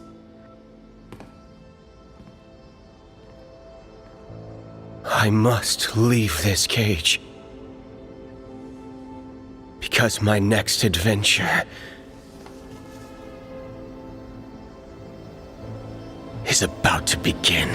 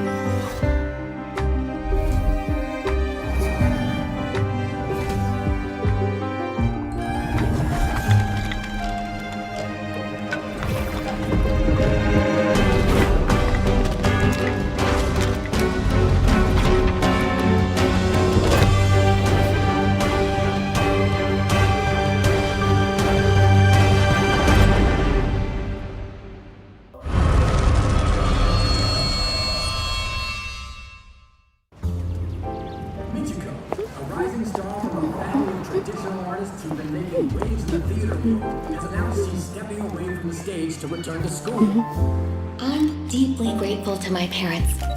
After fulfilling my dream of performing on stage, they supported my choice and gave me the chance to pursue what I've missed beyond the spotlight.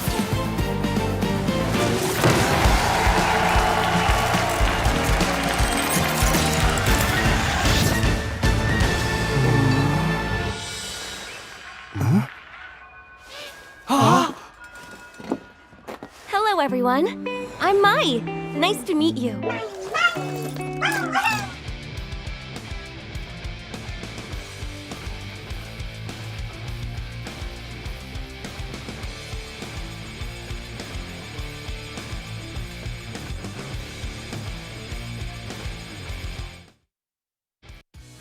欢迎来到第五人格8周年发布会的现场，有请第五人格主策陈聪先生。 Alright guys, we're here to provide the translations. Hello to everyone in the audience and to all watching at home. I am lead planner for Identity5 and it's absolutely amazing to be here with you all. It feels just like yesterday, but Identity5 is now 8 years old. That scrappy little game of ours has now grown to over 400 million players, and soon we'll be heading to the stage at Nagoya Asian Games. Ooh, as one of the developers, it's been such an incredible honor to watch this game grow every step of the way. And so, on behalf of the entire Identity5 team, I just want to say a huge thank you to every single one of you as our players. To show our gratitude for your incredible support, your understanding, and just for being there with us, we're giving away 1,000 inspirations to all of our players around the world. You'll get it in your in-game mail right after the show. Thank you so much for loving Identity5.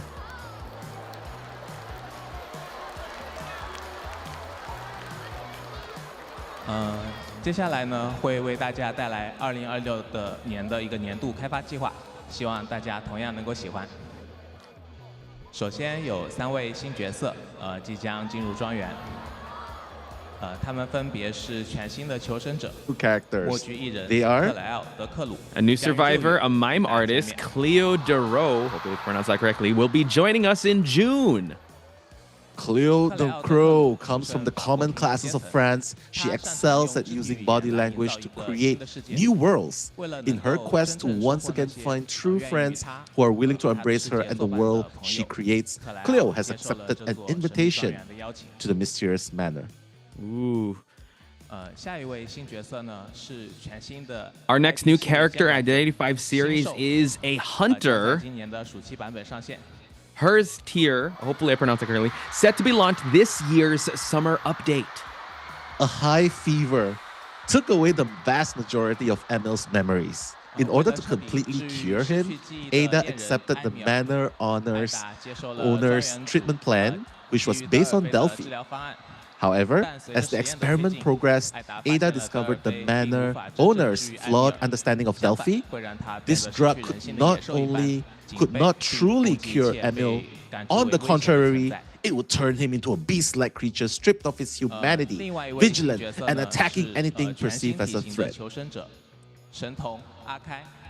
And the other new character is a survivor with a brand new physique, the prodigy Kai. He will be joining us in the later half of the year.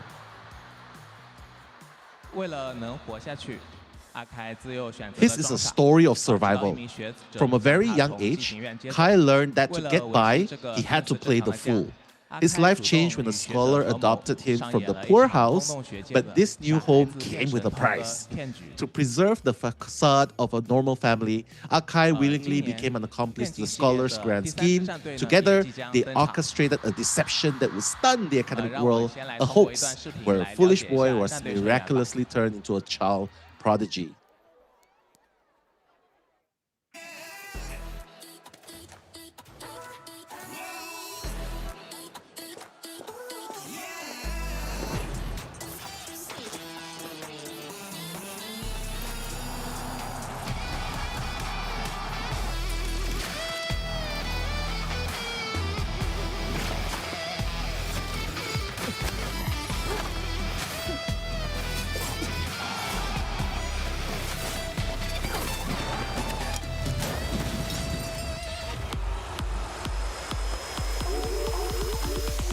Close-up shots are trying to chase any trace of defeat under the helmet. Back from public eye to private space, behind curses cast abyssal shade. Like a prospector who got his goal, straight every nerve to keep a hold on the personas on me, all the deepest terrors to let it go. We so greedy, we so crazy, we're craving for the crown. Pervasive din, tremendous weight, time to show our sway and get them away. Home rule the game as the never said, we don't play dice, we should learn that thing. Just game to win again and again.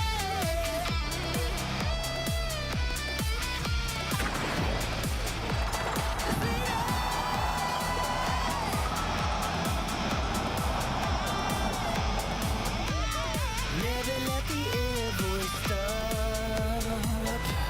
We wanna stay on top.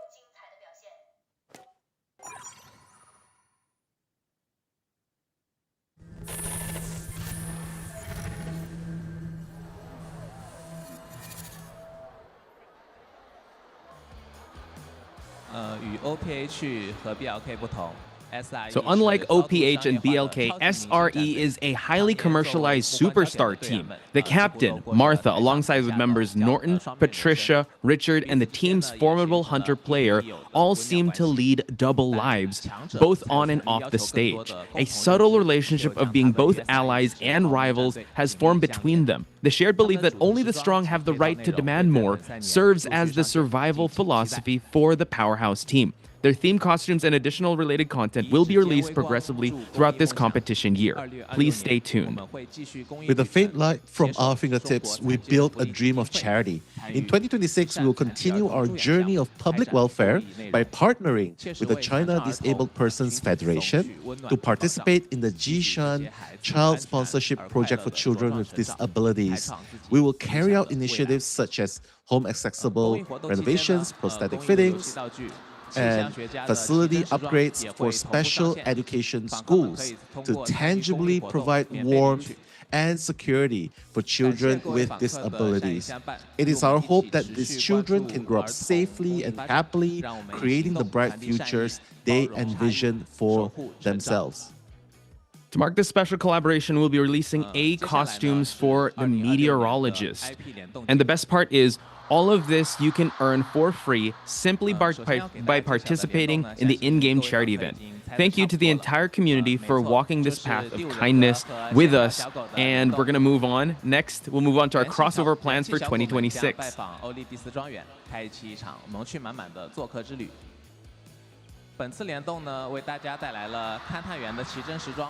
Yeah, this was that first collaboration set to reveal. I believe many of our visitors already guessed it. That's right, it was Maltese crossover. This energetic puppies visit the Altus Manor. Embarking on the first visit, this collaboration brings A-tier costumes and Prospector Golden Retriever, the A-tier costume for Cheerleader with White Maltese.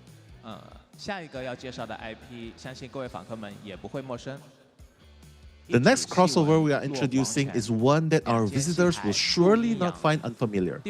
A paper script descends to the netherworld. 2 stages straddle the realms of yin and yang. The second Identity 5X Paper Bride crossover is confirmed. Content from the first collaboration will also be returning. The story for this second collaboration will be centered around Paper Bride 7 to My Love Unlived, an S costume for the antiquarian, Tao Mengyan, an A costume for the psychologist, A costume for the patient, and together you follow prophecy to stage a bizarre play and seek a path to survivor in the manor. Ken, you just saw the Identity 5 B-Duck launching the third collaboration. They're bringing new friends along the manor. The fun never stops. Content for the second and the first will also return. Get ready for a quacking good time playing these cute ducks. There is always a memory of light and shadow that has adorned our childhoods. The atmospheric haze of ink wash, the graceful flow of lines, these Eastern aesthetics etched onto film will soon converge within the manor. Authorized by Xia Yuan, Identity 5 will be partnering with the Shanghai Animation Film Studio to bring our visitors costumes inspired by the classic animated films. Please stay tuned. Next, we'll be revealing a collaboration with a popular original Chinese IP. Do what is right and let the future be. The Identity 5X White Cat Legend crossover is confirmed. A cloud of mystery hangs over the manor, and Minister White Cat and his team have been invited to investigate the case. Please look forward to their arrival. The Bronze Gate opens. The Qilin returns. After a 10-year journey through the night and rain, a fateful reunion is at hand. The Identity 5X Time Raiders crossover is coming soon. Morality, reason, fear, love, and conscience. What truly defines our understanding of humanity after the gunshot, when identities are misplaced and memory become the multiple choice question? Who can see the true face of good and evil? The new story content, Divergence, is currently in preparation. Today we have brought a teaser trailer for the new story chapter. So we just have to wait and see. 第五人格正式携手中国极地研究中心，届时将在国服上线冒险家的联动奇珍时装。访客们参与游戏内的极地考察活动即可免费。 The upcoming new storyline will present the story of Group Zero. Those familiar yet strange old friends will also make an appearance. Please look forward to it. 敬请期待。第五人格还将与北京环球影城度假区确认合作。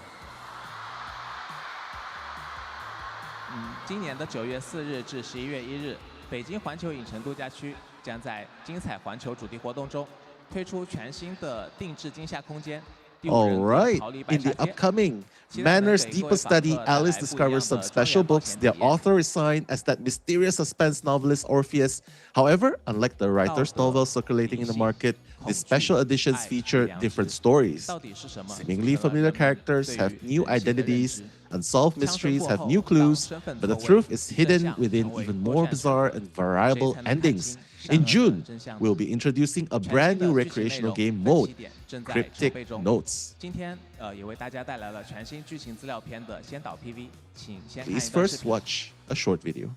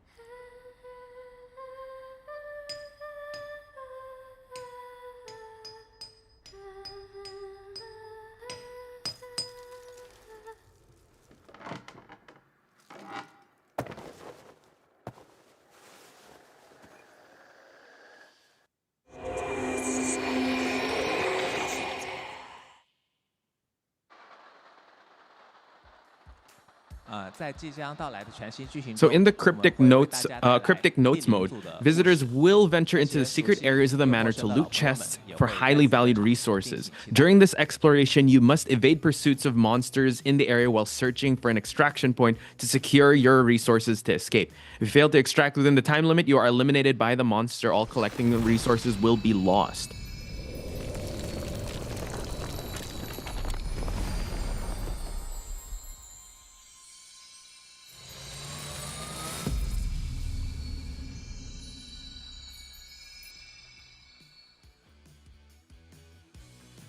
Detailed rules for this mode will be released subsequently. Please follow our social media for future updates. This year, Day5 will officially be featured at the Aichi Nagoya Asian Games. To celebrate this globally anticipated sporting event, a Sports Meet Fest themed event will be launched in-game September. Survivors and hunters will take the field in unexpected roles and compete against each other. Let's give a first look at this video.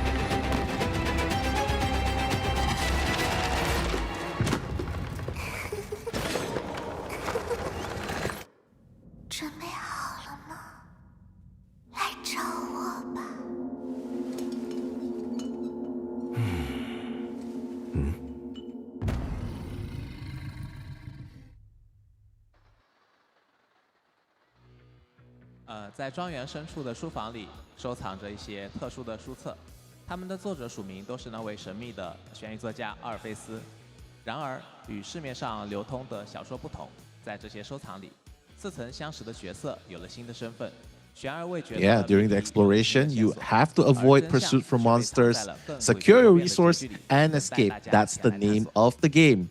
So please do follow the social media for future updates about the rules for this mode. So once again, this year, Day5 will officially be featured at the Aichi Nagoya Asian Games. And to celebrate this globally anticipated sporting event, a Sports Meet themed event will be launched in-game in September. Survivors and hunters will take to the field in unexpected roles to compete against each other. Let's get a first look through this video.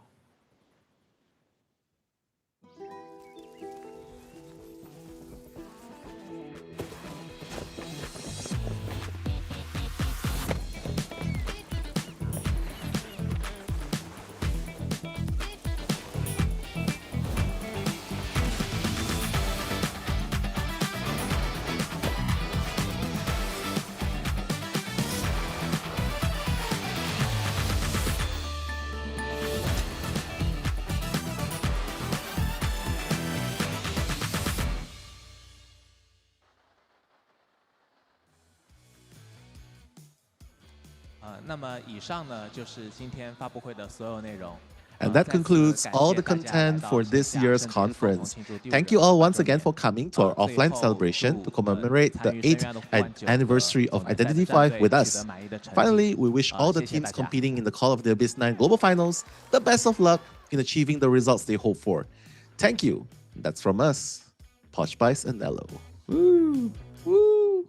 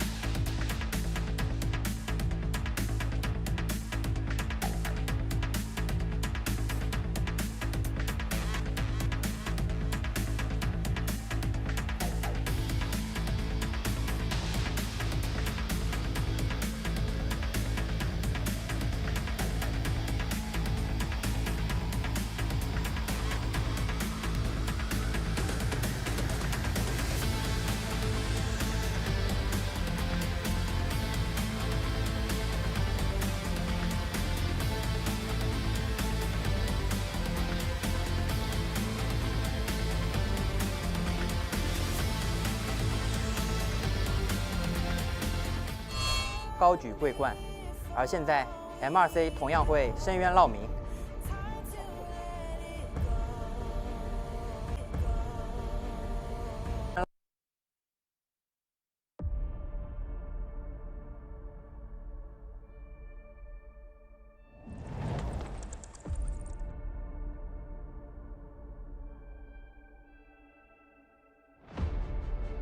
舰队2年，跌跌撞撞，我们未曾在巅峰留下过足迹。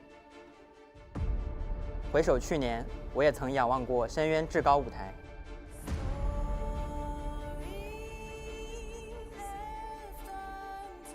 这一年，我们不断突破。我想证明，凡人亦可比肩神明。1年间，我们披荆斩棘，高举桂冠，而现在 M2C 同样会深渊烙名。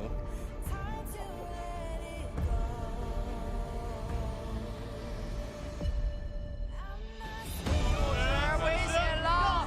有陷阱切，甚至都加，直接都加炸！松手，那这一波鸟碎死，一刀差了一点点，交出了交闪现，门能走啊，门能开，2连被炸到，很远，有回光返照的，直接爬下了地窖。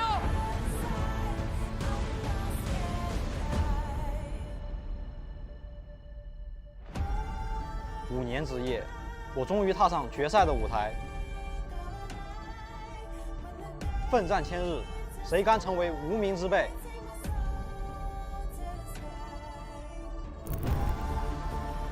我知道未来一定会属于他们，但此刻我仍站在这里，没有任何对手能够轻易突破。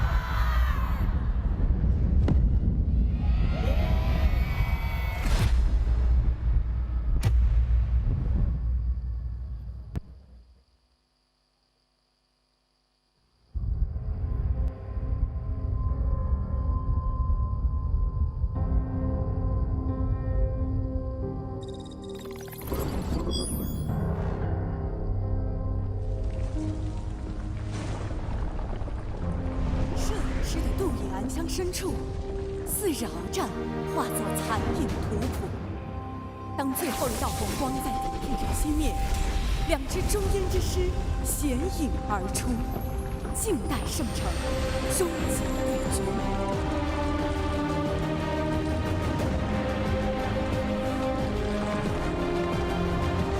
决战已至，心领时境，谁将以身躯承接拱焰金魂浇筑的冠冕？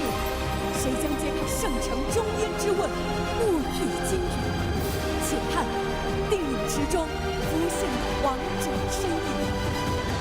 接下来，让我们掌声欢迎2支进入决赛的战队登场。首先，让我们有请 M2C 战队，欢迎 M2C 笑笑。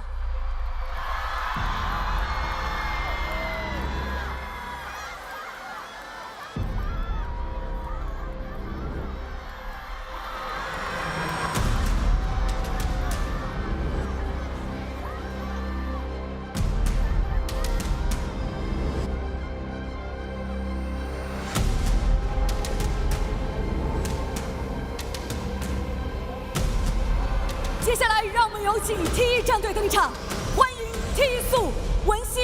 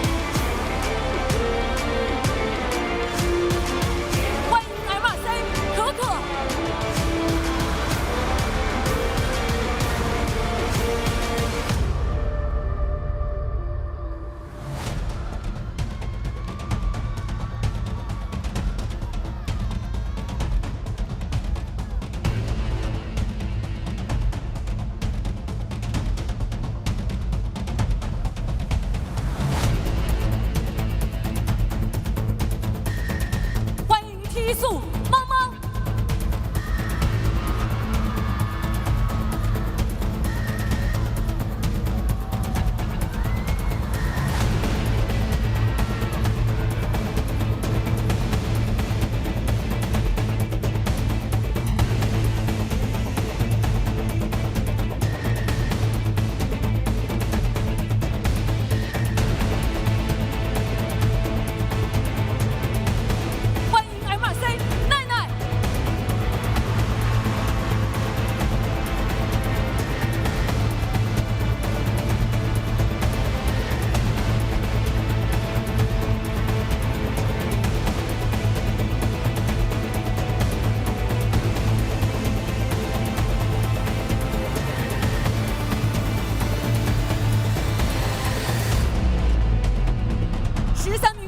集结完毕，他们将刺穿交叠的时空回廊，以剑刃撕裂永夜为幕，尽燃锋芒。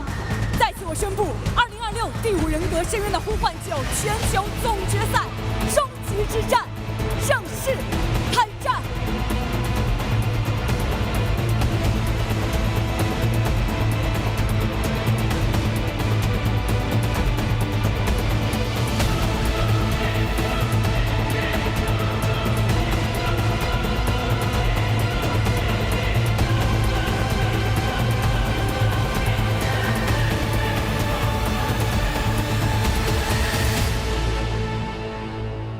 速回初心，战至巅峰，加油！冷知识，我的剑。Ladies and gentlemen, it is grand finals time, and you saw the stage is already set. We have TE, we have MRC, two teams that have yet to get a COA title are on stage. You got Nello Mello, you got Potch Spice on the mic at your service for this one, Nell. Rate your excitement from 1 to 10. This one. This is how excited I am. You see, with the provocations coming in. It's definitely 10 out of 10, guys. I mean, come on, man. Today, final day of the playoffs. Today is the time we crown the grand champion of COA 9 right here. Super excited. And Potch, for very good reason as well. I mean, look at everyone in the chat as well. Guys, do make some noise because tonight, it's either going to be MRC or TE walking out as champions right there. So far, MRC having an uncontested run in group stage and in playoffs, but TE, you know, it's slowly kind of ramping up their notoriety in group stage, and now in playoffs, IJL teams all eliminated in their wake, and also FPX.ZQ. So let's see how this is going to shake out, because Nell, MRC choosing Ever Sleeping Town to start things out. Ever Sleeping Town, again, the Marcus map, right? It's really good for QS right here. MRC loves this map as well. But I'm pretty sure TE also wants to play this map, so it doesn't really matter. One thing is for sure, there's going to be a little bit of variables here. There's going to be the tram factor. That's going to be something that we have to pay attention to because it did affect a few of the plays in previous games so far. So right now, Potch, I couldn't be more excited to cast the grand finals with you. Right up, MRC, Xiao, COAⅨ, Nanako, and of course there's TE, Flower Mom, Drop, Pepe, Libao, and L Confid. Really fast introductions there, really fast stats that we're going to show in front of your screen because, as we mentioned, this is a grand finals matchup. Hopefully everyone at home is doing all right. The tram factor will be involved in Ever Sleeping Town. Fun fact, T actually bans Ever Sleeping Town, so it might have been a scout out in the group stage performance, but also what we noticed from yesterday from MRC and also a little bit of today is that in best of fives, they tend to save their round, like their meta hunters for later rounds. So hopefully we'll see some of that as we introduce our first survivor here, Showdown, aura farming on stage. You know what? He wants an early night in the office. He wants to get the crown for his team. And ever since he's been in MRC, he's always been one of the strongest pillars of the survivor side. Yeah, sometimes fumbles in the first kites, right? So he's setting up Bailu to get the 4K. Exactly, and setting up Xiao to be the first person being chased, right? So definitely a character, and you kind of love the aura that he brings in, the vibes that he brings in, right? Nanako's also one of the staple characters of MRC, dubbed Nana King, right, by the viewers themselves, right? Nana King plays the harasser, has Meteorologist, has the Archer, and mind you, this guy is dubbed Nana King for a very specific reason, because of his plays, because of his meticulous harassments. So do watch out for Nanako from MRC. We were talking about the survivor side of MRC, right? It's really hard to be a survivor team that's carrying the crown of Bailu. And they have also been winning their factions half. It's not just going for ties, they actually go for the wins. And that is courtesy of also Xiao here, having excellent kiting, excellent rescues as well. 4th when it comes to escape rate. 7th when it comes to containment time before the knockdown happens. Xiao has his mercenary, has his first officer. Also brought out the wildling and also grave keeper. So you name it, he'll play it if he has to go for the rescues. Yeah, definitely maintaining his top position as escape rate. Maybe that's why Xiaodi wants him out so they can claim the spot for himself. But Xiao definitely a very reliable rescuer for Team MRC. But up next, it's COA⅓ right here. Plays the utility characters to perfection. You can see 2nd in average containment before first knockdown. That's 74 seconds, guys. That's a 3 ciphers kite before first knockdown. Of course, plays the aeroplanist, plays the patient as well. Pretty sure that he is the one that they rely on, especially if he gets chased first. Yeah, what impressed me the most yesterday is how they were able to shut down any attempts on GR's side. And GR's Hunter Jin is no one to scoff at. So the fact that they were able to pass that test with flying colors and deny the championship rounds of 4 and 5 yesterday, that has to be a huge boost of confidence. But you also have to admit that TE having a gauntlet match between FPX.ZQ, really well fought back and forth. I wonder if they have still something left in the tank, because yesterday we commentated that, Nell. That was quite the draining matchup that they had up against FPX.ZQ. That is very true. They went for the safe strategy, right? Going draw, wait for one side to make the mistake, and in BO4, finally tipping the scale towards their favor. But right now, this Pepe from TE, I don't think playing safe should be the route right here. If they want to, they really need to go for the kill right here. Pepe needs to set the pace. No more safety nets. You gotta get rid of safety nets. You gotta play with the mentality. This is it. Set the pace in Ever Sleeping Town. You have all access to all meta characters. You might as well use it now to give an advantage. I definitely want to see that. I want to see aggressive Pepe. I want it 2 years ago Pepe when he first burst into the scene and he was able to just lay claim to a lot of the top survivors. And with Alex by his side, that could be possible. And also note, folks, these two teams have never touched the COA trophy. This has never happened before. TE or MRC, they will be making history for their club, for their faction, for their team if they're able to raise that trophy high. So big stakes here, because usually you see a Wolves, you see a GG, you see a GR, you see a Zeta, but they're not here. They're not invited to the group chat now. Yeah, I mean, they've been sent home by TE or MRC right here. So you put up a very good point, right? They have yet to touch a trophy, but I feel like between them, it really comes down to who wants it more today. Because you know what? Xiaodi has been playing for the longest time, right? Xiaodi and his team, MRC. And right now, with the addition of Bailu from last year, I feel like this is the strongest team right now, right? They especially after they overcame GR with a convincing 3-0. Yeah. TE also had a good fight. Like they managed to topple FPX.ZQ, but a 3-0 against GR, that's insane. Yeah, very convincing as well. Just shut down any attempts of them coming back. So if they're still riding on that momentum, I hope TE has a battle strategy to come in with, because like you said, if they go defensive, those defenses can crumble real quick if you have this level of MRC or this confident MRC coming at them. But also on TE side, hopefully they kind of warmed up and maybe they save their defenses for FPX.ZQ, and now the Fangs come out. Now all the artillery is going to come out, because yeah, best of 5, set the pace, putting Pepe first. That is the strategy for them since MRC chose this map. Let's see how we're going to start things out now. Exactly. We won't forget to say hi to you guys in chat as well. Hello. Guys, as we go into band picks. I mean, there's Salty Sugi, Oats, Ree, Manicus, Caro, Just a Girl, just to name a few. But right now, shoutouts to Reyes, by the way. Yeah, yeah, big shoutouts to Reyes, and also big shoutouts to each and every one of you guys Please let us know who you think is going to win this as we start to lock in some of the survivors and also block out some of the survivors, Gravekeeper, Doctor, and Seer out of the mix here. Yeah, I like how they just bring out Mechanic first, right? Because Mechanic, there's how would you put this? When you don't emphasize too much on harassments, Mechanic can be that character where you utilize to help you with an extra hand of decoding, or if you're being chased first, as a body blocker. We've seen a lot of players utilize this well, right? So up against characters like, for example, Goatman. Sure, you might not have the best kite against Goatman, but this is where things get interesting, because if you're the first kite, hey, you can body block. If you're not, you can help decode. And with the addition of Enchantress right here, should be pretty balanced. You have everything. Yeah. Tanks, decode, harass, rescue, all that.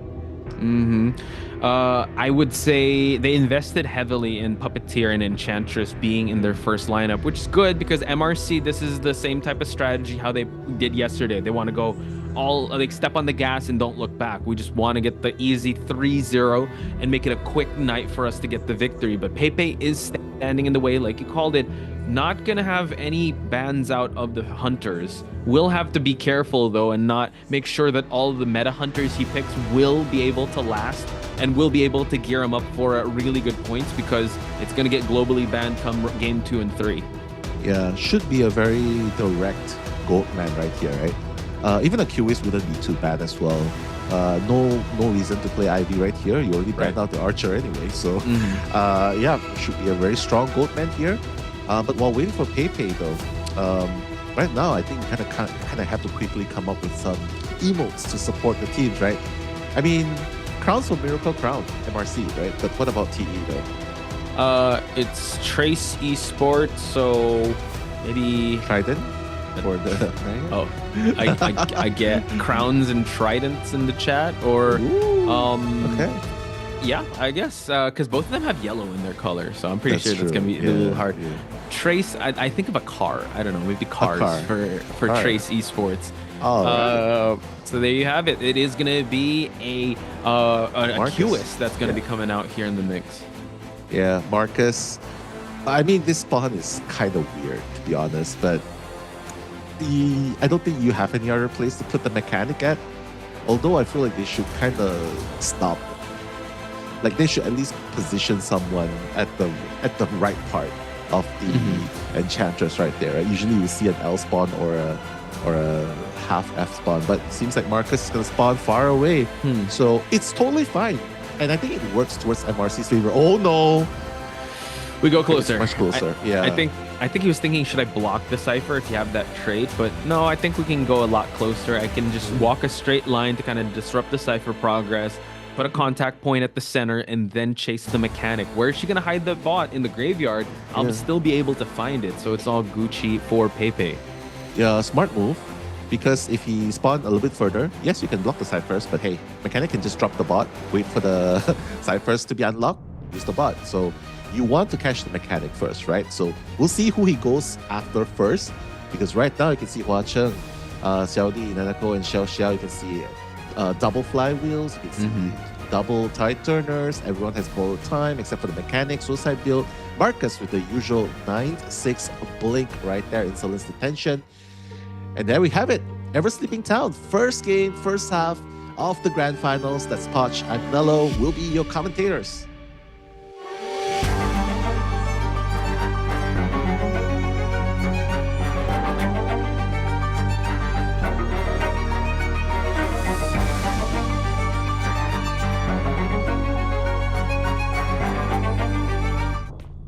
Pepe's Qist already making a dash towards the graveyard where we've seen the mechanic bot already trying to hide her bot in plain sight. Pepe considering it, but we gotta check the ciphers here at the center just to make sure. But Xiaodi already building a lot of distance away from that bot. We talk time and time again that bot is the big investment that you need to be able to keep alive here, and it seems like Pepe looking around, unable to find it, but we're still able to secure domain around this ciphers. That's true. MRC, there's no way MRC does not know Pepe is just just moving around, but finally going to check out the graveyard, right? But good job hiding the bot. But right now, Pepe trying to find that first target, seeing which Cypher is moving the most. There's already 50% onto one Cypher. Nanako's going to be in the vicinity. Not sure if this is the best first chase, though. Yeah, it is the Enchantress. You don't have a black hole capture yet for you to get that kidnap, but you do have a stack here to use just to prolong the kite, and the blink is going to be spent right away because of insolence, and now you have that kidnap feature. You have the kidnap feature, and of course, you need to land it, right? In an open area like this, sure, you can land it. But there's also a flywheel. Okay, now Pepe knows exactly what's going on with the stun burst. Stopping Pepe in his tracks. Nanako trying to buy a little bit more time. Different elevation. Yeah, that's going to help a little bit. But Pepe is going to pursue on foot. Kind of wasting a little bit more time. Nanako's doing a pretty good job so far. But the black hole is going to cut the route of Nanako. And maybe cut short. Ooh, okay. Ooh, that would be crazy if the tram interfered there. But I'd say good kite. We're able to pop one Cypher. But the basement here, Hwatsa already making his way towards the basement just so that he'll be able to actually go for the rescue. But you see the scratch marks on the floor, so it could be an early rescue on Hwatsa. Oh my god. Would be insane. If he was any nearer, he would have just carried Nanako on balloon and just hit Hwatsa, you know what I mean? But right now, playing in the basement, okay. A little bit of basement party here but still managing to buy a lot of time, though. That's the thing. But you got to be really careful, though. Don't want to buy too much time, because if he kidnaps you, you'll not be able to rescue before half. Oh, beautiful rescue, though. Yeah. But, Mechanic is here as well, just for the escort. But now we're able to actually farm off hit on the Enchantress. What was scary there, Nell, is that the Puppeteer used 3 of the puppets already. So that's why he's dwindled down. Pepe, though, actually looking around to see who he's actually going to chase. Nanako just trying to run towards this tram here, but you're going to have to avoid the tram first before you can get a pickup. So a little bit more time being bought. Excellent spot. Now Pepe has to wait for the tram to move. Nice tram conductor right there, landing right on top of Nanako. Nanako knowing the tram schedule, right?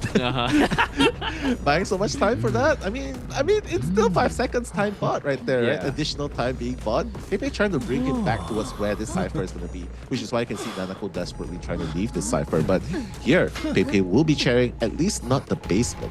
Yeah, so it seems like Showdown is in the area. However, it's first officer that needs to make this rescue happen because he does have that tide turner. Showdown chasing him away. We're trying to go for a backdoor rescue, able to actually get it while he was chasing the mechanic there. So Xiao has to be the one to get this next kite. It seems like he actually lost track of Nanako. He lost track of Nanako. This is so bad right now. Yeah, sure, you get Xiao, but here's the thing. Xiao has managed to rescue without using even 2 of his pocket watches, right? You have resources. Oh my god. And if you get close enough to Nanako, at least he will still have 1 more stun to work with. Xiaodi, this is the beauty of it, right, Posh? If you realize what MRC is doing, not only are they rotating to provide support, they're also simultaneously watching the Cypher decoding progress as well. So right now, guard duty, Xiaodi trying to just body block a little bit there. The walk speed was not fast enough. We flywheel through, but no, it bounced back in time. Mechanic is here, but unfortunately couldn't save or body block in time. That's going to be the first survivor out. But last Cypher is at 60%. Let's see if he's going to be able to spot it out. They're doubly coding that Cypher, I believe. Not sure if they're going to make it in time for that endgame pop. Mechanic's doll is here, so are we going to do a cleanup? Yeah, not quite. Yes. Okay, this is going to force attack recovery, and that is going to allow the Cypher to pop. That's absolutely insane. Cypher Prime, while all of them rotating, remember, they were rotating towards the basement for the rescue. There were more than 2 people going. And right now, Xiaodi, though, has nothing to work with, has a flywheel to work with, though. So I'm pretty sure they're just going to try and set the draw. Beautiful! Beautiful! And now the tram's going to buy some more time for Xiaodi. My goodness, he tried to create that separation, and now 2 survivors are at least guaranteed here, while Showdown is going to take a ticket to ride. We're going to get a capture. It's all good because they are able to get a tie game up against the COAⅨ. Absolutely insane the way they've been playing this.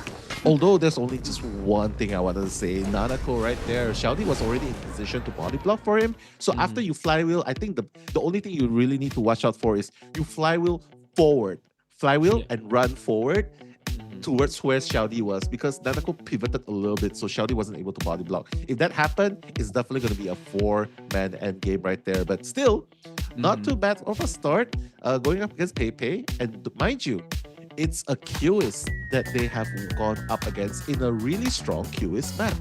Yeah, very admirable bring out the QS in a very strong QS map, but I believe MRC kind of took the best shot Pepe could deal with in this half and were able to at least defend the 2-2. And they were actually, Nanako did an amazing job just kiting at the start. And it was really unfortunate that they overwhelmed Pepe at the basement, that he lost track of Nanako, forcing him to actually rotate away from that basement all the way towards the graveyard, just securing the ciphers for the survivors. This is just high-level play, Posh. Like, look, you can decode and you can provide support at the same time, which is why it makes sense why they always love their lucky guys and why they always love their mechanics, because you can decode while going for the assist as well. And they did it so well. Like, you would expect, hey, wait a minute, why is 1 person here? Why is 2 person here? Why is 3 person here at the basement? And yet the ciphers are still moving. Look, 5 minutes and 30 seconds. That's not too bad against a Marcus who can mini abnormal ciphers. Yeah, and considering that the game ended 5-minute mark, it just shows that the mini abnormals did little to no effect. I mean, MRC, just the kings of multitasking. I'm pretty sure they have like 20 tabs open. They're listening to music, watching a Subway Surfer TikTok, and just like, I don't know, doom scrolling as well. So just while writing an essay. Exactly. So, and playing Identity 5. So they're just the king of multitasking, able to just, there was a basement party at one point, but we're still able to end the match in 5 minutes. An incredible survivor showing us that they did carry the momentum from yesterday, and unfortunately it's kind of at the expense of TE. So I wonder how we're gonna see the survivors of TE handle the wrath of Bailu. Okay, so here's the thing, right? MRC survivors, they played it very well, very steadily, right? And it's a BO1. I mean, it would be really sus if you can get a 3 or 4-man escape against a meta hunter, against a strong hunter like Pepe in BO1. So I think a draw, very acceptable. But the question is, will TE survivors be able to do the same? Because it is Bailu that they have to go up against right now. So we're going to introduce the TE survivors first. We're going to start things out with Maum. When it comes to, he's 8th when it comes to average deduction points, and 5th when it comes to average containment time above the 60-second mark. Maum, we talked about how Showdown is the veteran in the team. Maum is that veteran player. Has, as you saw, the Enchantress, Archer, Antiquarian. He's the main stunner of the group and has a highlighted career here. Hopefully he'll be able to push a little further here in the grand finals. Sure, for sure, right? Because coming in, this is already a huge achievement for Team Trace Esports right here. But up next, that's going to be Li Bao. I have nothing but praises for him. Ever since his fumble in Moonlit Report, he's been playing nothing short of the best rescuer so far, best rescuer play so far I've seen. 49.9% rescue, cannot say enough of it. Definitely a very reliable rescuer when it comes to Li Bao right here. Clutch rescues as well, just when you think he's gonna back up, able to pad his way in and just get the point for 49.99% rescue. So next we're gonna go to Drop having amazing kiting highlight reel yesterday in his matches. Did bring out Lucky Guy, did bring out the Doctor, but he also has Perfumer, Pharaoh Lady, Priestess, Composer. So he's a very slippery kiter. You really got to be careful if you're a hunter and you're chasing after Drop. Yeah, Drop definitely contributed significantly to TE as well. His kiting was absolutely insane. And the reason I'm saying this is because he was a lucky mate at one point with nothing but half a football and no other items, and yet managing to kite a QS. So really great player. Looking forward to seeing more of him. Yeah, and also El Confid getting the MVP from yesterday. He also is 5th when it comes to average containment before knockdown at 71.19 seconds. Has the Airplanist, has the Puppeteer, did bring out the Lanternist, Patient, Meteorologist, as well as a Lucky Guy in the group stage. Yeah, up next, they gotta go up against a monster from MRC. That's Bailu, ladies and gentlemen. The man, the mountain that they gotta overcome right here. Look at all the stats. It's almost maxed up. It almost looks like Sung Jin Woo at this point, right? Solo leveling, but this is absolutely insane. And the way he carried MRC against GR yesterday, nothing short of amazing. And right now, he has an important task, and that is not to get just a draw, but to get an advantage 3K, 4K to get the first win for MRC. Yeah, and he wants to control that streak since yesterday. And I think if we look back at this entire Call of the Abyss run, I think it was RC to make MRC kind of sweat just a little bit. But it was very minimal, right? It was actually the Bloody Queen that did get over harassed and over supported. So I wonder if they looked at that match and thought to themselves, like, maybe this is the way to go. Maybe we got to over support here. So, oh, sorry, it was Zeta that actually made MRC sweat just a little bit because of the over support. So I wonder if maybe that is the strategy to go with if you're Team TE. You gotta wonder as well. Zeta definitely did put up a fight against MRC, making them sweat, but it's still pretty early. You know what I mean? It's still, it is still BO1, and so far, TE has gotten to this spot thanks to them playing safe and stable.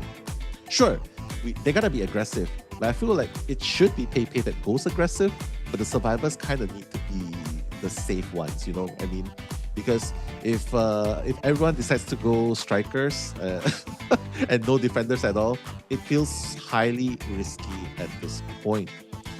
But of course, if things doesn't work out, they can definitely come and go super aggressive in the next game. I mean, next game is their map selection after all. So maybe that's where they can go a little bit more crazy, a little bit more aggressive. True. I think that if you want to be able to go up against this team, we talked about it, right? It's just what can you do to try and make Bailu or the team MRC kind of fumble? You have to show them things that they haven't seen yet, and I'm pretty sure they've scrimmed a lot in IVL, and they've also done a lot of tape study before they met each other here at the grand finals. So they gotta come up with something just to even tie things out, because Bailu, round one, not really known to tie things out. He goes for that 4-man elimination, 3-man elimination, and once the meta is out the door, that's when you can kind of be able to hold the fort down with your strikers. But for now, you gotta weather out that early storm of Bailu. Yeah, true. The case of the strongest attack versus the strongest defense, right? Right now, you gotta see which one is the stronger faction, because right now, similar pickups, right? Mechanic and Puppeteer, and that's great picks. You seen how effective it was last game in the first half when MRC used it. First officer as well. I mean, no harm if there's no archer. Probably will be going for an enchantress as well. So wow, 100% similar right there. So I think this is TE strategy. Just copy paste. Just copy the answers of MRC survivors. We're gonna do that, and if we have the same spawn selection, you could just replay this, guys, and that'll be the same answer. It's gonna tie things out all the way till round number 4 or 5. Then we'll see you guys at round 6. Yeah, same lineup, but let's see if the execution is similar as well, because don't forget, the players do have a little bit of different playstyle, and the spawn location as well, because that spawn location last game was not conventional, right? So it really depends on how they're gonna spawn, put the characters in the spawns locations. If they're gonna copy paste 100%, that'll be kind of weird, right? Because MRC did something unconventional with the spawn locations. Yeah, placing the mechanic in the graveyard. I mean, if Bailu decides to just sit in front of the graveyard, then hey, your mechanic's not gonna have the best time. Depends on Bailu too. If he goes QS, and if he ultimately decides to chase Maum on the Enchantress first, then hey, you can kind of expect a similar result there. I'm trying to consider the reason they went mirror match is because I think MRC, this is their map selection, so it's like, all right, let's try to just see what they did and do it a little better. So maybe more of a conventional spawn location. I will say the unconventional can maybe throw Bailu off, but his Qist has been really good as of late. But like you said, we got to defend. We have to be able to strike down the 4K streak, and we're actually looking at a completely different spawn location here now. Yeah, the difference is, well, Enchantress is not going to be in his usual spot, right? Mechanic's not going to be in the graveyard taking the Enchantress spot. But right now, this is already going to be a different start. And I'm pretty sure the ending might be a little bit different as well, simply because Marcus right now can just go straight for drop. Go straight for drop, build your presence through the bot. Doesn't matter if it's a body blocked by the bot. Hey, dude, you get rid of the bot, you unlock your skill, and that's when Marcus can really shine. So, let's see. Let's see if this mirror match copy-paste strategy by TE is going to work. No smiles between the coaches, but that's because it's high stakes at this point. Yeah, pretty much same persona build as well. We have Insolence, Detention, Rage, and Overwhelm, and Blink on the side of Bailu. Meanwhile, full kiting build onto drop side, as well as a flywheel on the Enchantress. We have some borrowed times on the board, but only 3. So, will TE continue to tie things out, or will MRC's Bailu break the tie streak here in round number 1? Watched by Mellow Mellow, your commentators for the match.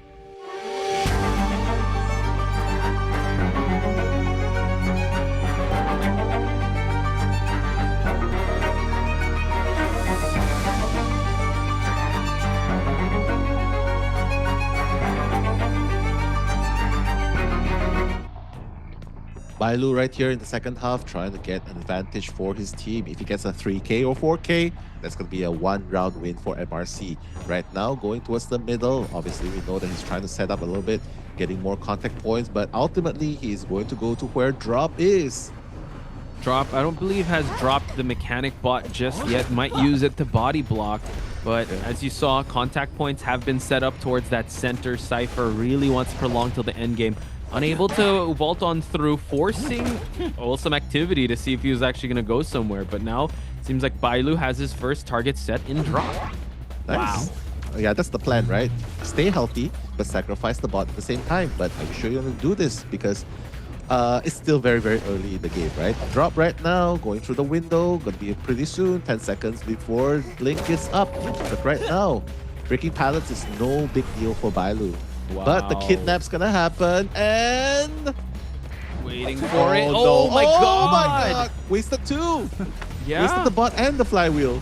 So able to still last a little longer, but now the inevitable is about to happen. The bot is still out, by the way, but now we go for the blink down. The basement is here too, by the way. So I don't know if Bailu is gonna play a basement play here. It seems like he's making his way towards that basement. Yeah, he wants the basement more than he wants the bot, right? If he chairs outside, at least he'll get the bot. But right now he doesn't care because half a bot, well, you can only complete your teammate Cypher. But hey, at least he managed to finish 2 Cyphers at the moment. Great stuff on their TE side. We already see that the first officer is feeding that tinnitus. He might have to come in early here, but Bailu just hanging around the stairs. Li Bao already in the case, able to rock that pocket watch to try and go for this rescue. Yeah, it's really hard to... Oh, wait! Oh, that was so close. So he's gonna get that hit either way, but... Berserker? Oh my God, double down? No, Drop wants a double down, but unfortunately... he's gonna keep drop right here. That's okay. Bailu just trying to set up right here. Put down the pallet. It's okay. He can break through it. By the time he hits, I think TE at this point, right? They just want to make sure that there's no double down situation and keep Bailu in this position. And that way they can get a draw. Yeah, I think basement... being in the graveyard is not disrupting too much ciphers. Yes, you can set up contact points from down here, but it's not as scary as being at the center of the map. Now we're going to see if Li Bao going to try to push that Cypher. Puppeteer is already rotating towards the graveyard, so you have to be very careful with how you choose to get this rescue. El Confid is going to get spotted out, so Bailu, I mean, you could just kidnap and then actually put him away from everyone, and that is the play here. Well, that's what he's doing right now, right? But right now, Bailu just coming in closer. Is it gonna be enough? Oh, he's gonna be able to make it, but now... Wow. Okay, so that's going to be the mechanic's last drop, but at least it's not going to be a double down again. So everything going according to script for TE, right? Whereas Bailu, yeah, you can't really mini a normal Cypher a lot right there, right? But here, it seems like Bailu is setting up perimeter. Well, there is that tram factor, so they seem to really know the schedules here. And the Enchantress is also here just to harass the pickup. So Bailu has to be very careful, forcing out the flywheel. But now we're just waiting for this tram to move along just so that he'll be able to get the pickup. Maum is here. He doesn't have a 3-stack. We're actually going to put away, so I don't think Maum is going to chase after him for a stun. Yeah, unfortunately, that's not going to happen. But right now, you can see why Maum was so close, right? He's like, chase me, bro. Chase me. But Bailu is not going to be tunnel vision. He knows that this last Cypher is what matters the most. But wait a minute. Oh my god. They're gonna pop though. They're gonna pop. They just did, yeah. So they are able to do that. Luckily, it was the Puppeteer to be able to do that because he tanked that hit. And now you see that the Enchantress is already at the exit gates. So they're working their way to get a tied game here. Beautiful play right here. You gotta say, this is absolutely insane. Oh, wait. Puppeteer? Yeah, it's gonna be a safe. It's gonna be a safe draw right here. And looks like following the script definitely paid off for TE. I mean, different location. But wait a minute, Jin. Sorry. Bailu is trying to go towards... Yeah, sorry, I just keep remembering. But yeah, I think once he realizes that everyone is out, he's just going to go back for the draw. Pick up Confit, get the draw. And Bailu. Okay, so TE's strategy so far paid off in the map that MRC chose. Yeah, just copy paste, dude. Just if it's working, don't fix it. And the fact that they were able to tie against Pepe, I think that's fine. We could do the same type of strategy, and you saw there, it didn't go just with one kiter. There was also a basement play, but the fact that remains that 2 good rescues on the basement wasn't able to stop Li Bao's attempt for a rescue as well as El Confid. So yeah, TE survivors also holding their own here. Yeah, definitely holding their own. And because, I mean, they realized, right, as long as they can get a draw in MRC's map selection, that's good enough. And that is up against Bailu as well. So I would say they played really stable.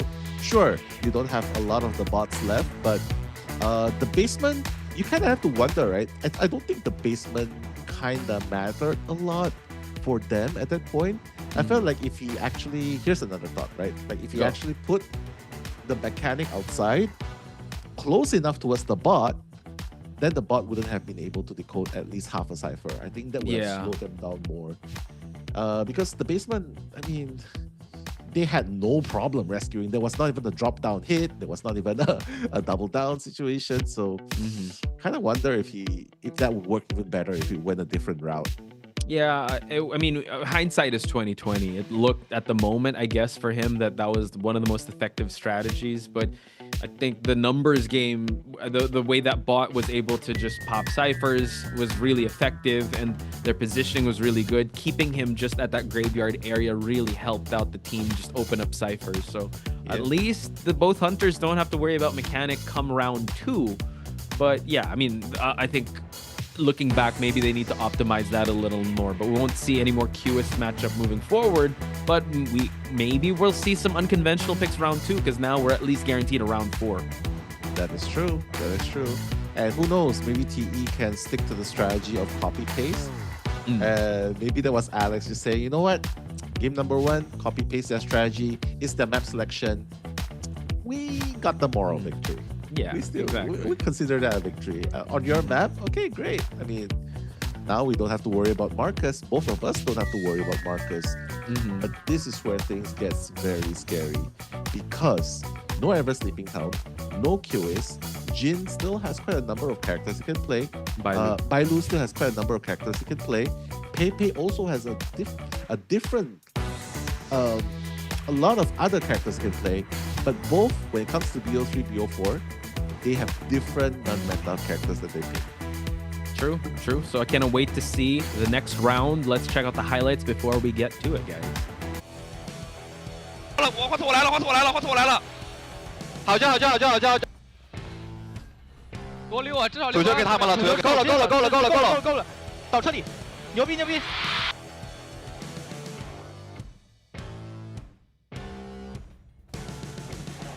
开掉吧。闪现好 ，OK， 闪现好了，闪现好了。哎，没出闪现了。可以出闪，可以出闪。出闪了。可以。这里面就我看到了。你就死里面修毒中去。确定确定，不要死毒中。1救了。可以，好救。你抢开就行。你开。有闪。我开了。目的地。All right, as you can see towards the ending part, right, they were trying to help him get towards the dungeon as well, but unfortunately it's at the end of the draw. So far, guys, it's been a tie game in the first round. It's a 2-2, and now we are going to Moonlit River Park, courtesy of TE. Both teams actually really like picking this map. In the group stage, TE picks this map all the time, like 3 times. But you can also see here that MRC does like banning it, but also choosing it as well. So we won't have a COAⅨ in this map. They most likely will be banning out the Goatman as well. So there's still Opera Singer that could come out to play, Hullabaloo, Ivies if they want to, because this map is quite big. Yeah, but I wouldn't want to waste my Goatman here. If I were them, right? I don't think I want to waste my Goatman here. I think I would rather go with an Opera Singer here. That would be good. I mean, that is if the opponents doesn't ban Opera Singer. Yeah, that's what I was actually thinking they're gonna ban the Goatman or ban out the Opera Singer, so it's one out of the other. And I think based on the record, Bailu actually has a very terrifying Goatman, and same with Pepe. So we might be looking at a respect ban of both Goatmans, or I don't know if they're gonna pick something else, because round 2 is usually where we see a bit of change up with the Hunters just to save the metas for round 4 or 5. Yeah, it's a huge map, so obviously we gotta think about their mobility, right? So when it comes to Hunters, sure, if you don't play Goatman, you don't play Opera Singer, what else do you have? You have the Gamekeeper, right? You have the Gamekeeper, you have Grace if you feel really confident, although I feel like we're gonna see our factory somewhere soon. Yeah. So they probably want to save it for that as well. So, Hullabaloo is also accessible for Pepe and Bailu. That definitely can work as well. But I think the strategy right now is it really depends on the picks and bans. If one of the sides decides to go heavily invested into survivors, right? Then yeah, okay, maybe we can consider loosening up the Hunters pick ban here, and then you know what? We go stronger when their survivors picks are weaker, right? But since they are sending out the survivors first, it's kind of opening an opportunity for TE to copy paste again. Yeah, that's what I was thinking too. It's like Alex has his notebook out and he's like waiting. All right, whatever they're gonna pick, let's pick it as well. Unless unless Pepe goes like Naiad, which is weird. But yeah, like you said, as the rounds go on, their specialty hunters are very different. Like we have a BQ versus a Naiad if that's the case. But here, yeah, you can definitely copy paste, and they have the same global bans of survivors. So you might as well take some notes, Alex. Take some notes. And then when it's BO4, when we get to BO4, then yeah, that's when we can get crazy and creative, right? But for now, let's see if they are going to repeat what they're doing, which is, hey, right now it's TE's map selection. Let's get a draw, and that's good enough. But we've also seen instances of survivor teams getting a 3-man escape in this map, right? And that was against an Opera Singer. So you gotta wonder, do you want to hard ban the Goatman, or do you want to hard ban this the Opera Singer in Moonlit River Park? Two very aggressive hunters that do well on big spaces and also can chase down survivors. So I think it really depends on how they're going to draft the composition and try to favor themselves towards one or the other team-wise, because you can also, I mean, same survivors can also counter the hunters, but you also have to admit that maybe they want to save some of the survivors for round 4 and 5. So they got to be very careful in drafting it out, because they've invested a lot in the Enchantress and Puppeteer. They're off the table. You kind of feel like MRC is also being cautious, right? Because you want to be aggressive, but at the same time, you got to pay respects to TE because they've made it this far as well. And they do have Pepe as well. You got to pay respect to their team. Yeah. So you cannot really blame them if they decide to go the safer route picks. Yeah. And who knows, the aggressive MRC might actually go with the same strategy as TE, like defense, defense. BO4, boom. Then Maybe. let's go. Yeah. Could be that. And you know how serious this is? Yeah, this is the first time we're seeing crowd shots now. We haven't even seen any cosplayers. That's how intense the stage is. No, we're back to the stage, guys. No crowd is here. It is just the players. That is what's important here. It's between, the showdown is between them. Yeah, showdown. The showdown that determines who will be crowned the champion of COAⅨ 9 and 3 million yuan as well. A lot of support's going for the team right now. Guys, don't forget. Crowns and tridents. Crowns for MRC, tridents for TE. Make your supports be known alongside your apples. Not sure how it went, but hopefully they are good. But right now, it seems like the Pepe has an idea, and that is to leave out the doctor and ban the mercenary first. So I think good stuff. Good stuff. Ban the mobility rescue first. So it seems like they are also going to ban out this goat man. So paying respects to his goat man, don't want to deal with it.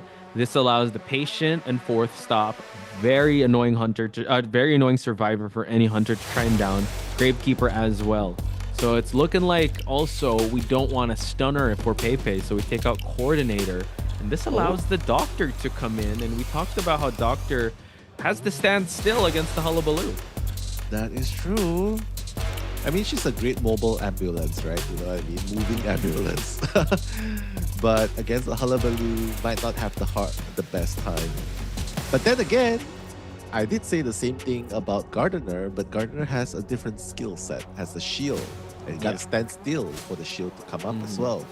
So I guess it really is the matter of how well can they hide the doctor. And the doctor shouldn't really be the first kite. The doctor really shouldn't be the first kite. Should be the person that's healing and say, okay, you're good to go. Catch you up. You're good to go. Go back there. True. Because I was thinking maybe they could have picked up a Florian, but I mean, I get why the doctor could come in here. Might also, if he's up against the opera singer, you can kind of chase down some of these other survivors, but they're really good jump spots for both meteorologist and patient. I think the doctor might not be able to get a heal going. The opera singer can catch up to her, especially if you bring max pallet breaking. So yeah, those two hunters are possibly on the radar for Pepe. Yeah. Good thing they picked up the Gravekeeper as well, because if you gotta remember, if the rescue fails halfway across the map, you couldn't get the rescue to happen, that's gonna be a huge problem. I think it can work. Although, Pepe, you gotta wonder, is it gonna be an opera singer here? Should be a clear-cut opera singer here. But, I mean, do you want to use it right now? Well, okay, you're not gonna use it. Yeah, so I think it was apparent when he left the doctor right? out. Yeah. So and the mercenary does fall down later, and I trust in this hullabaloo, but it might be a tough chase, especially with those survivors that could have those really good jump spots. And if you don't have trapeze, that would be a little hard. So you want a hard press onto Showdown, but I'm pretty sure they're gonna give Showdown like maybe 2-story. Just for him to be able to kite, but no, they're giving him first just so they can take the coaster. Imagine if they go for the Tetris spawn. Tetris spawn. Someone at the second stop to unlock the station, right? And then Doctor would at least, hey, you know what? I will use the tram straight away. Oh, wow. Okay. So Doctor's safe. Okay, all right. So Hullabaloo does not want to go for the doctor first. Okay. I guess he just wants to get rid of the hooks, because late game, heals doesn't matter as much, right? It's the hooks that matters the most, and we don't want to deal with hooks for the Cypher's Prime. Okay, makes sense. And maybe also he's more comfy chasing at this side of the map than first stop, because we know how slippery Showdown could be. But if you're able to get out the hooks, totally fine. There's not going to be a coaster to save you. So we do have Warp, Detention, Insolence, Rage, and Hunt on the side of Pepe. Meanwhile, we have actually a knee-jerk reflex and Tide Turner on COAⅨ, and actually 3 Tide Turners. So Showdown can come for rescue as well as Xiao Xiao. We do have also borrowed times on 3 of them, but Hwatse does not have that borrowed time. So folks, let's head to Moon River Park. Potch Spice and Nello Mello, your commentators for first half of round number 2.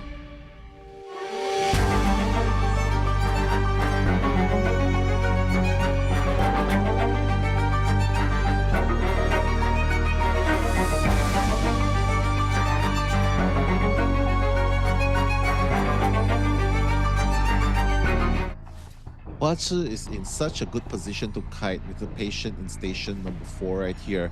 Pepe, on the other hand, needs to land the double surprises accurately so that he can manage. Oh, missing the first surprise. Okay, nailing the second one. Okay, at least it's 1 black mark on right now, but Pepe has no more double surprise to work with. Right now, you can see Hwatse not being at the station so far, just trying to rotate, making use of these 2 strong pallets first. Forcing Pepe to break it, and then with that time, he can go back towards the 4th station. That could work. Okay, double surprise is online. Let's see if he's going to be able to land and gain that insolence, but able to actually get the silence, the red mark. White one is about to be applied, and now we have the first skill unlocked. Has to be very careful, patient in a tough spot here. Very, very nicely done by Pepe, silencing him when he was about to use the hook. But right now, Hwatse, that was very, very close. Too close for comfort right there, Potch. We have the trapeze unlocked already. 1 black mark. He actually walked into it, and Pepe has the patient down. Luckily, we still have 2 hooks to work with, and Xiao Xiao is already here. It's crazy how it seemed like it wasn't it was a fast down by Pepe, but 3 ciphers were almost done. That's absolutely insane.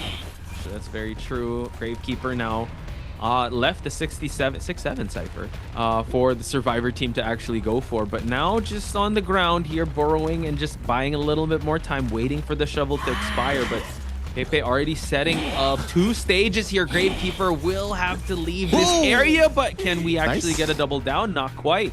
Xiao, very, very well done. The double down would be so disastrous for MRC right here, but Hwatse, I think he should invest 1 more hook right here. Okay, nicely done, but there's a 3rd piece to catch up to Hwatse. Needs to be careful not to get caught right here. Hwatse just waiting a little bit more, trying to get him down. 2 more marks is gonna do it. Red mark and white mark is gonna do it, but 1 more hook. But the trapeze to catch up again. Man. Good discipline on Pepe's side, saving up that trapeze. And also just the double surprise placement, right? Putting it next to the pallet just to cut him off and for him not to vault it. And now we have a down onto Hwatse, who has no hooks, by the way, Nell. So it's going to be a tough rebound kite.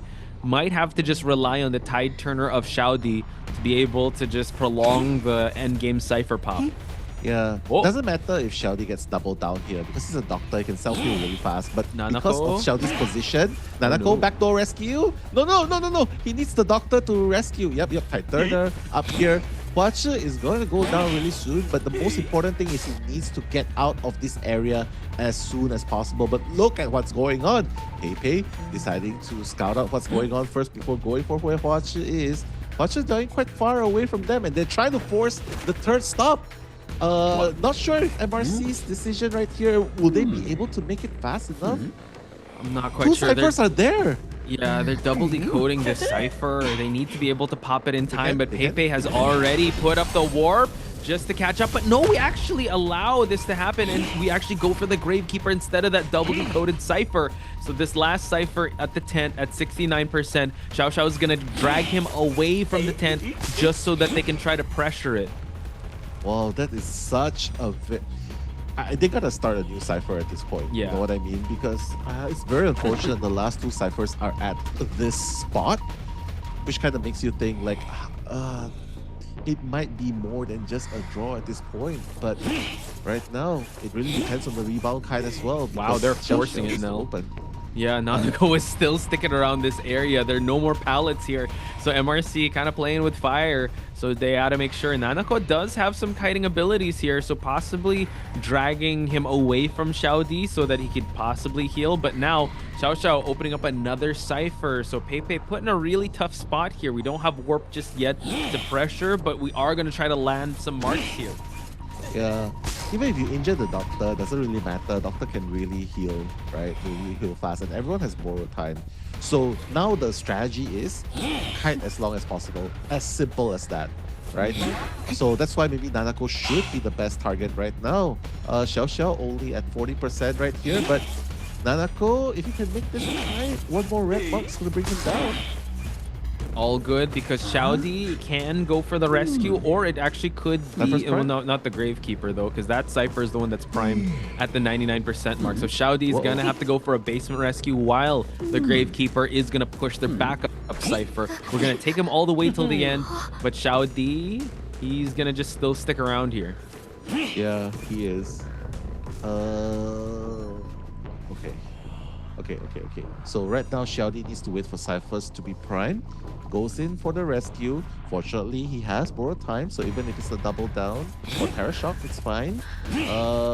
Needs to be really careful though. 2 more marks, and that's gonna be it. Oh, Showdown getting hit right there. Oh! Gets the pop, and now Nanako needs to get the heck out of here while Showdown is following. We get a push, and now they split push the exit. Who is he gonna chase after? It seems like it's Showdown. It's gonna be Showdown. One more red mark's gonna do it, but Showdown! Wow. Trying his best to avoid, but hey, look, there's still Warp Gate available for Pepe. If you can put Doctor down right here, and Pepe believes in it, he can straight away go for the Warp Gate. If he believes in it. Like he's gonna go for it. Nanako in the area. Gotta be very careful. Do you have a push? You do not. So now Nanako is gonna fall down. Xiao has to get out of here. He is gonna get out. He's gonna go out with a one-man escape at this point. I mean, that's the painful decision for MRC, right? But it beats having 4 gate right here. Right. One escape, and good job on the side of Pepe. I mean, going aggressive with the hullabaloo. Sure, it's not a 4K, but hey, it beats getting a tie right here. Yeah, and it kind of went back to the strategy of the picks and bans, right? The Doctor, unfortunately, you know, I mean, at endgame, it's really tough because you just stack up those injuries, and didn't really have any endgame items. So he was really dwindling all the items from the start. The Meteorologist didn't even have a wind gale to get the push going. So yeah, I'd have to say Pepe, you know what, this is possibly the start for him. Can't rest on his laurels just yet because the survivors of TE need to at least tie things out. And if this is going to be a hullabaloo matchup, Nell, are we going to copy paste or are we going to change things up? What would you want? Since they failed with this lineup, I think it's probably not going to be a copy paste. As a matter of fact, this is the opening for TE. It's their map selection, right? Right. Replace the Doctor with a Florian. Or an Acrobat. Something that could just build distance. Yeah. Florian. And this lineup can go, if you change Doctor, right? Can go up against Hullabaloo and Opera Singer, right? Yeah. That's the thing. Because you gotta remember, Doctor late game, there's not much you can do. Yeah. You know what I mean? Which is why he didn't go for the Doctor first. He went for the Patient first. So that was what started things off, right? Late game, Doctor is like a running psychologist with no items, right? Not say no items, but no healing significance. Because hey, how can you heal when you're on the chase, when you're being chased, right? So that's the thing. Maybe make a little bit of adjustments. I think TE would probably not copy paste this formula this time. And I feel like if they can replace Doctor with something else, I think that would be better. I agree. And I guess it also showed Pepe's, like you said, Doctor early game really good. The kiting, hunters starved of presence. You can keep healing, but late game with detention, not really a factor. So yeah, there's a big opening for TE to kind of solidify their first round win and really make MRC kind of sweat here. So here we have it. TE survivors getting ready for the stage. Yeah, I mean, this is such a huge opening for them, right? Because Pepe has already set the stage for them for the second half. He's already gotten a 3-1.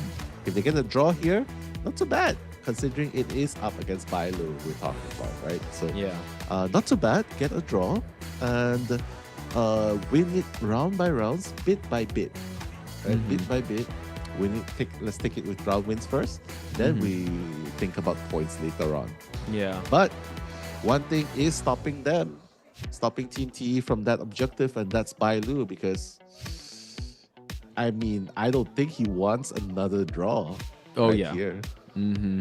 He needs to try and go for a 4K if he wants to be able to give that confidence back in MRC. And I'd have to say, Pepe really putting the pressure on MRC survivors there. And I would say MRC survivors did a great job kiting. I mean, the patient kited pretty well. It's just, I think just the matchup didn't play into their favor towards the end game. And he was very confident also that he was going to spot someone out and really force the basement chair was actually very, it was very beneficial on the side of TE. Yeah. Unlike the previous match. Yeah. I mean, come on, man. Everyone was in there. Yeah. But, yeah, I mean, right now, you gotta wonder if he's gonna follow the exact same lineup strategy. Ban out the Masonry first alongside the Seer. Because that game, not having pads was was definitely, I mean, the ideal rescuer would be a Masonry there. So that's good job on the side of banning right there. I'm pretty sure we have Alex to thank for Team TE's lineup right there. But right now, it's MRC coming in. Let's see if Alex is going to draft them a copy-paste lineup or something different to secure the draw. I mean, heck, bring out that bomber if you want to right here. Yeah, just try and go for that tie. El-Confid is an El-Confid mean. What's that? Happy? No, it's Madagascar or Happy Fee? I'm not sure. I just saw Penguin. But yeah, it seems like the whole place is packed. Again, it's grand finals on a lovely Tuesday night. It's Tuesday, right? It is Tuesday, yeah. Tuesday night. T加油, that's what it said. 加油, 加油. Show us some costumes, man. I'm gonna start guessing costumes right here. Oh, there, go. What's that? That's the Barbie. You sure? I think it's Mechanic. Okay, Mechanic. I think Priestess is on the blue. I haven't seen. Wait, where else we got? Oh, there's Priestess again. I think that's a Mary next to the Priestess, the one that's with the pink hair. All right, I see that. And I also see the trophy. The trophy. That's 3 million yuan right there. You might as well just take it. Oh, I thought this is someone cosplaying as the trophy. Wow, this cosplay is amazing. All right, how do you fit yourself into this costume? All right. Those trophies are heavy, by the way. It is. It should be. If it was light, that would be weird. Like, hey, I win! Lift up the trophy, it flies off. Yeah, whoa. Gold plated. What would you say? It's gold plated. Gold plated. Yeah. Yeah, it's just cotton inside, but obviously that's not true. It's definitely very heavy. I mean, the last time we hold on onto it was the IBC Cup, was not the COA⅓ Cup, but definitely heavy. But I'm not sure how you're gonna bring it on your plane because of weight limits. But well, they live there. I mean, I don't know if I hope they live in that city, or if not, they have to pay the airline extra baggage fee for that. Yeah. But getting ready right now. I mean, TE it feels like a tie would be enough. Oh, dude, and same. They're copy pasting the same one. See your merch. Haha. Ban the goat man. Do not go doctor. Do not go doctor. Gravekeeper. And who else we got? Oh. Okay, I like these two. Okay, good pickup. Still good the same. It's still the same. Yeah. Ban the coordinator. Okay, that says maybe I want the opera singer. You know what I mean? Don't fall for it. Don't fall for it. Keep the same. If they don't bring out doctor, if they don't bring out doctor, it's gonna be opera singer. Yeah, but patient again. The third. Okay, Gardener out of the way. They don't have access to Puppeteer, so are we gonna go tanky? Are we gonna go stun? There we go, Flory. I knew it. See, I said it. Yeah, no, Alex has done his homework. The copy paste strategy out the door. You know what he did? He just saw the paper, changed the name to Alex. Yeah, this is our draft. Okay. No, he heard us saying. You know, he heard us saying. Replace the doctor with Florian, and he's like, "Yeah, I heard your mellow punch. I'm gonna replace it." This would also work out well for an opera singer. because the balloon's able to stop her in her tracks. I think this is actually a very... You just change one variable, right? It's like removing the in Facebook and just being, how about just keep it like that? And then boom, just, oh yeah, this is definitely a sellable team here on the side of TE. But Bailu now, I wonder what he's going to do. Well, he plays opera singer. I think that's the only thing he can do right here. Unless if he's really confident with the Hullabaloo. Because if TE plays Doctor, no doubt. Hullabaloo. So, I'm also thinking, if Bailu is residing himself to just a tie, does he want to save those hunters for another game and just go for a solid tie hunter? Why, I mean, yes, I can see that point of view, but honestly, I think the finger says so. 4K. I will never settle for a tie. I feel like that's what he's trying to embody as well, right? Because right now, see, it's the opera singer right here. Not He's gonna have to make this count. Yeah, because he's cashing in the opera singer early on, meaning we won't see that opera singer around 3. And we have seen him kind of struggle in like round 3, 4, 5. So I like TE's strategy. They did know that they were going to come up with this opera singer, and the spawn locations, not wasting any time. We're going to give Florian the 2-story just so he can set up his balloons for him to be able to kite around this area. Yeah, first kite needs to be strong. And with a Florian, I think it can be a strong kite right here, right? But and basically everyone here has something to kite against the opera singer. So it really depends on the kiting route of Florian. I mean, he can block the entrance, go towards the second floor, waltz out, moves towards the first floor, while the patient from the first station goes towards the second stop and opens the train station. Right. So not a mirror match anymore. Blink trump card detention on the side of Bailu. Meanwhile, this Maum doesn't have a kiting build, but he will have to kite it out if Bailu will be chasing him first. But we got some borrowed times. We have some knee-jerk reflexes. You have me and Nell, your commentators for this match. Let's head to second half of round number 2 in Moon River Park.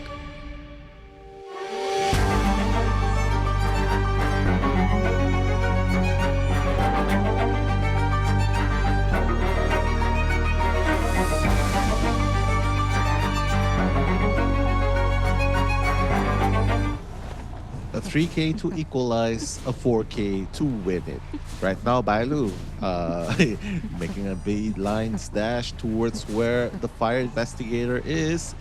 Maum right here has already used up his first airbag. It's gonna build a bit more distance and running towards. Okay, so this is a strong kiting area for. Whoa. Oh wait, what? Hits him through the pallet. Maum couldn't turn sooner, gets an early hit, but now kind of has to set up a route here just so he can go back and forth between these balloons. Again, this is Bailu, but his opera singer is something that you have to respect. Insane swipes. The tip of the fingers, right? I thought that it would not register, but apparently Maum. Oh wait! Wow. Okay, blocking a little bit. Okay, it's fine. I'm just gonna. Oh wait. Okay. Yeah. Force him to break it. Yeah, Bailu's smart too, containing Maum right here, right? He's like, okay, in case he has pallet boost speed, but obviously without the boost speed, he's just gonna go down.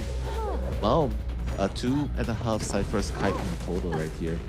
A little unfortunate, but it's all good because TE wants to tie things out, and now we actually go base. There's a basement in every game here, so it seems like Bailu wants to bring him to this basement. Gravekeeper is already on the case here, so Bailu is gonna have to be very careful for this rescue attempt.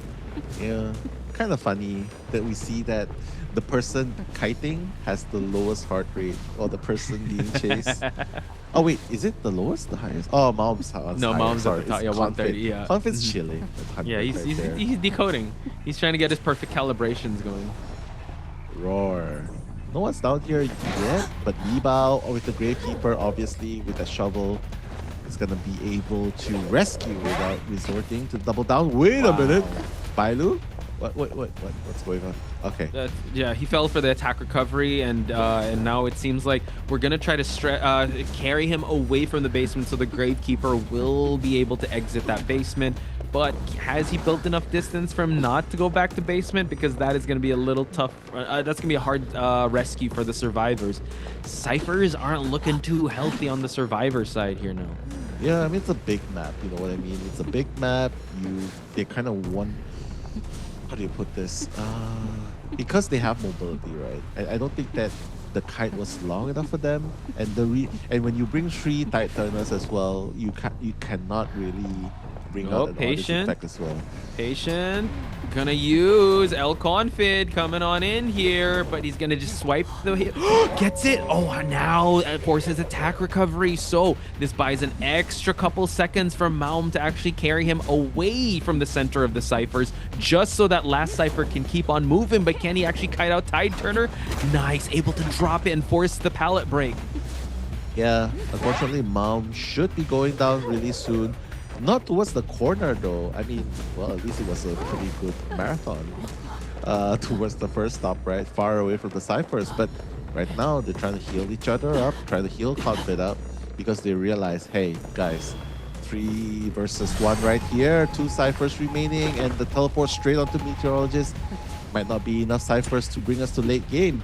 Bailu, next target right here. Ooh, we've seen this before. Opera Singer in 4th stop here. You're gonna have to prepare your shadow dances, because you're gonna have to work your way here while Drop able to drop down this pallet in time. Yes, Whoa! Able to get a pallet slam, and now we're gonna be able to use up a little bit of our bottle just for some more utility as they open up 2 backup Cyphers here now.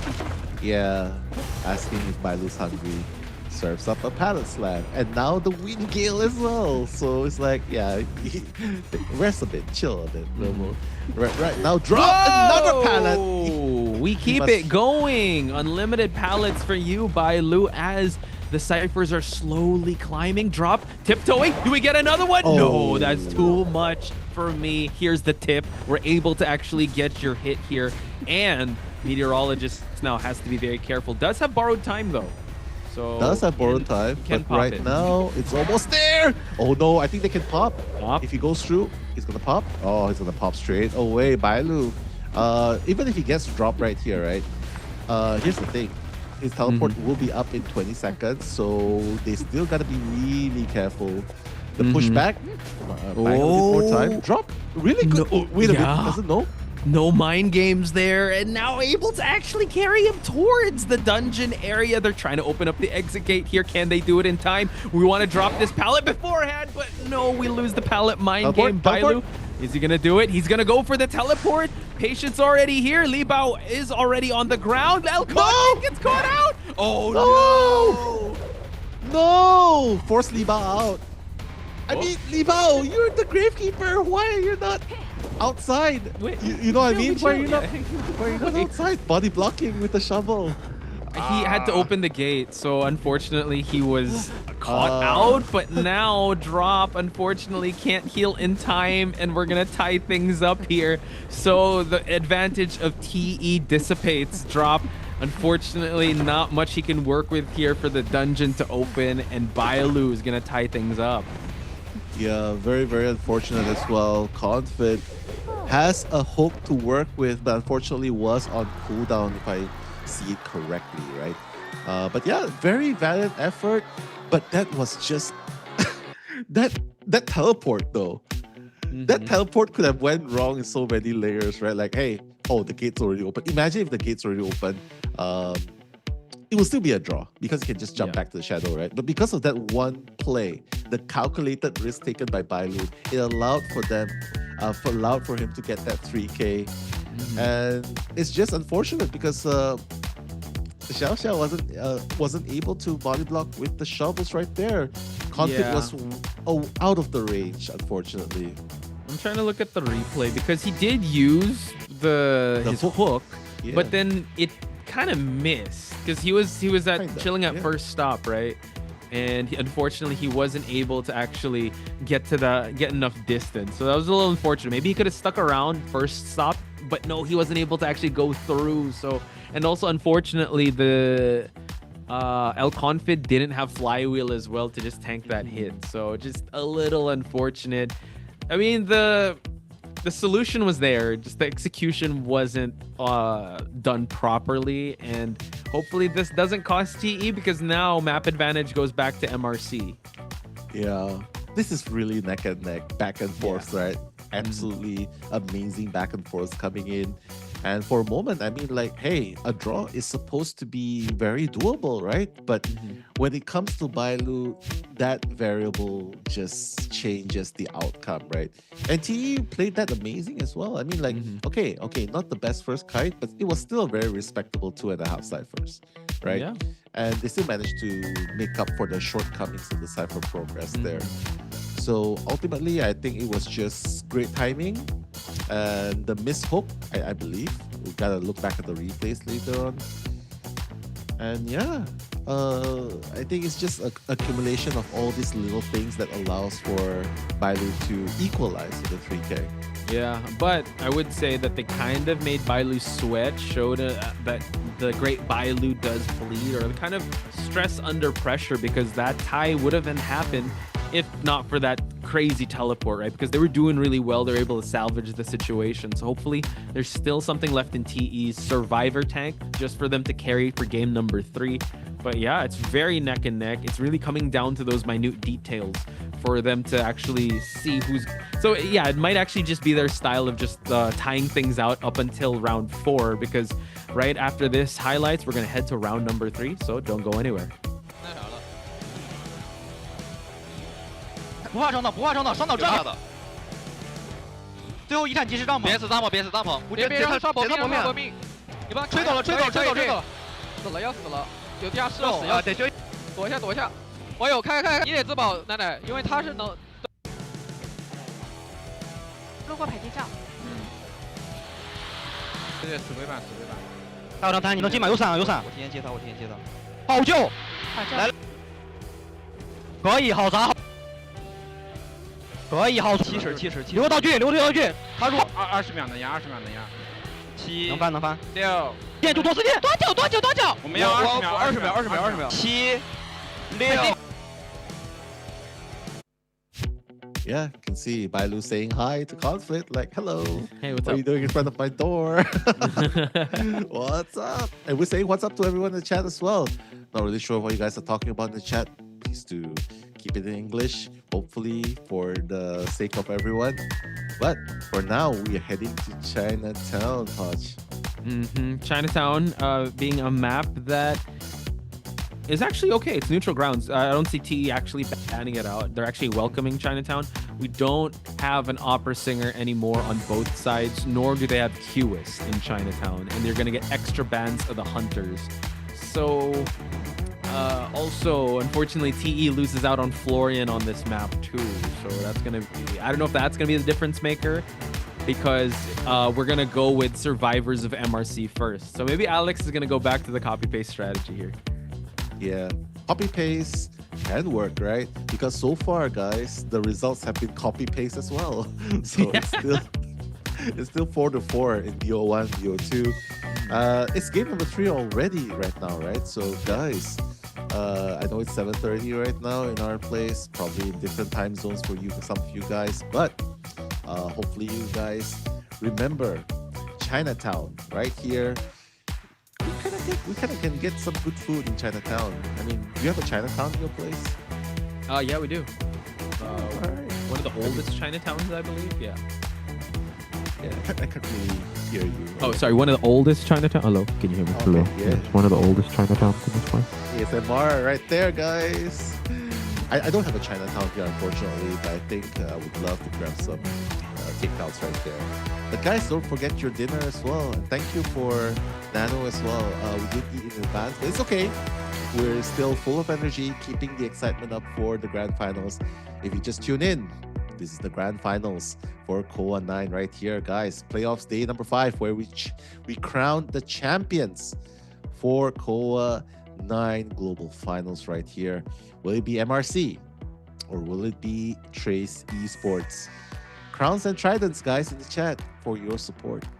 Kind of wild. I don't think we've ever seen this amount of one faction always going first, because it's always been MRC survivors first, and then we switch things up later on. So I think We will try and he's rolling up the sleeves. It's over, guys. Pepe is leveling up here. He's gonna be able to.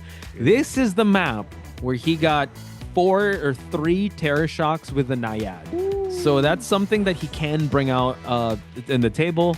Just for you guys to know, check out his matchup against DFM. It was quite terrifying.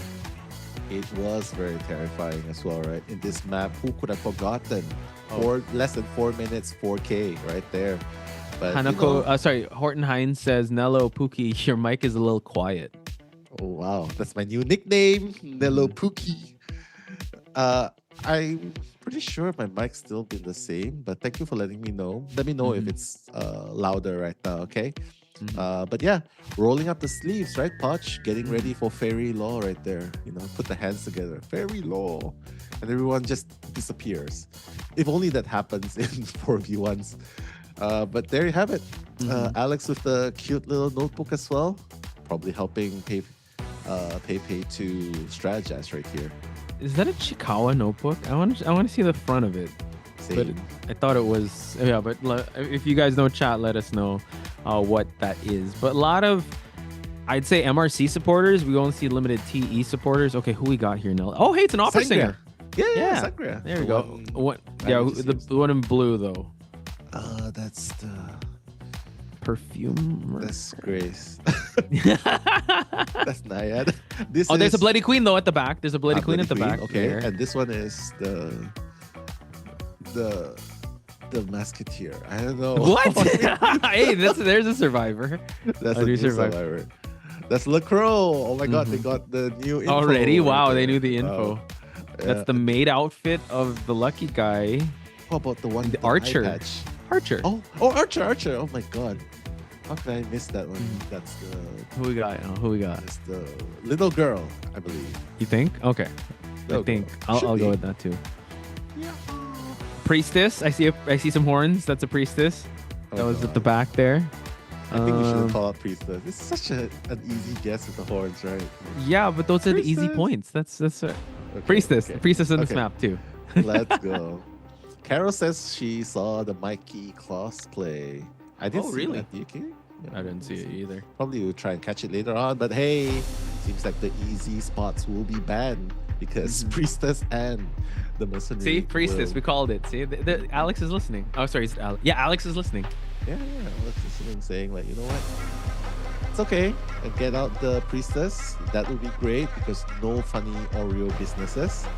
But they're gonna respond with a lucky guy and an entomologist. Definitely not Bolt right there. He's just cosplaying as a Bolt person. This escapologist is going to be hard to... it's funny because you can spot him from a mile away if someone will cosplay as him. So, yeah, hopefully we get to see that. But again, this is going to be one of the last bans or global bans we're going to see for the survivors and hunters. So we got to pay attention as we will lock in an antiquarian. So heavy investment on the side of MRC with their lucky guy, because I'd say that's COAⅨ's specialty, having that lucky guy ready. So is this like an SOS that they're actually marking here that they want to turn the tides? Should be. I mean, they got to invest a little bit heavier onto the lineups right here, right? Because so far, they got a draw. Game number 2, they got a one-man escape. So hopefully it doesn't turn out even worse this game, because Pepe has proven that he has more than enough to take on MRC survivors right here. But right now, just giving a little bit of shout outs to the people in chat, recognizing the number 2 crown on the spot right there. Salty Sugi. Stay salty, not sweet. Or can you stay salty and sweet? I mean, I don't know. Is salty and sweet good to go together? I know some people like their tea with sugar and some people like their tea with salt, but I'm not too sure about that. But right now, hopefully you can answer that question for me later on. But right now, the stage has been set. Lanternist has been banned. Toy Merchant being the last pick. So they have the catapults factor. They have the items factor. And MRC this time feels like they are going with the mobility, a little bit of mobility in Annie, and the items with Lucky Guy and Toy Merchant. Yeah, pretty well-rounded lineup here on the side of MRC. So When it comes to Pepe, though, who can he actually play? We did say that he brought out a Naiad here. He has access to a wax artist. He has access to a peddler. He also has access to a... That's about it. The one brought in the group stage. And there you go. He's going to bring out the Naiad. So let's see if his reigns of Terror Shock will continue on in this map. Mobility also is quite terrifying in Arms Factory, but that was a tiny map. Here it is huge. It is huge. But hey, he got the Terror Shock before. He's gotten the 4K before in this map. So we'll see if that's what Pepe is confident in bringing down the MRC survivors, because man, oh man, I hate to be drowned by Naiad. And that puddle when you go for the rescue. Woo, so dangerous. Yeah. Hopefully we won't get to see that. Well, if you're a survivor main, but if you're a hunter, you'd love to see it when that happens. Are we going to complete the T-shaped spawn, or will we spawn in any of these corners? It seems like we will spawn at Umbrella exit. Yeah, Naiad match. You got it right, guys. Grace. Trying to flood the entire map. I'm sure she wants to do it, but right now I think the best first target should definitely be the lucky guy. Just run straight forward to the lucky guy, remove him of items. That would be great. But of course, if he wants a little bit of fast chase, the entomologist is right in front of him, so that can be an option. You know, remove the smoke screens first. That can be an option.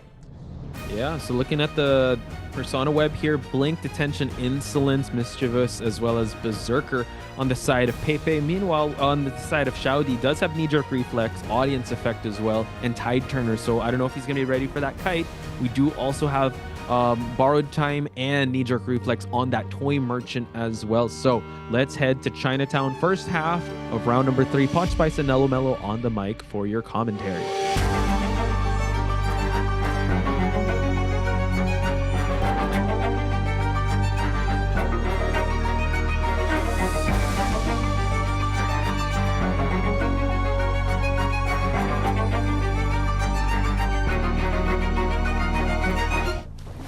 Pepe. Let's see if Pepe is going to be able to make a mark again in this map with his Naiad. Definitely a 3K and 4K will help his team to gain a lead in this first half. But right now, looking at the floor, tracing the bloodlines, and with the hunt, gain a little bit of that speed boost here. Catching up to the first target, that's Xiao Xiao. Oh, so I guess he's going to try and get rid of the rescuers first here, Punch. Yeah, as the escapologist here, already using up that smoke screen. So is he just attacking items before he gets that knockdown? He's going to go for another swim here, and just away from that pallet, he's going to be forcing Xiao Xiao to go for that pallet boost here, so we continue on with the chase. It's like, oh, wait a minute, there's a little bit of speed boost right there for the pallets. Okay, we know you don't have borrowed time. So I made the correct decision, chasing after the escapologist first. Oh, what a play by Xiao Xiao, moving forward. And can I just say, a good start so far, even though he's already used up all of his smoke screens. Yeah, and he's also kiting on a lot of them. And oh, no! Oh my god, the flare gun didn't really work out well. And it was actually a low wall, but we still are all right. We attacked the items, and now we're back to Xiao Xiao here. Shawty just going back to his cipher like, you didn't see that. Nothing's happened. No, nothing happened. Like, we're just chilling here, guys. It's fine. He's decoding innocently right now. Look, he's just standing there decoding. He doesn't care. He's like, what happened? No, it must be your imagination. Yeah, I never got a flare gun. It never arrived, guys. But look at that. Oh, it's a magic wand for Xiao Xiao to be able to use. It's still actually really good because they're able to pop at least 2 ciphers before the first down. Wow, and finally popping him down, but it's okay because that's a 2.5 ciphers kite. But honestly though, Showdy. Oh my god, Showdy. He still has a parcel to unbox right there, right? So you can definitely wish for something else that's more useful. Escapologist trying to position himself in a fairer spot. Nearby Showdy saying, hey Showdy, please help me. You've already done your decoding. Please help me right here. I'm here for you. But Lucky Guy needs to find an item first for the rescue to happen. And it seems like elbow pads will be the item that he's going to use. He's going to go for the rescue, but he's in this area, has to move on away at 73%. We actually farmed off one hit in the Escapologist now, 31%. He's going to try to flood this restaurant area. No hesitation at all with the rescue punch. You notice? Like, Pepe was faking it with the animation, emote swing animation, right? But Shawty just went straight for it. So if Pepe didn't fake it, that would have been the terror shock. So, like, okay, so the fortune favors the bull at this point, right? For Shawty. But hey, look at it.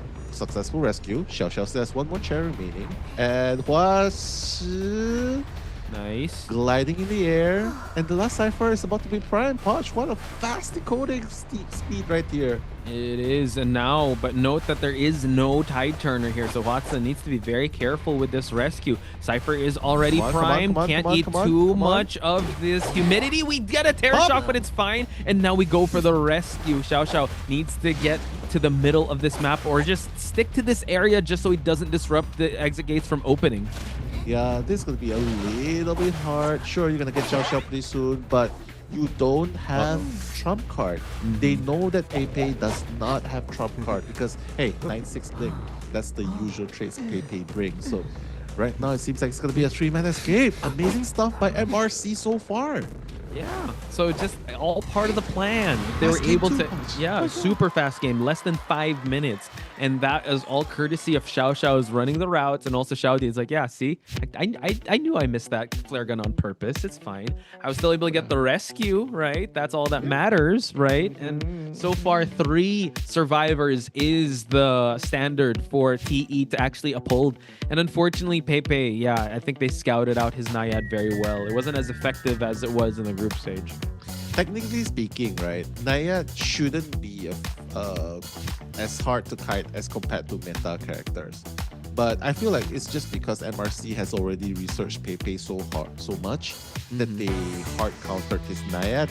They knew exactly what his coverage patterns are, how he's going to utilize Grace to chase and keeping him away from ciphers as well. I think that was one of the most important things as well. Xiaodi finishing the cipher was so important as well before coming in for the rescue. So you can see part of it is, of course, largely thanks to Xiao Xiao with the 131 seconds containment time. He has to be MVP for that one, but unfortunately he did get eliminated. So I don't know if that's going to count as a score, but without that kite, that would have been a really hard game to actually Cypher rush from. But yeah, I think that it really was a hard matchup for Pepe to go after the Escapologist, but especially the routes he was running. He was kind of kiting on top of ciphers, but it wasn't disrupting any of them. Xiao Di and also, I think it was the Toy Merchant at the center. They still trusted in the kite that it lasted that long. So survivors finally able to kind of break the mold here with a 3-1. Yeah, finally breaking the mold with 3-1, but I mean, Bailu covered for the team last game, right? Because MRC only got the 1 survivor out. And this time, they are the ones setting the pace with a 3-man escape. So right now, TE survivors, I think it's about time they got a cover for Pepe as well. Yeah. So it's a 3-man escape to tie things up, or a 4-man escape to win Chinatown right here. But I think it's going to be a really hard request because they are going up against Bailu at this point. So let's talk about Bailu. What hunters do you think he can actually play in this map that can secure, guarantee like a tie? Are we thinking N? Are we thinking Soul Weaver, Headler in a big map like this? You can. I mean, if his vines are accurate, here's the thing. You secure, if your vines are super accurate, you secure that first down as fast as possible, get rid of one person as fast as possible, and that's it. With Naiad, you cannot get rid, because you saw like Pepe constantly trying to flood, trying to get that pull damage in to down the survivors. It's a different case with Peddler. If you get the vines up, that's a guaranteed 1-hit damage. Get another one up, that's a guaranteed 2-hit, or even a 1 area of effect chip damage. That would make things so much faster. So yeah, I can go with Peddler here if he wants to. Chat's gonna hate me, but I think he can go wax artist too. If he just wants to tie things out. Oh yeah, sure. Wax artist definitely can. I think maybe save the peddler for maybe a smaller map. We've in the group stage, I don't know. I think he's only brought out his peddler once, but his Bloody Queen is the one we saw in Arms Factory, right? And that's possibly maybe around 4 or 5. I think maybe you could save that peddler because it is still a very meta hunter, and maybe now because they don't have to worry about the Naiad even if it's like a smaller map. So yeah, Bailu's still kind of holding all the cards here for him to be able to tie things out. But like you said, it's time for the TE survivors to step up and cover for Pepe. Yeah, bring out the Embalmer. I think that would work here. It's a big map. You definitely, if you bring out the Embalmer, you're definitely forcing at least a character that has mobility or at least needs to rely on warp. And that's going to be the cue for Wax Artist. Yeah. Chat's right? already Wax Artist. Yeah. There's some people that like Wax Artist though. Look at that Naiad in the game, as well as MRC, MRC fans and also TE fans out there, especially that meme of Pepe as a Naiad. So funny. Yeah, the Merboy right there, right? Yeah. Naiad right there. Right. I mean, he's done his best with his Naiad, right? Unfortunately, MRC had his number covered. So right now, TE survivors really need to step up. Although, I feel like if they really fall to Bailu right here and just get a 2-man escape, I think it's a very logical conclusion, right? It's a very logical conclusion.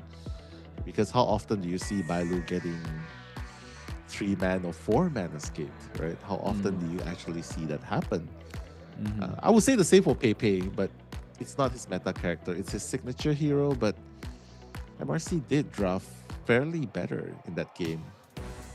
Yeah, I mean, they might take a page out of their book and draft the same composition because it's still on the table. But let's see if the copy-paste strategy is going to work out, as we do have a bit of the same type of bans. But no, we're actually going Lanternist this time. It was Seer Priestess for the side of Pepe, but possibly just doesn't want the Cypher Rush to happen on the Lanternist side.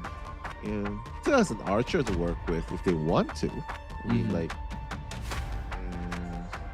but do they want to use the Archer right here?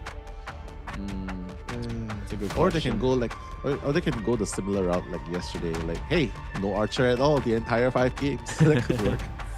Possibly, but not gonna stick to the copy-paste strategy. We're gonna see Aeroplanist and Coordinators. So at least we're gonna have a kiting character and also a stun character, just to prepare for whatever Bailu brings to the table, because the metas are off the table. Except Hullabaloo. Hullabaloo is actually available. Hullabaloo is available. Does he want to use it? That's the thing, right?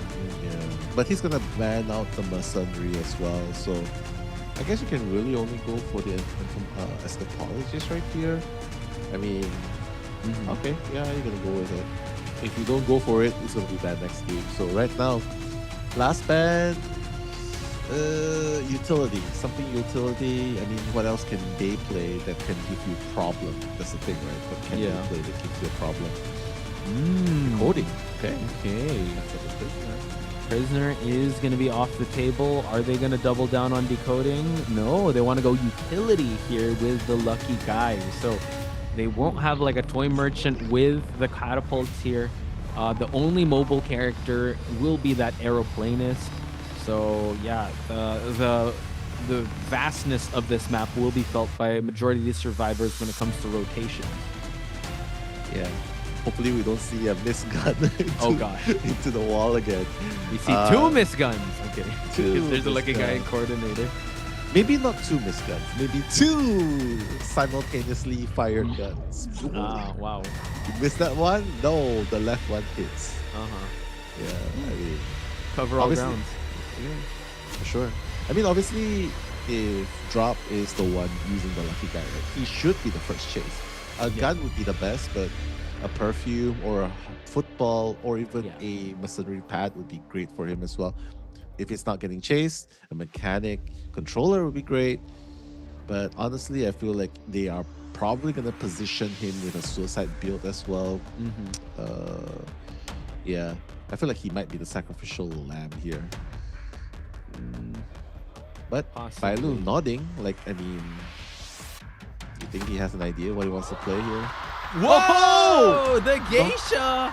Bringing it out this early. Oh, I'm a little scared, but we gotta trust in Bailu because you still have meta survivors here. Oh my god. Uh-oh. I mean... Even your reaction says it all, too. I mean... He wants the pilot mukbang from drop? He wants some more of that? He enjoyed it from last game, so might as well bring Geisha for a run this time. Shouts to Geisha Gaming right there. Woohoo! Right? I mean, seeing a Geisha right here, that is absolutely insane. I mean, like, when's the last time we saw a Geisha? In Koa? It's been a minute. It's been a hot minute for us to see this. And yeah, we're gonna see a Geisha, Bailu's Geisha. So we're in for a treat here, folks. And we're just a little concerned because we have two meta survivors here in Escapologist and Aeroplanist. You also have the stun of the Coordinator gun and potential stun of the Lucky Guy. And he's actually going to choose to spawn top left. So, Coordinator first chase, get the gun out of the way, but she sits on the chair for a while. So, yeah. I mean, she's nodding, so...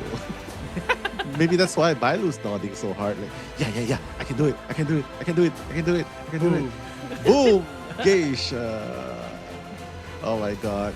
We gotta start taking notes, man, because how is he going to play Geisha in this situation against these characters? Two meta characters right here. You can see the flywheel on the Lucky Guy and the Coordinator. You can see borrowed times on everyone except for the Lucky Guy and the Escapologist.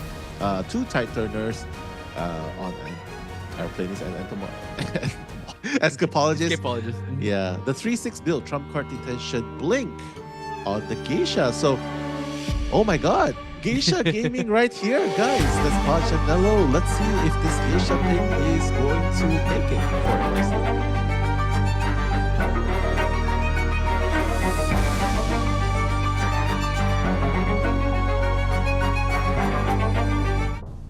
Chat, are you locked in? Like Bailu's locked in? Because you have to be, because first Geisha in this entire Call of the Abyss stage, and he's bringing it out here in the grand finals as a treat. Look, they respect him so much, they're not even touching ciphers. They need to rotate. They need to find out who's going to chase first, and it seems like it's going to be El Confid. Yeah, they're doing a group hug right there. Because one butterfly and you catch up. Doesn't matter the distance, right? So here El Confid needs to be really careful. I think great decision by Bailu to go after El Confid because the jetpack's not going to matter that much. Right now. And now Butterfly through the pallet here. He's got to be very careful. Still on cooldown. Has to eat that hit, unfortunately. Kind of put himself in a rough spot. The jetpack is already ready to use, but this could be an early down if he's able to land the Butterfly. Yeah, or he can wait for the blink. It's up in 3 seconds. That can definitely work as well. But I'm sure he wants to keep the trait, right? No way it's going to be something else rather other than the blink right here. Okay, the levitation doesn't matter. Oh my god, he caught up in just an instant. In an instant. Able to use the blink and down. Yeah, just he re-rotated around towards that. And look at that. Bailu basement is ready for him. Like, of course we go to the basement because it's a Bailu match. And you have an Escapologist. We don't want to take him out of the basement. Yeah, the game's just saying we know Bailu's going to be here, so we're spawning the basement here. So I don't know at this point.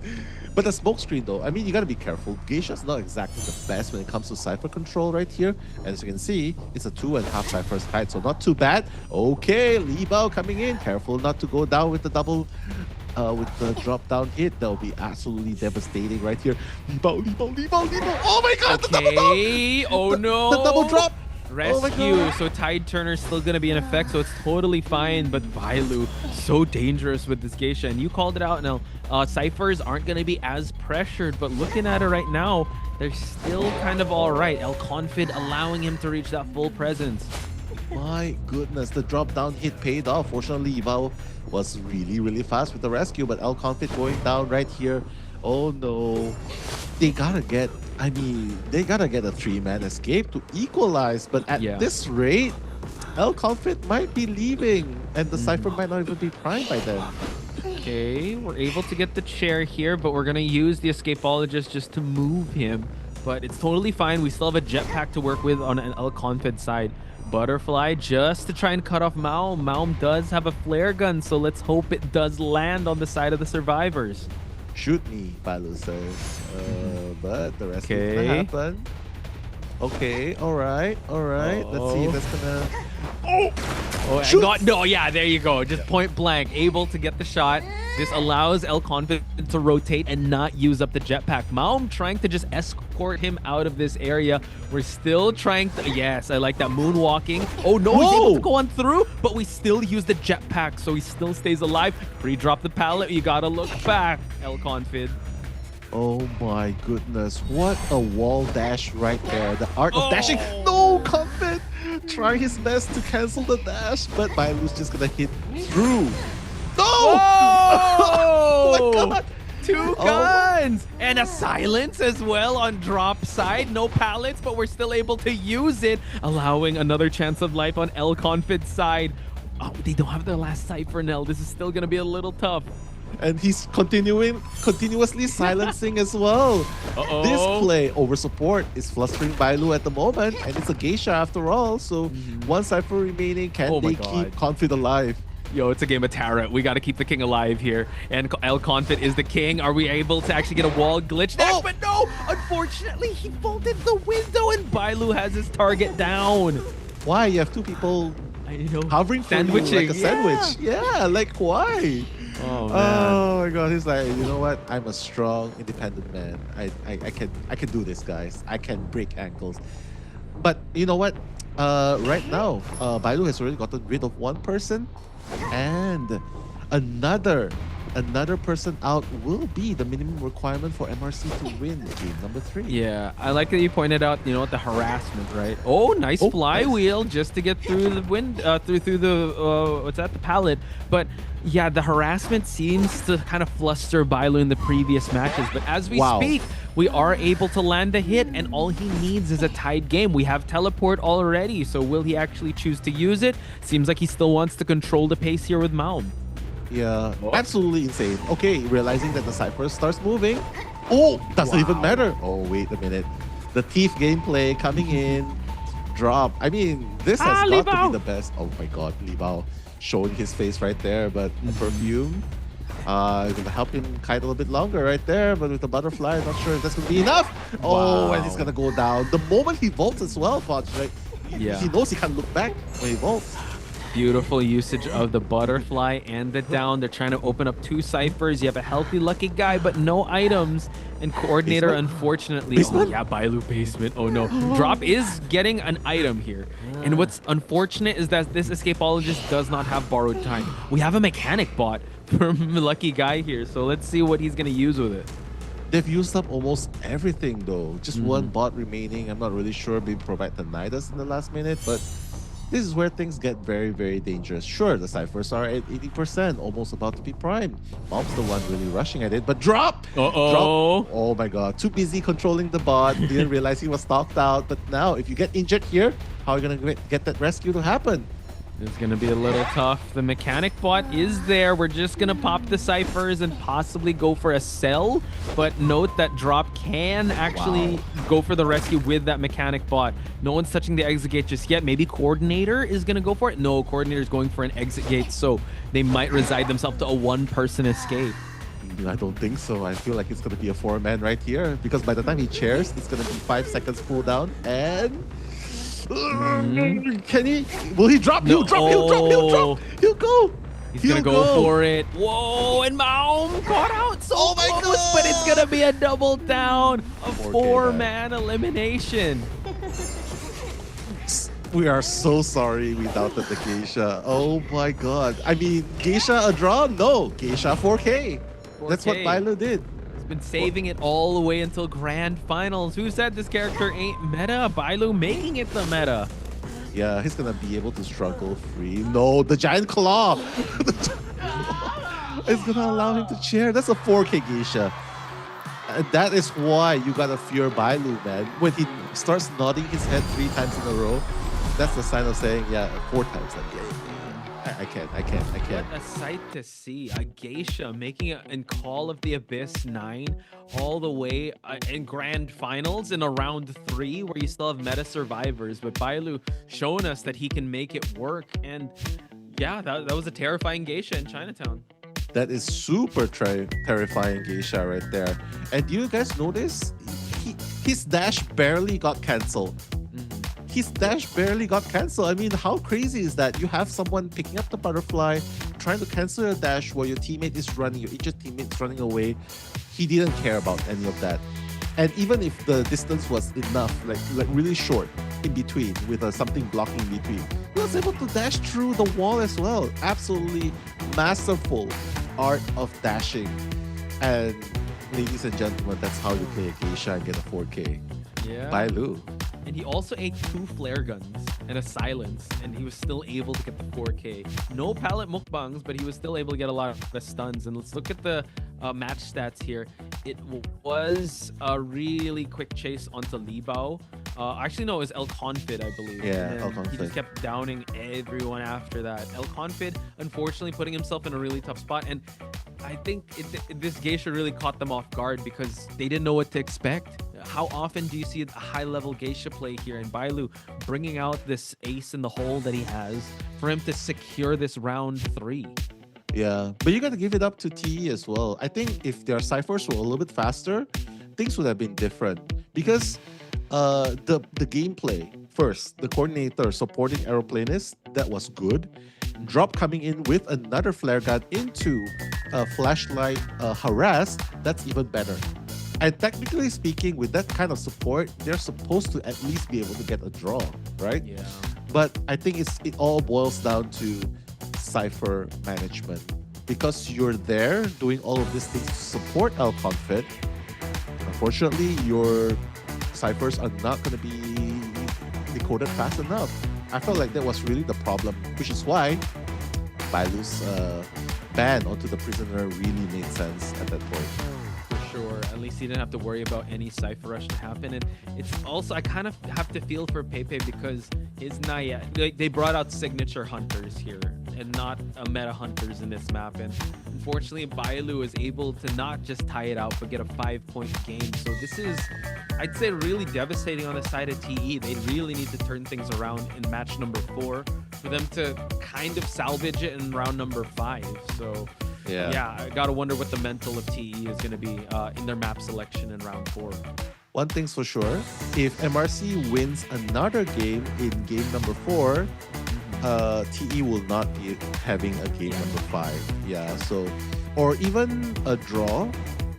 Well, technically a draw will allow them a game number 5, but you gotta have perfect score, like 10-0. You don't want to be caught in that kind of situation. The only possible route for TE to come back right now is round wins. I don't think you can top off 8-1 in this sense, in this late into this game. But we'll catch the highlights first, and we'll be back very, very soon. 刚死关公那边了，能，死了，不要抬过来直接射小迪，可以走，小迪一补机子，中，要不往我还来抬过来一会儿，死角了，死，允许震慑，开，打什么，能带我不三过待会儿，点到了，抢了，我在抢这个，我在换去那个，他去找我，好枪，挂。 好，到了！我不敢漏啊。好了，死了，没关系。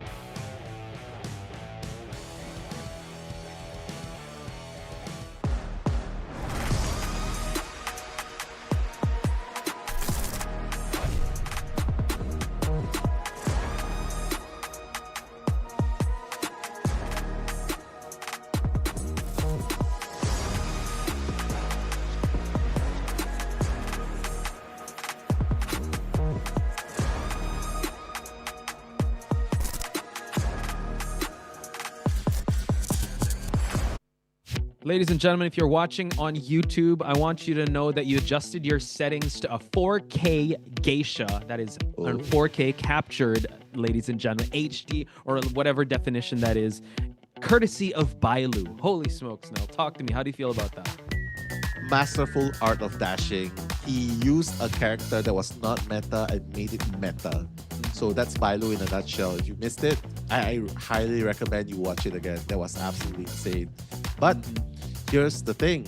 Game 4 should be the deciding game right now, because if TE does not win round number 4, they are not going to be able to continue to round number 5. Yeah.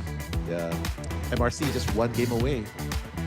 Definitely the deciding game, and like you said, even if they tie things out, you're kind of delaying the inevitable, and you have to answer that 8-1 like 8 points to 1 point differential in that third round, and sooner or later you're gonna have to answer that or at least make up that point difference. But like you said, I think the victory condition here is win by rounds.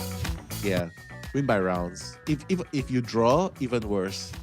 You gotta win by rounds. If it's a draw, game 5, we're still gonna have a game 5, but probably a game 5 first half, because you need a perfect 10-0 score to win against MRC. Look at this. Okay. Oh, triple knot. It's over. He's feeling it. He's feeling it. Maybe. Yeah, that's why. Because this is TE's map selection, but MRC decides to send Bailu first. Yeah, Bailu. This is rough. This is the first time that the survivors are gonna come out first. So Pepe resided in the back to kind of just root for his team, for him to be able to at least tie this out, so I can come out there and be the striker. But at least now they don't have to worry about Bailu's geisha. Yeah, for sure. But they don't have to worry about it. Yeah, I mean, he's got other hunters as well. He's got a Bloody Queen. He's got a Hullabaloo. He's got a lot more to offer. Yeah, I feel like this is MRC's strategy as well, because it's dinner time, right? So like, you know what? Do the second half. We'll be having some dim sum at the back, and then right now you go first again, and then we're gonna be continue our dinner right there, cheering for you behind the scenes. And jokes aside, it's a good strategy, because you've just gotten a 4K. Morale of TE is definitely a little bit down right there after that, because hey, imagine getting 4K by a hunter that's not meta. And I mean, it's definitely gonna deal a blow to you. So I just hope that they will be able to reset for this, because again, round wins is the only way to go at this point, which is the most realistic route to come back. Best of 5s are really a test of your mental, and also for how are you able to come back from. And I'd say that matchup was pretty devastating on TE's side, but if they want to call themselves the Call of the Abyss 9 champions, they're going to have to face this adversity head on and try and bounce back from this. And Bailu making it hard for them to do that as we ban out the Seer and Forward, but usual suspects being banned out here, Goatman and Ivy not going to make their way to Darkwoods. Yeah, no Goatman, no Ivy. Let's not deal with the Shadow at this point. Smart move though, smart move too, because Ivy is definitely very annoying to play up against in Darkwoods right here. And so far, he's gonna ban out the forest, so he has a little bit of idea of what he doesn't want to play against. And they're gonna end up with the Novelist and Toy Merchant. Okay, so you have some utility here. You have the Toy Merchant, really good jump spots. You're able to provide also some itemization, not to the journalist, but now finally the Archer making her way to the mix. We were starting for the TE's Archer since yesterday, but now they know, okay, we got to put boots to the ground. We want to be able to just provide some respect or gain some respect coming from Bailu. Hopefully this will be the hunter. This will be the survivor to do that. Yeah, kind of surprising that Bailu didn't ban the Archer and decides to ban the Weeping Clown instead, right? But right now, the triple knot, I mean, we can't argue with Bailu who just nods away, right? Because right now, Merc is going to be banned. Oh, preparing for... I want to say Hullabaloo, but it's not exactly Peddler? The best map. Peddler, yeah, it should be a Peddler here. What we saw in the previous game, I just saw that now, that Peddler was such a good counter to the Weeping Clown. Like, you're able to actually vine capture the clown before he's even able to do like a rocket dash, or while he's rocket dashing. So I'm just wondering why the ban onto the Weeping Clown. Was it targeted, or are we thinking of another hunter that he can bring to the table here in Darkwoods? Maybe he just doesn't want the rocket rescue, right? Because against a maybe, right? Because against an archer, well, let's just say before you even shoot, the vine will already land onto you. So no, it doesn't really make sense. Maybe not peddler. Yeah, maybe he's thinking of something else. Yeah. X-Boy. Ooh, Granny's X-Boy. Shout out to PRR that got a 3K up against FPX.ZQ survivors. But I mean, no, he's not gonna bring up N here. Ivy is banned out. Hullabaloo seems to be the only meta hunter that is available in this matchup. Could be. You know what? Wax artist. Oh my god. You were the one that you summoned the wax artist, Nell? Are you gonna get it? You summoned the wax artist! God, it is. I mean, it only makes sense, right? Maybe that's why you don't want the Weeping Clown, because you might zoom away out of it, right? Yeah. Even the forward as well. 25% wax doesn't matter. I will still be able to make that knockdown rescue, right? You know what I mean? Oh my god, wax artist, guys. I think we gotta prepare for the angry ghost in the chat later on. Yeah, I think people were very happy that we didn't see it in the previous round. Oh my god, Bailu, you're great. Geisha, that's awesome. And now everyone's gonna be like, Bailu, how could you? How dare you? Oh no. And I like the strategy of MRC because now I think they're kind of turtling up. They just want to secure their lead, tie things out. Even if they have to bring it to game number 5, you still have to answer that 7-point difference. But it's totally fine. Just hold on to the lead and safeguard your momentum in the later rounds. And that's what they're doing. Yeah, he was saying that was the main course. Geisha serving you the main course, and now my wax artist is serving you the dessert, right? The ice cream, like you said. Yeah, durian ice cream, guys. But it's gonna be spawned next to the novelist right here, Archer below, Toy Merchant above. Gardener is obviously spawned the furthest away. Cypher management here should need attention, right? Because last game that was the reason why they couldn't get more. They couldn't get anyone out of the game. Right. Oh, this is kind of terrifying. If you're a TE survivor, you want to go for more survivors out, but with a wax artist in a big map like this, you have to kind of play a bit aggressive just for you to get more than a tie, but that's all he wants. Seems like we have warp, detention, insolence, claustrophobia on the side of Bailu. Meanwhile, survivors are sporting a double tide turner. We have some flywheels on the board on El Confid and Malm. So hopefully they can flywheel 100% wax. Now let's head to Darkwoods for your commentators Pot Spice and Mellow Mellow.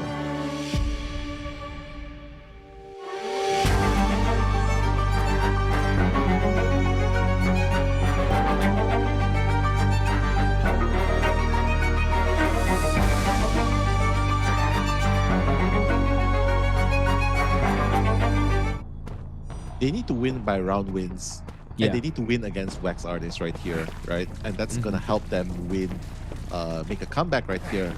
Unless if Bailu has something to say with his wax artist, because right now he's looking for his first target.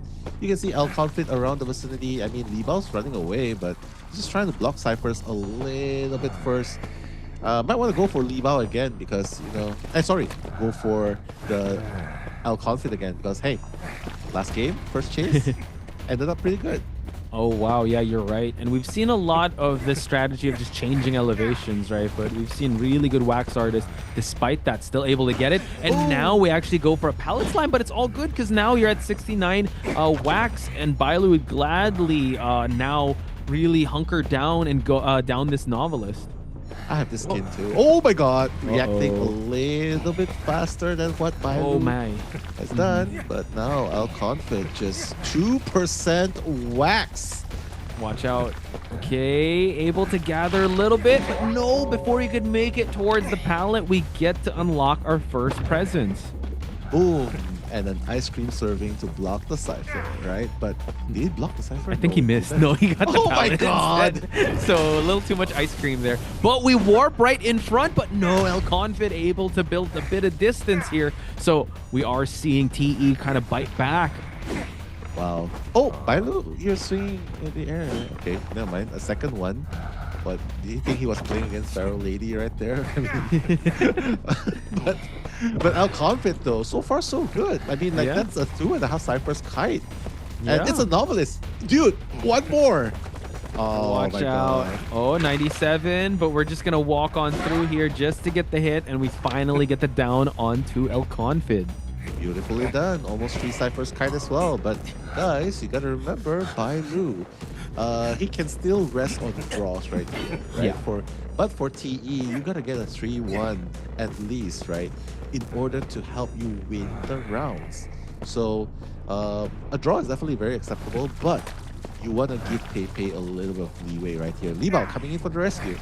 Okay, just still sticking around this area while they work on their last 2 ciphers. We're blocking out the window. Bailu has to be careful. His wax remaining. He wants to be able to try and unlock that presence, but we're just going to wait for the bubble to finish. Gets the hit, and now Tide Turner is in effect. Full wax is going to be employed here, so we have the hot wax to work with. Yeah, wax off, wax on. Right there, right? Don't miss a spot, because right now Confid's going to go down pretty soon. But the one thing he wants to do right now is, hey, don't disrupt the last 2 ciphers. Well, at least the last one, because the 4th one is about to be popped. Yeah, this is a little terrifying because he does have blink already. Oh, actually no, warp ready. So end game detention wax artist could solidify that tie situation. So we're gonna chair AbyssⅨ once again. They do have a toy merchant Tide Turner just to go with. But let's see, someone's actually feeding him tinnitus. He cannot move from this area. Oh, you're right. Oh, no, he didn't. He did? It hit the gardener. Yeah, I saw the 25% max. Oh, never mind. Sorry. I was thinking, you know what? You missed once, you probably missed twice, but my bad. He did not miss twice. But right now, for the double rescue. Wow. Able to actually get it, and we get a bit of laceration as well, and we're going to provide a little bit of distance here and 100% laceration. Let's see how long they can try and support here. Maum trying to body block while we still try to push this last cipher. Unfortunately, unable to actually stop the sandwich situation from happening, and we get a laceration in the process as well. AbyssⅨ needs to survive it a little longer. AbyssⅨ also does have actually borrowed time. Yeah, all of them has borrowed time. So right now, they're going to pop the Cypher 4-man endgame. And this is very unfortunate right now for MRC Bailu. AbyssⅨ still kiting out of his mind. Bailu, again, the switcheroo. Oh my god, AbyssⅨ carrying TE right now in the comeback. He's going to use that. Oh, he's going to use the warp, but still missing. Confid. Unable to actually get even further. That was a little unfortunate, but the fact that he was able to force out the warp secures the 3-man escape, and that's how you do it, TE. The hope still remains alive. Now all Pepe needs to do is tie it out. Oh my goodness. Who would have thought that the wax artist... Actually, you know what? Maybe that's why the angry ghosts are all out there, right? Yeah. Like, you know what? No, we don't like the angry. We don't like the wax artists right here. But they play it to perfection, and it's mostly thanks to Confid. Confid on the novelist. Hey, dude, Confid. Novelist, only 1 book in the beginning of the game, and he basically farmed the next book over and over, used it for a 2nd, 3rd, and 4th time. Well played. Yeah. Actually really good, and also the support towards the end with the toy merchant and the archer is beautiful. And this is also round 4, so they still have access to archer and also the novelist come game number 5. So good start. Now the pressure is a little bit alleviated on Pepe's side. He just needs to tie things out, and something to breathe a sigh of confidence in everyone that's a TE fan. This is their map selection, so hopefully he can draft a good hunter composition for this map. Yeah, here's an even better thing, right? If Pepe gets a 4K, they're tied. Round wins and point wins. Oh my god. Man. I mean, they're halfway there. I mean, yeah. Survives already get a 3-man escape against Bailu. And Confid, my god. You gotta say, 145 seconds kite against the wax artist right here. And that was without support. Well, at least until the late game. Yeah. And imagine if he, you know what, was in a better spot. Dungeon was right there. He just quite unfortunate that that area only had like 1 pallet to work with, but we're slowly climbing back. We're slowly getting up there in terms of points, and if we just tie things out, that's totally fine, and meet them in game 5, and you just have to win that as well just to call yourselves the Call of the Abyss champion. So I like this. I was really scared for TE's mentality coming into this. I think it was just the Bailu factor on the Geisha because they realized, all right, that's his signature character. Let's give it to him. Right now, we're still back to business. We get a 3-man escape. That's true. You kind of wonder if Peddler would have been a better choice right here, Right. Because they were hiding his wax left and right. And with the support of the Archer as well, I feel like if he geared up towards playing a Peddler here, things would have been better. Because right now, they kind of have an advantage right here. I mean, TE can tie this even with a draw. Even if Pepe doesn't get a 4K, a draw is still fine because it still boils down to round wins. If you're confident of bringing it into round 5, points wouldn't even matter. Pepe can play the Peddler in this map, and we've seen really good Peddlers as well with in Hunter Shack, able to actually counter the pallets that are being dropped there, just absorbing the walls. Also has chip damage, and also the Vine would possibly help. I'd say if he actually used the Peddler, I don't think he would have had such a hard time going up against the Novelist if he used those Vines, those captures, and also those those AoEs. So back to the drawing board on the side of MRC, but right now Pepe needs to take the full send this home, guys. He needs to at least secure that round 5 for his team. MRC cannot let up, right? TE also cannot. Both teams cannot afford to loosen up and lose their advantage because they are just this close. One step away from being crowned the grand champions. One of these teams are going to be crowned the champion of COAⅨ. So a lot is at stake, right? Because number one, I mean, in a lot of cases, all glory, all the lion's share, everything goes to the victor. And it's going to mean so much more, right? Because this, again, both teams, first time being at this position, vying for the grand championship spot. So right now, TE in a good position to tie this, not just by round wins, but by points as well. Right. And that boils down to Pepe getting a 4K. Let's hope, let's trust if Pepe is ready for that task. Hopefully he did get inspired by his team, and this is Darkwood, so he's gotta have something up his sleeve. There has to be a reason why they chose this, and they've always been choosing Darkwoods in the group stage as well. They prefer this map, so they really need to capitalize on this. And MRC survivors, we've seen how well they can handle the Naiad of Pepe, so they do have the blueprint of how to deal with his type of hunters. So Pepe can't, kind of relax, like, oh, this is a map selection, should be fine. No, MRC survivors came here to play as well. Yeah, true. And we can see a few more cosplays as well. Is that Edgar? Is that Painter onto the right? Yeah, there is. And this is, I know this one. Go. Starlight. I mean, wow. What? I can't. Geisha. Really? No. Is it? Is that Geisha? I'm not sure. Is that BQ? Like it looks like Geisha COAⅨ. COAⅨ costume. That's another painter. I think it's Golden Ratio. All right. I don't know one to the left though. That's the little girl. He keeps saying that if you don't know. I really don't. It's so hard. I mean, okay, I know that one. That's okay. Go. Well, okay, the one with the that mechanic. That's the lawyer.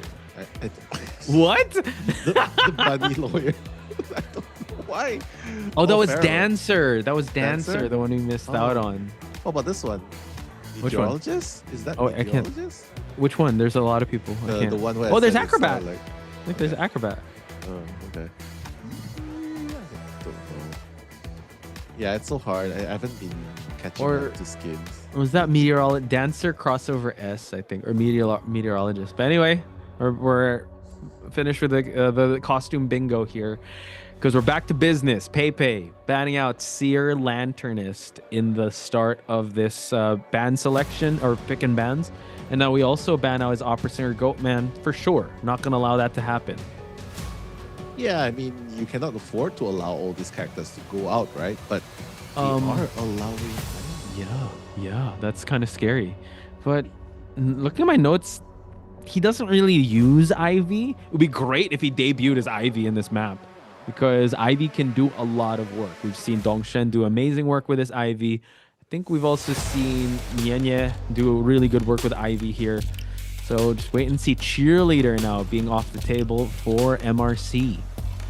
Doesn't want the sprint burst, right? Doesn't want the Spoon Burst. Doesn't want the Lanternist. Should be Ivy. I mean, there's no Archer. Yeah. She's not banning the Archer, so... Florian's out of the mix too. Are they going to pick up Archer? Or will that if they pick up solidify Archer, Pepe? Ivy, right? Yeah, it has to be Ivy. Yeah. And don't pick up Archer then. I mean... As long as Pepe doesn't 4K, that's the mind game though. Yeah, that's the mind game. Oh, Okay. they picked it up! They picked it up! Okay. They're asking Pick up for Archer. it. Or they're playing chicken with Pepe and saying, you don't have an Ivy. I bet you don't have an Ivy. Yeah, you have an X-Boy. There you go. Try to shoot this God. X-Boy. Oh, God. But you know what? Pepe is in position to win in this map, right? Because it is their map selection. So I would say one situation is MRC, don't get 4K by Pepe. And then when he goes to MRC's map selection next game, then that's where they go for the draw. Because even if you get 3K by Pepe here, it's fine. 6-2 compared to 8-1, right? So they still win points. 1 round win. So I think it's more doable that way. But if they can get a 2-man or a 3-man out, that would be even better because then TU will be put in such a tough spot. True. So we did say that Ivy does have to come out, but MRC kind of banking on the fact that he might not have an Ivy for this map, but he chose this map in particular. So I hope he debuts his Koa Ivy here because it will do a lot of work, but this is going to be... Is good. Oh my God, Wax Artist? Will it be? Can it be a Wax Artist? I mean, it should be an Ivy, right? But just thinking, Wax Artist. I mean, who exactly can dodge? Oh my God! Oh my God! You just had to ask for it. You just had to ask for it. Oh my God! I mean, because it's such a good. I mean, even the Gardener has a shield. Like, what exactly can you do? Stand still? Build the shield? But also, we saw how actually, I don't know, maybe Bailu was kind of nervous. He kind of missed a couple of key wax bombs in that map. But towards the end, it was fine. But the fact that it remains that maybe Pepe is more accustomed to the lineups here in this map, but that he can have a bit more Cypher control. But, yep, we're going to hear it from chat, though. It's a Wax Artist. Angry Girls coming in. I'm sorry I did not want to manifest it, but it feels like it's such a good opportunity to play Wax Artist here. And yeah, I mean, go after the Gardener first. Then I think we'll be set in stone. Just tie it out. Tie it out. Have the Archer still, hit you, it's fine. We're still able to just counter each other with the Wax. Wax is faster than the Archer's, bowstring pull. So I'm pretty sure he'll be able to freeze him before the bow can even come off. So totally fine. He needs to tie this out. So that's the thing. Solid tie, 4K, it's going to be a stretch, but he'll try to do it. But now let's look at the Persona web here now. You're welcome, guys, for the Wax Artist. But double flywheel. You can see double tide turners as well. And of course, I think what caught us by surprise is Pepe's excitement, right? Excitement, 3-6 excitement. Mind you though, not everyone has borrowed time. Only Charles does not have borrowed time. So can they get one over MRC? Or will MRC be able to defend against Pepe? This is game number 4, second half. Let's watch him Nello, your commentators for this game.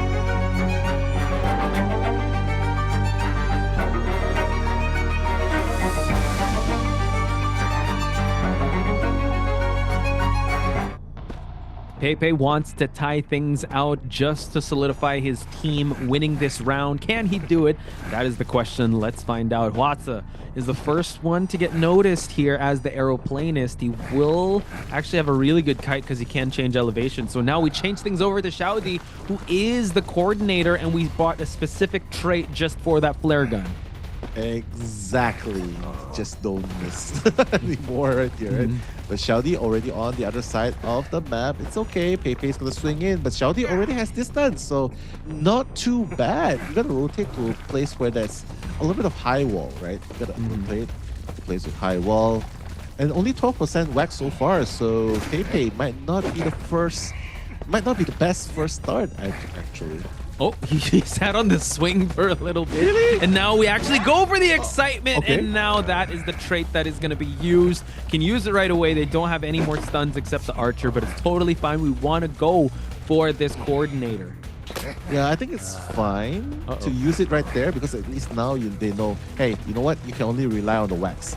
You don't have a blink or anything to catch up, but gotta be really careful though. Look, Peipei really pushing the boundaries of the laceration.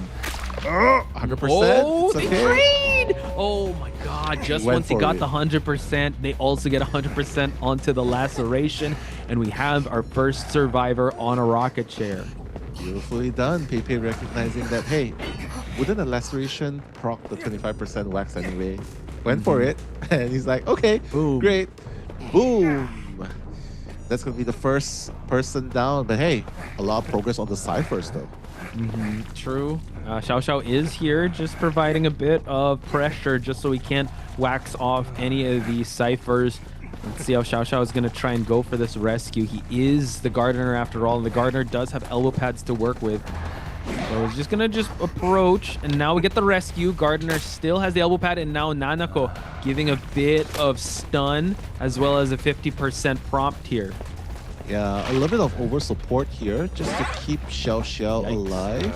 I know, keep Xiaodi alive, so Xiao's going to be the trade-off. So not too sure what's going on because you do all of this support. Well, let's just say the ciphers are not going to be the fastest. Oh my god. Oh my god, why are you giving so much action to Peipei? Yup, they're giving 100%. So much action. Wow. Yeah, and this is what the wax artist wants. He wants you guys to clump together. He wants you guys to focus his attention on him just so he doesn't have to worry about ciphers. Yeah, this is very bad. Both of them are injured. Sure, Xiaodi's alive, but you traded Xiao for it, and Nanako is half health. You traded so many things for it. Yeah, and that's the thing. Xiaodi sits on the rocket chair longer. Xiao, unfortunately, does have an elbow pad to work with to create that distance, but now it just seems like 3 ciphers still remaining. We're kind of reset here, but he is attacking a lot of your resources. Watsa now just propping that tinnitus. Let's see if Peipei is going to overextend to spot out this aeroplanist.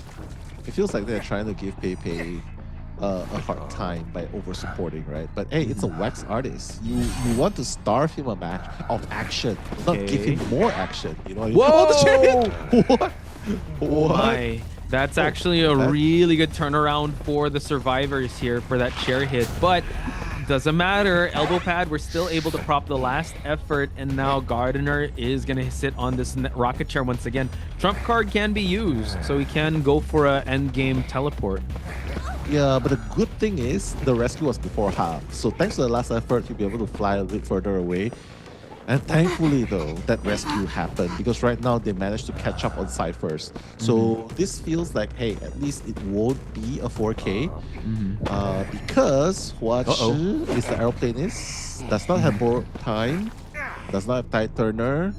So basically, Gardener needs to tank the rescue. Him. Yeah, Nanako's coming for him too though.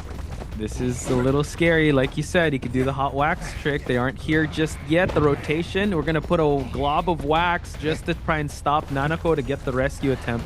But now it seems like they're all here.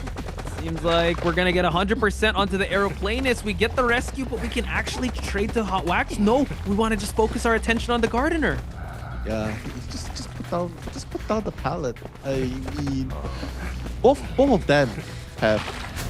Okay, never mind. Oh, nice! There's the shield as well. Beautiful. And also we have a bit of laceration and we create the separation here. Beautifully done. Oh my god. They can actually go for the 4-man here. They can. Oh, wow. And they'll be able to win it here. Yeah, that's true. Oh my god, Gardener. It's going to be so close. They're both opening up exit gates. Peipei put in a really tough spot. And just like that, MRC can possibly win it right now. One more rotation. One more rotation. Moving towards the right. You will make it to the dungeon. The dungeon's there. Oh my god. Xiao gunning for it.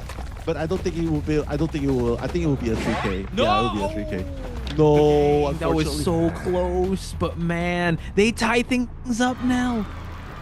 So now it's still... Oh, this is why you shouldn't play Wax Artist, guys. Yeah, I don't know why. Oh my god. Just when TE was able to get a sliver of light at the end of the tunnel, MRC survivors double down and get a 3-survivor escape. And this is quite unfortunate because now the points still remain the same and they didn't win a round. That was absolutely crazy. The way they almost pushed for a 4-man, especially after trading Xiaodi for Xiao Xiao and Nanako getting the damage as well. It's crazy. Like, oh my god, trust MRC to come back from that kind of situation. And you're right, Hodge. It's a tie situation now. Yeah, so we're back to the same 7-point difference. Oh man, that's a heartbreaker. Because we caught up. Yeah, they caught up with them. So we tie in round 1. So not only does our friends in TE need to win round 5, but they need to answer for both factions half. So they need to 3-1 and 4K or 4-man escape. Look, it's not even 145 seconds kite like confit. Everyone played their role. That's what I can say. Everyone played their role. Everyone took turns being the center of attention. And Pepe was overwhelmed at that point, right? Because he wasn't stopping ciphers as well. So I guess there's a conclusion to be drawn here. What? You do not play Wax Artist on Dark Woods. It didn't work out, unfortunately. I thought he had an Ivy. That's why he allowed the Archer to come through. Right? I think Ivy would have been so much better. I was like, wait, why are you changing to... Why are you changing to Wax Artist? Is it because I said so? I mean, 20-13 nil. That's the heartbreaker if you're TE. So we're kind of back to square one and reliving the nightmare of game number 3. So in game 5, if we tie it out, that's GG's. We're not going to play the second half anymore. That is true. I mean, the only way you can really go for the kill, right, is if you send Pepe first. They can do that because they have a faction advantage. Yeah. So if they 3-1 and 4K, or if they 4K with Pepe and 3-1, they only tie it out. They don't even win Overtime. just yet. Overtime. But yeah, we'll talk about it in just a bit, folks. Let's watch the highlights. 好胡啊，好胡啊！可以，加油加油，托尼！好球好球！好球，而且老来帮他，来帮他！来，你救！可以！电击70，直接开吗？开！点瞄很久。相信我。快走！先 ，OK， 3跑了！我去前面是，相信你，10楼了，2步地脚，没事。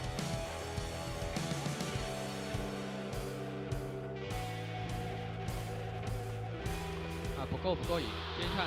随便打台击球都行。那个吊机旁边，只要刺刀就下来，只要刺刀就下来。看我一半，超高。那个3。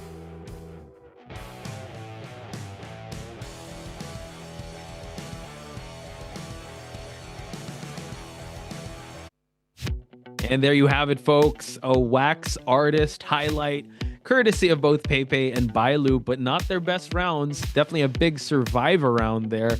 So we're going to settle things in Arms Factory, and MRC survivors are going first. So Pepe needs to get a 3-man or 4K just to keep this game going.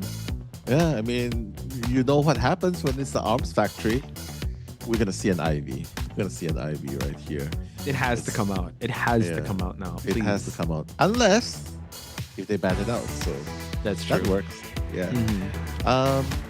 But then again, Dreamwish is also pretty good here. Bonbon is also pretty good here. A lot of characters are pretty good here because it's a smaller map.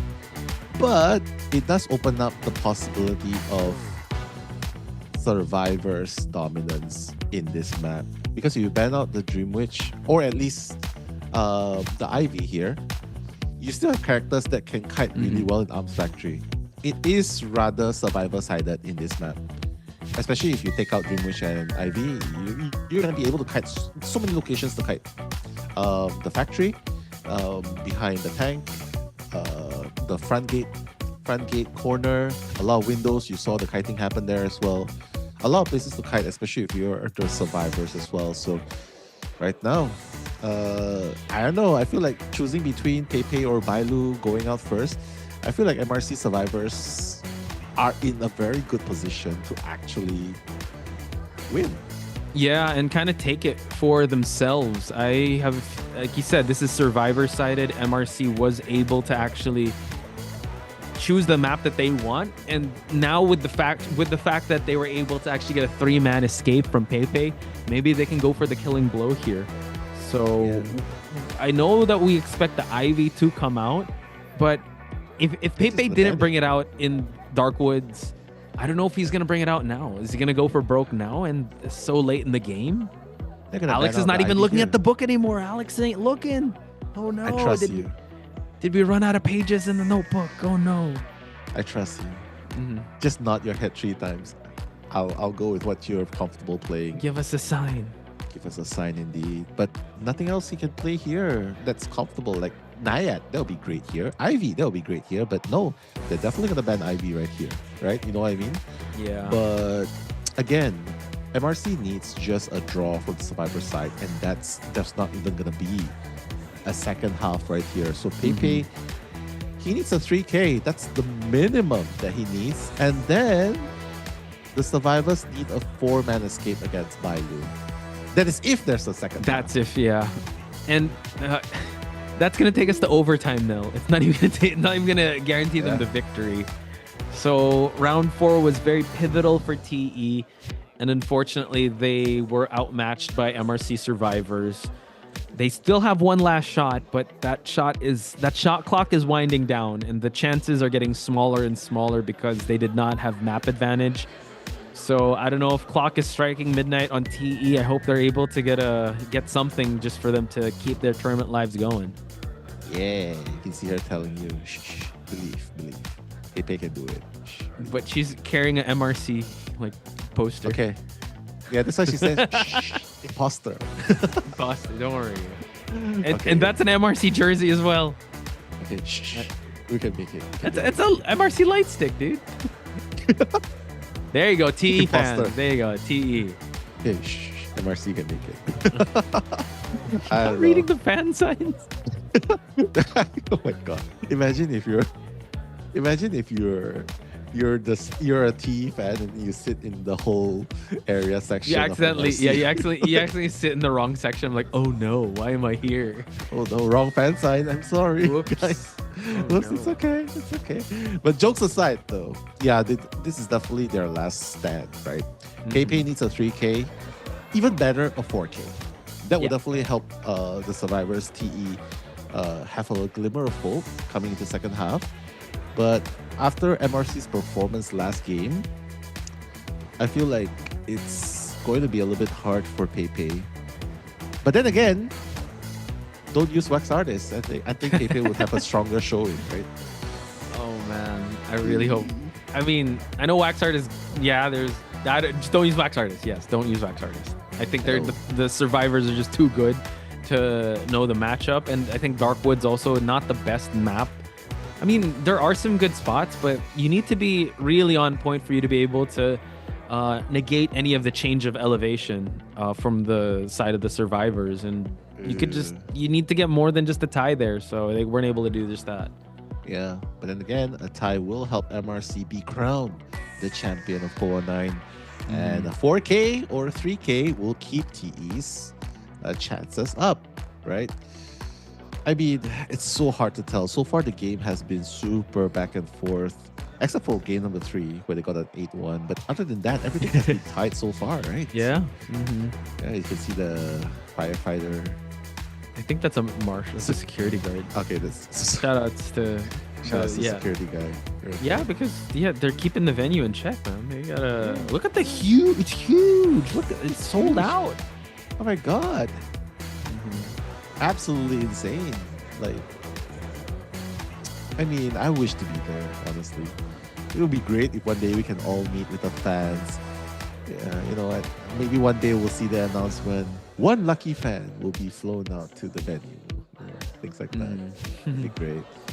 I mean, they've done it for other titles. We'll see. But for now, we're taking a little bit of time looking at the audience as well. Just looking at the supports they have. They've been here since the very beginning. You can see that they are not faltered, but they're still in high hopes that their teams Their team will be the victor. So who will it be though? MRC or TE? Crowns and Tridents in the chat, guys. I mean, we gotta show our support. It's now or never. Yeah, there's a lot of, I'd just say MRC light sticks too. Whoa, hang on, wait. Who is this? The soy milk. That's a hunter? What's that? The Cosmic Witch? That's the... Oh, it looks like the dancer? I don't know. I'm not sure. But Yeah. we'll just Someone wait tell and us, see. please. The one with the... Oh, it's cute a pose. seer. Oh yeah, that's a seer for sure. And that's the little girl. Is that a cosplay? I don't think that's a Oh, that's not. cosplay. That's not. Ah, that's the not uniform. Sorry, my bad. It's a Tuesday night. Okay. It's a Tuesday, right? It's school day, right? Sorry, my bad. You could have my said bad. Tomie or something.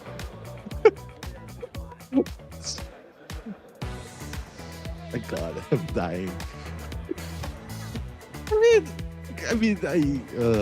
Okay, that's the. Okay, go. That's the same person. I can't remember who that is. Meteorologist. Okay. Okay. Hello, the love. That's. Okay, who's that? I don't know. No, Wu Chang? No. Wu Chang? I'm I'm not sure. I'm not sure too. We don't wanna butcher the costumes.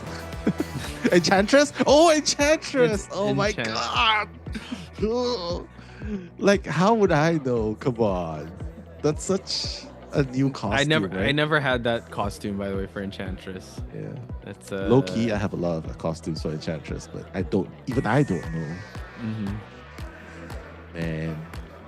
Okay, we're back. Okay, what's that costume? It's the leader of MRC that uses a flare gun for distraction. Someone's cosplaying as Pepe right there. Oh, that was the dentist. My bad. Yeah, The someone's dentist? cosplaying as Really? the dentist already. Yeah, the black and white one. That was dentist. Whoa, really? Yeah. Oh. Okay, my bad. I wouldn't know. But one thing's for sure, one thing we do know, this is it. This is it. This is going to decide whether TE gets a comeback in second half or if MRC is going to bag it right here because they're going to start off with the Gardener and the Aeroplanist. See, Aeroplanist is such a staple character to have, right? The mobility, can go for the rescue. Oh, Professor coming in as well. Wow. So just tanky character here with the Professor, with the Shell Shock. Is he going to allow the Archer to come through here in Arms Factory because it got him so much value in the previous game? No. We're taking out Florian. So similar ban on the side of Pepe from round number 4. So this allows them to go Weeping Clown now. Oh my God. Weepy. Cries the Clown. He has the Peddler here. Yeah. I have the S costume for Clown, but no one's cosplaying, so I couldn't tell. I was like, where's the connect here? Oh, okay. I wish someone actually had that that S tier costume of the clown. But yeah, you have to. I think maybe Peddler might be the call here. Should be. You're playing into the Weeping Clown matchup, so that's good. You can bait out the Shell Shock with your AOE, and you can catch up to the survivors. But the question is, does he want to bring out Peddler here? I mean, a Peddler is a very strong 1-2K character. If you can catch the survivors even faster, even better, a 3K. But again, there's a lot of ifs, right? A lot of ifs, and that is only if certain situations are covered by Pepe. Right. But no, he's gonna go with the Ivy. I mean, it's open. Oh my God. Why couldn't he use this in Dark Coins? Oh my God. No, that's why he's shaking his head right now. Ivy's shaking his head right now. 3 times. But now, at least fine. Better late than never, right? The Ivy in this map. Yeah, I'm surprised that they didn't even actually ban out the Ivy. So I guess he wants to go for broke here. Going with the debuting Ivy. Hasn't brought it out in the group stage. Will bring it out here. And this could be TE's last stand here, folks. Is this an SOS for Pepe that he's bringing out the Ivy for his survivors to actually carry towards the victory here in the second half? Hopefully they are confident enough to allow Ivy in this map. I mean, it's definitely an SOS moment, right? Because this is super, super scary for MRC right here. I mean, Ivy. Ivy thrives in this map. So with this spawn location, Gardener being below the Shadow, Weeping Cloud in the middle, playing this furthest away, Professor as well. We'll see if they'll be able to play this to perfection. So right now, a 2K is going to allow MRC to be the champions, to be crowned the champions, and a 3K or 4K will allow TE Pepe to get the second half up and going. But right now, coaches might be shaking hands for the last time as we head to the persona traits. You see the flywheel, triple flywheels onto the Survivors team, triple Titanas, and of course there's only 2 borrowed times, whereas Ivy the standard 9/6 blink. So all or nothing blink right here. Game number 5, first half. That's Pacha Nello. Let's go.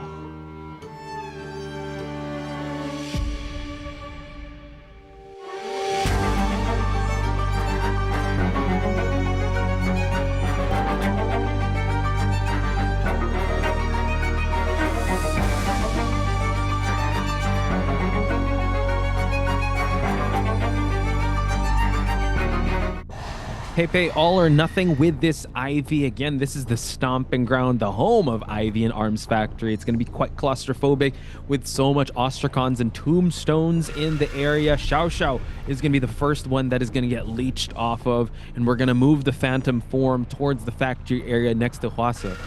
Yeah, I mean, standard classic play, right, for the Shadow. Setting up the perimeters with the Ostracons, you know, just in case an SOS situation might arise, then we have it covered. True. So now Pepe still rotating around, still trying to find the best possible target, but we don't want to be able to allow these Cypher pops or Cypher progress to happen. Seems like we move on over to Huasa. He is going to have that factory to be able to work with, but you want to multitask. And again, this is kind of the debut, or at least Koa debuting Ivy of Pepe. So we're going to still keep moving back and forth, but you got to admire MRC. They just seem like they're a step ahead in this matchup because every time he teleports, they seem to be ready. And now we go for the spray, blink, and hit. Invested a lot in this Gardener, but it just seems like Gardener is still pulling distance away from these survivors. So it's still looking all right. So now let's continue on here. Nanako is going to get leached. We're going to have to remove the Ostracon as Shao-Di is going to try and contain the Hunter in this corner. So we are going to continue on here. Red light trick is going to be used to try and spot out Shao-Di, but Shao-Di, can he get the bubble going? He's able to actually extend, and now we go for the spray, still able to just hold on a little bit, and now the down onto the Gardener. Yeah, this is very dangerous going up against the Shadow, right? Sure, you can kite with the help of your teammates, but it's so hard because you need mobility, and as a Gardener, you kind of have to stand still, and when you're in the Ostracon, things just get from bad to worse. Yeah. It's still looking all right. Cyphers are kind of healthy, but this is where you can kind of snowball here because you can keep going back and forth to your different tombstones, and Huasa is going to try to pressure. Oh, wow. Able to actually cancel out the jetpack. And now this rescue attempt's not going to happen. Oh my goodness. MRC making an unlikely mistake thanks to the spray. Kind of makes you wonder why they allow the Ivy to be out in this map, because it's so strong for an Ivy to operate right here. Xiao coming in, not even sure if he'll be able to make that rescue. Flywheel through, but we're able to get a bit of a stun here, so this provides a little bit of time. Now we're gonna put Pepe's main body back to just camp out the Gardener. It seems like Huasa is gonna try to make this, or at least feed Tinnitus. I think it's too risky to go for the rescue, but Huasa, he's just gonna stick around. Okay, it's Xiao that's gonna try and go for the stun, and they're able to make the rescue happen. What a play by both of them. I mean, it's okay. As long as you get that rescue to happen, that's going to be an additional 20 seconds to allow him to buy more time, run away from the Cyphers, right? But absolutely insane how they managed to make that rescue at the very last minute. But MRC, they are not out of trouble just yet because only 2 Cyphers done. They don't even have a last Cypher. Yeah, pretty clutch with that rescue, as considering that the aeroplanist did get caught out in the open. But yeah, they invested heavily on 2 survivors making it there. And that's how we led to this situation of a 3 Cypher mid-game. We are going to try to latch on to Xiao once again, who has used 2 of his rockets. He's going to use his last one here. Going to get a bit of a slow, but we get the scare, and we're able to actually spray and hit. And Weeping Clown has a little bit of corruption on him. Yeah, they still got to manage that Cypher though. Last Cypher is moving, but Pepe is not going to make the same mistake twice. He knows that he needs to Cypher control a bit more. Whoa. And with the Shadow Ostrakon, oh no, Huatsu missing that one jetpack actually. Yikes, gets the hit and the down. We still save one last jetpack for endgame Kite, but no, it's not looking too healthy for survivors. Weeping Clown doesn't have any items. Professor looks quite healthy, but 2 Cyphers still remain. Their last Cypher is not that close to, it's not even at 50%. Yeah, Huatsu making an uncharacteristic mistake, not just once but twice right there, right? Missing that jetpack once, getting cancelled, and then the second one missing the trajectory. But right now, Nanako coming in for the rescue. That's the Professor. Hopefully, we'll be able to make that rescue before half right here.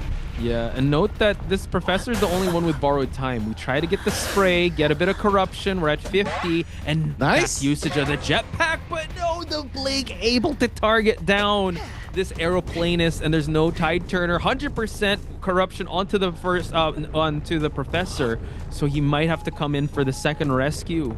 No problem, no problem. As long as the Professor is healthy, no problem with that. And Huatsu, even though he used up his last item, but he did make Pepe waste his Blink. So the Cypher's already prime. No, not prime. Yet, oh my god, it's only 62%. They still gotta wait. They gotta make his rotation towards the last Cypher right here. Yeah, sitting at 62, I believe that's at the factory area. Try to spray. Nice usage. Nanako still can't get Terror Shock here because there's no saving him. We're going to try to farm off a hit. Can we actually get it? Flywheel through to create separation. But no, the farm off hit onto this aeroplanist. Yeah, and he's going to possess Xiao after this, right? So I think the last 2 kites needs to be really strong. Xiao needs to leave this area as soon as possible. Nanako trying to do this. Fortunately, they have 2 Cyphers. They absolutely cannot get 4 Kate right here if MRC wants to keep their positions up right here. Pepe, oh my, halfway through, 2% eliminated. Just 1 more will be the minimum requirement. 4K would be the absolute dream right here. Yeah, but look at the position he has. He has a tombstone ready. We're going to move on over here towards Nanako. And you really have to worry about this Professor with that borrowed time, right? So is he actually going to chase the right target? While that is happening, we're still holding on to this scare, but no, unable to get it. So can't get 2 tunnel vision as the last Cypher is moving along quite well in Xiao's side. Yeah, I mean, he will just decode right here, right? He knows he can just keep going. Oh, beautiful. Shell Shock right there. Pepe being stunned at the moment. The Shell Shock already leaving the area as well. Nanako trying to bring the Hunter towards the factory area. I mean, Nanako should be the one doing this Cypher, right? But he's hiding in this area, so that allows Xiao to finish the Cypher at the front gate.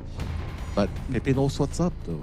I think he might sense that he might have to change targets to Xiao because it seems like Nanako is baiting him to just go for this kite, but no, he just wants to hold on to this area here because it does have that primed Cypher.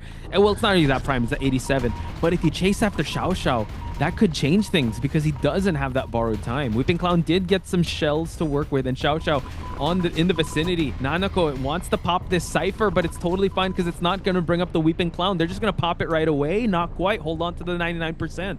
They know that Pepe has Blink ready, but they're going to pop it either way. They know they don't want to waste more time right here because as soon as they pop, one person can go for the gate and the other can wait for the dungeon, hopefully.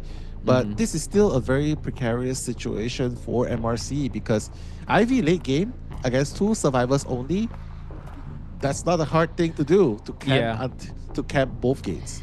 True, and that's what he's doing, right? Camping the back gate, but we still have our main body here at the arms factory, well, the factory area. And like you called, Blink is there. However, this is the priestess. This is Nanako with the Professor. So we're going to see if any teleportation happen. Not quite. And he does have that Shell Shock to work with. It seems like Xiao is going to try to push this gate open. Uh-oh, Xiao moving towards, I think Pepe spotted him out, I think. He's bringing the body toward, he's bringing the main body towards where Xiao is though. Yep, that's where it is. But Xiao's already halfway on the other side of the map, so that's good. Because if one person gets caught out, that's it. It is, but you kind of want to get the 4K, but no, unable to get it. We did get the shell shock, so this allows a huge opening because that blink down did not cut it, and we're less than. Actually, we don't have detention anymore. We don't have detention, but Xiao's the one in danger, right? Xiao has still. Oh wait, we do. Sorry, 30 seconds. My bad. 30 seconds. Yeah, but both of them though. I mean, Xiao doesn't. It doesn't really matter. Xiao does not. It just needs one more hit down, even if it's a non-detention hit. And he only has one Gardener's toolbox to work with. So maybe the shield can play a factor. I'm not sure that works. But with no blink, that's definitely better news for them. But they're not out of trouble right here. Xiao trying to buy enough time. Nanako being the one to open the gate. But now, Fudge, it seems like detention is going to run out pretty soon. And Nanako can definitely risk going towards the gate and opening it as well. But right now, Pepe does not want to be tunnel vision, just wants to make sure that both survivors are injured. Both survivors are done. Nanako. Oh, trying to go for the hit, but so far, Nanako doing an amazing job. Xiao destroying the Ostracon. We have to put one down here just so that we're able to guard the exit gates. He needs to get a 4K because if he doesn't, his survivor team needs to get a 4-man escape up against Bailu. So by hook or by crook, Pepe, hell or high water, he wants to try and get a down here. Xiao unfortunately was not at the gate. We're going to try to chase on foot here. Very smart by Nanako, just going towards Pepe, right? Trying to say, hey, you know what? I'll take this one hit. But when you are under attack recovery, I will go...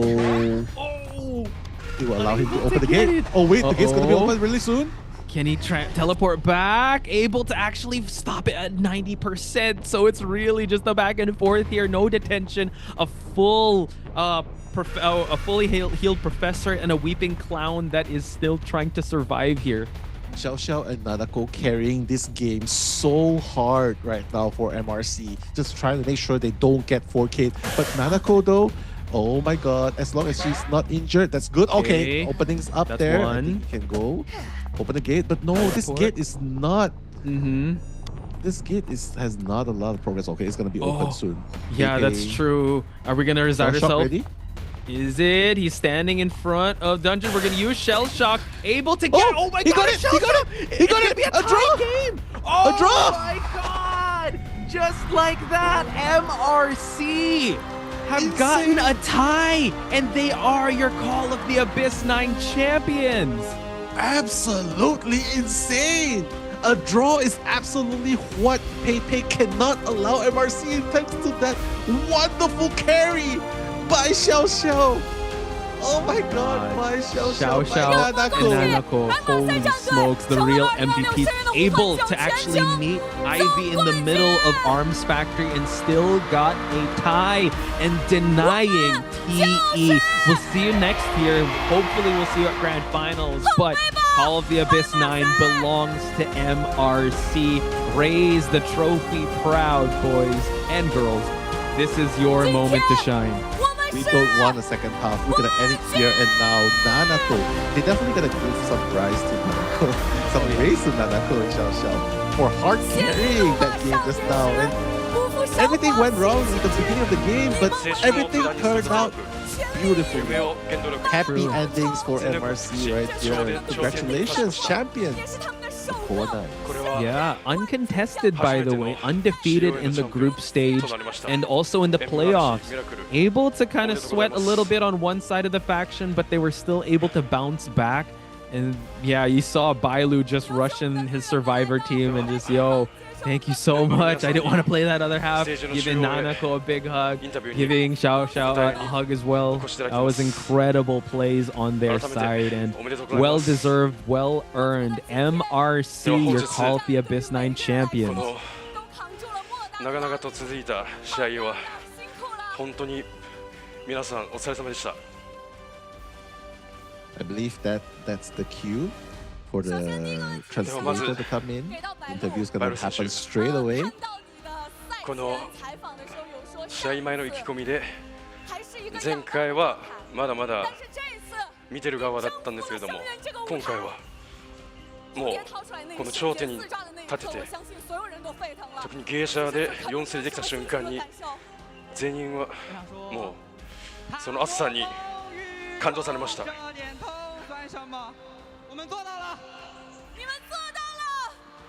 私たちはできた。では次にシャリ選手。シャリ選手も歌いませんか？前回は毎回なんで僕ですかって言いたがってそうなんですけれども、本日はどうですか？前回はもう2回目の IBL の勝利なんですけれども、今回はCOA はあんまりそこまで大胆に思えなかったんですけれども、試合前にできるだけ悪い結果を予想したんですけれども、それにしてもまだまだ勝ちのチャンスがあると。皆さんの両陣営ともにプレーがスムーズすぎて素晴らしいです。特に先の分けは、ではナイナイ選手、最高です。どうやってプレッシャーに耐えられたんですか？これは誰が世界一の強さですか？本当に無限大の歓声、すごいですね。シャシャ選手、前回泣きながら言ってくれたんですけれども、みんなと一緒に優勝できて、今日はまた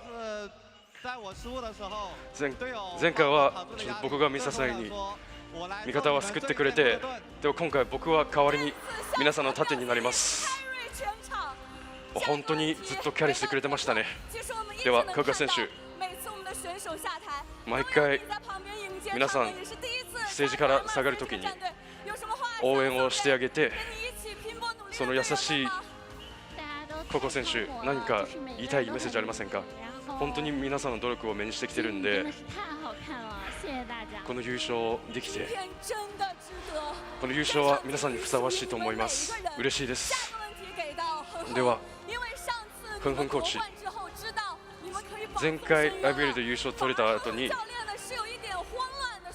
予選突破、週年予選突破できて、ちょっと逆に緊張してて、その通過はいいことかどうかは分かんないんですけれども、でもやっと今は優勝できて、黄金の雨が降ってきて、今どんなお気持ちですか？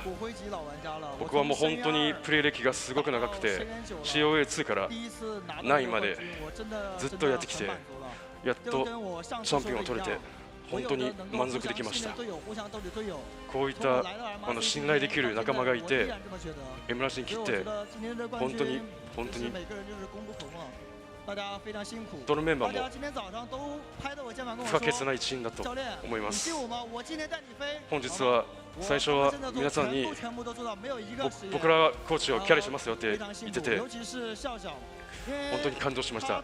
特にシャシャ選手は救助役でもう最も多分見られない、光らないキ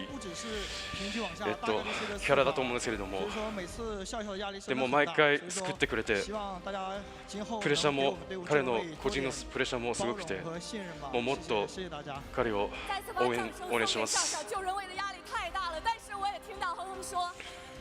本当に救助職素晴らしいですね。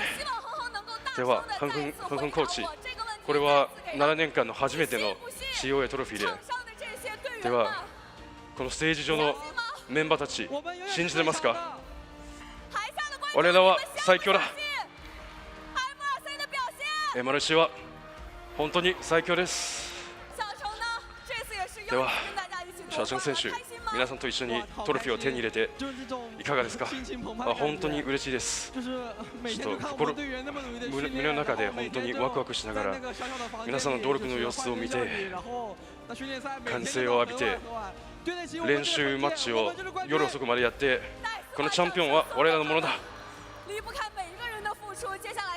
ではファツ選手、この大会は本当にずっといいプレーを見せてくれて、インタビューの時にずっと落ち着いてるイメージなんですけれども、今日はやっと COA のチャンピオンになれていかがですか？正直実は最後に僕の、ミスで負けちゃうかもしれないんですけれども、ちょっと悔しいです。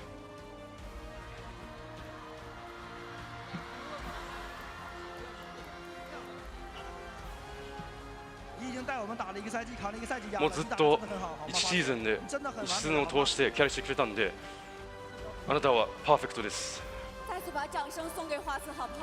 では改めてファース選手に拍手をお願いします。このチャンピオンはもう多分全員に対してすごく意味のある勝者の証で、このステージに今立ててるメンバーたちは全員素晴らしいです。ファース選手も。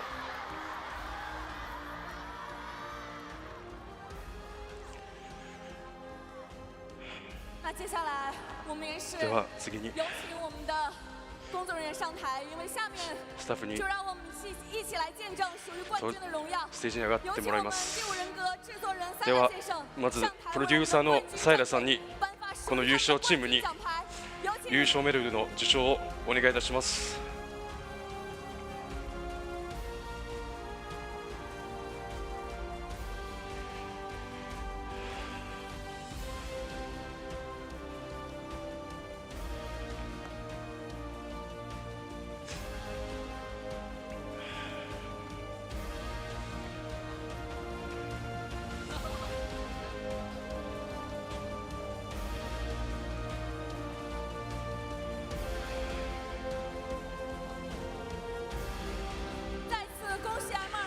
改めて MRC ミラクル、そしてずっとサポートしてくれているファンの皆様、応援の声はずっと皆さんの力になってます。 MRC 全員、ファンの皆さん全員ありがとうございました。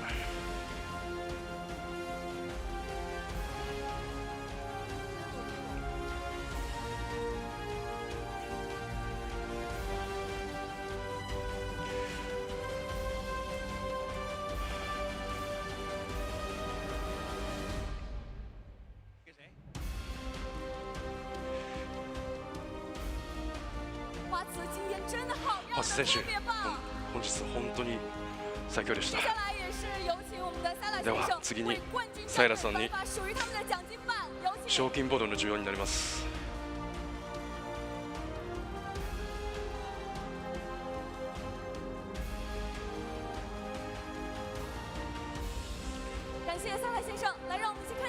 サイラさん、ありがとうございました。正面向いて記念撮影を行います。もう一度盛大な拍手をお願いします。ミラクルおめでとうございます。今回こそ世界の頂点に立てておめでとうございます。続いて、いよいよより心躍る瞬間となります。ではこの決勝戦の FMVP の発表になります。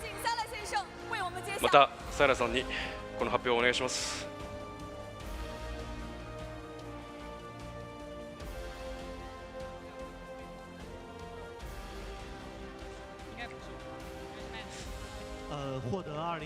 2026年コール・オブ・ジ・アビス9グローバル決勝戦 FMVP を獲得したのはナイナイ選手です。おめでとうございます。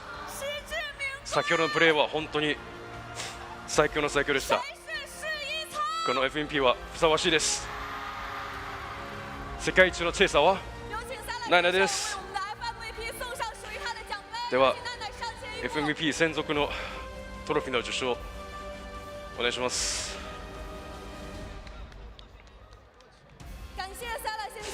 サイラさん、誠にありがとうございました。では FMVP のインタビュー時間となります。先ほど味方のメンバーの2人からあなたこそこの FMVP に一番適切な人選だと言ってくれて、今どんなお気持ちですか？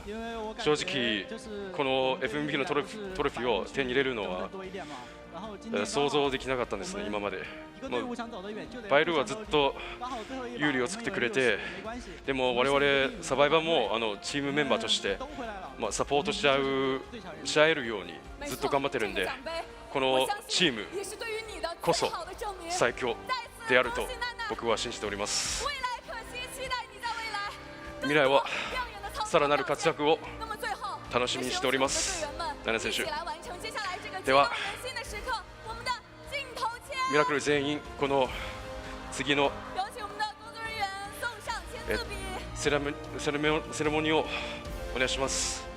選手の皆さんにサインペンをお持ち、カメラのレンズに優勝のサインを刻んでいただきます。では優勝者の証を残りましょう。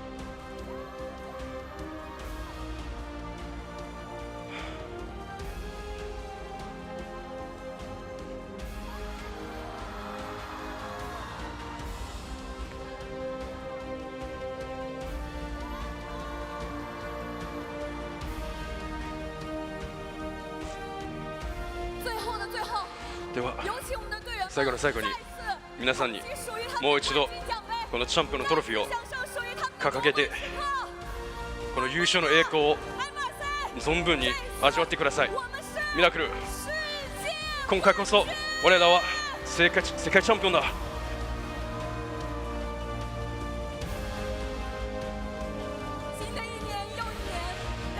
幸運矢のごとし、諸行無常の断りを感じます。このステージで多くのことを見届けてきました。再会の興奮、悔し涙、勝利の喜び、その全てが宝物です。一緒に見守ってくれて本当に幸せに思います。会場の皆様、ご視聴の皆様、心より感謝申し上げます。あなたの王女の誕生を本当におめでとうございます。ではさようなら。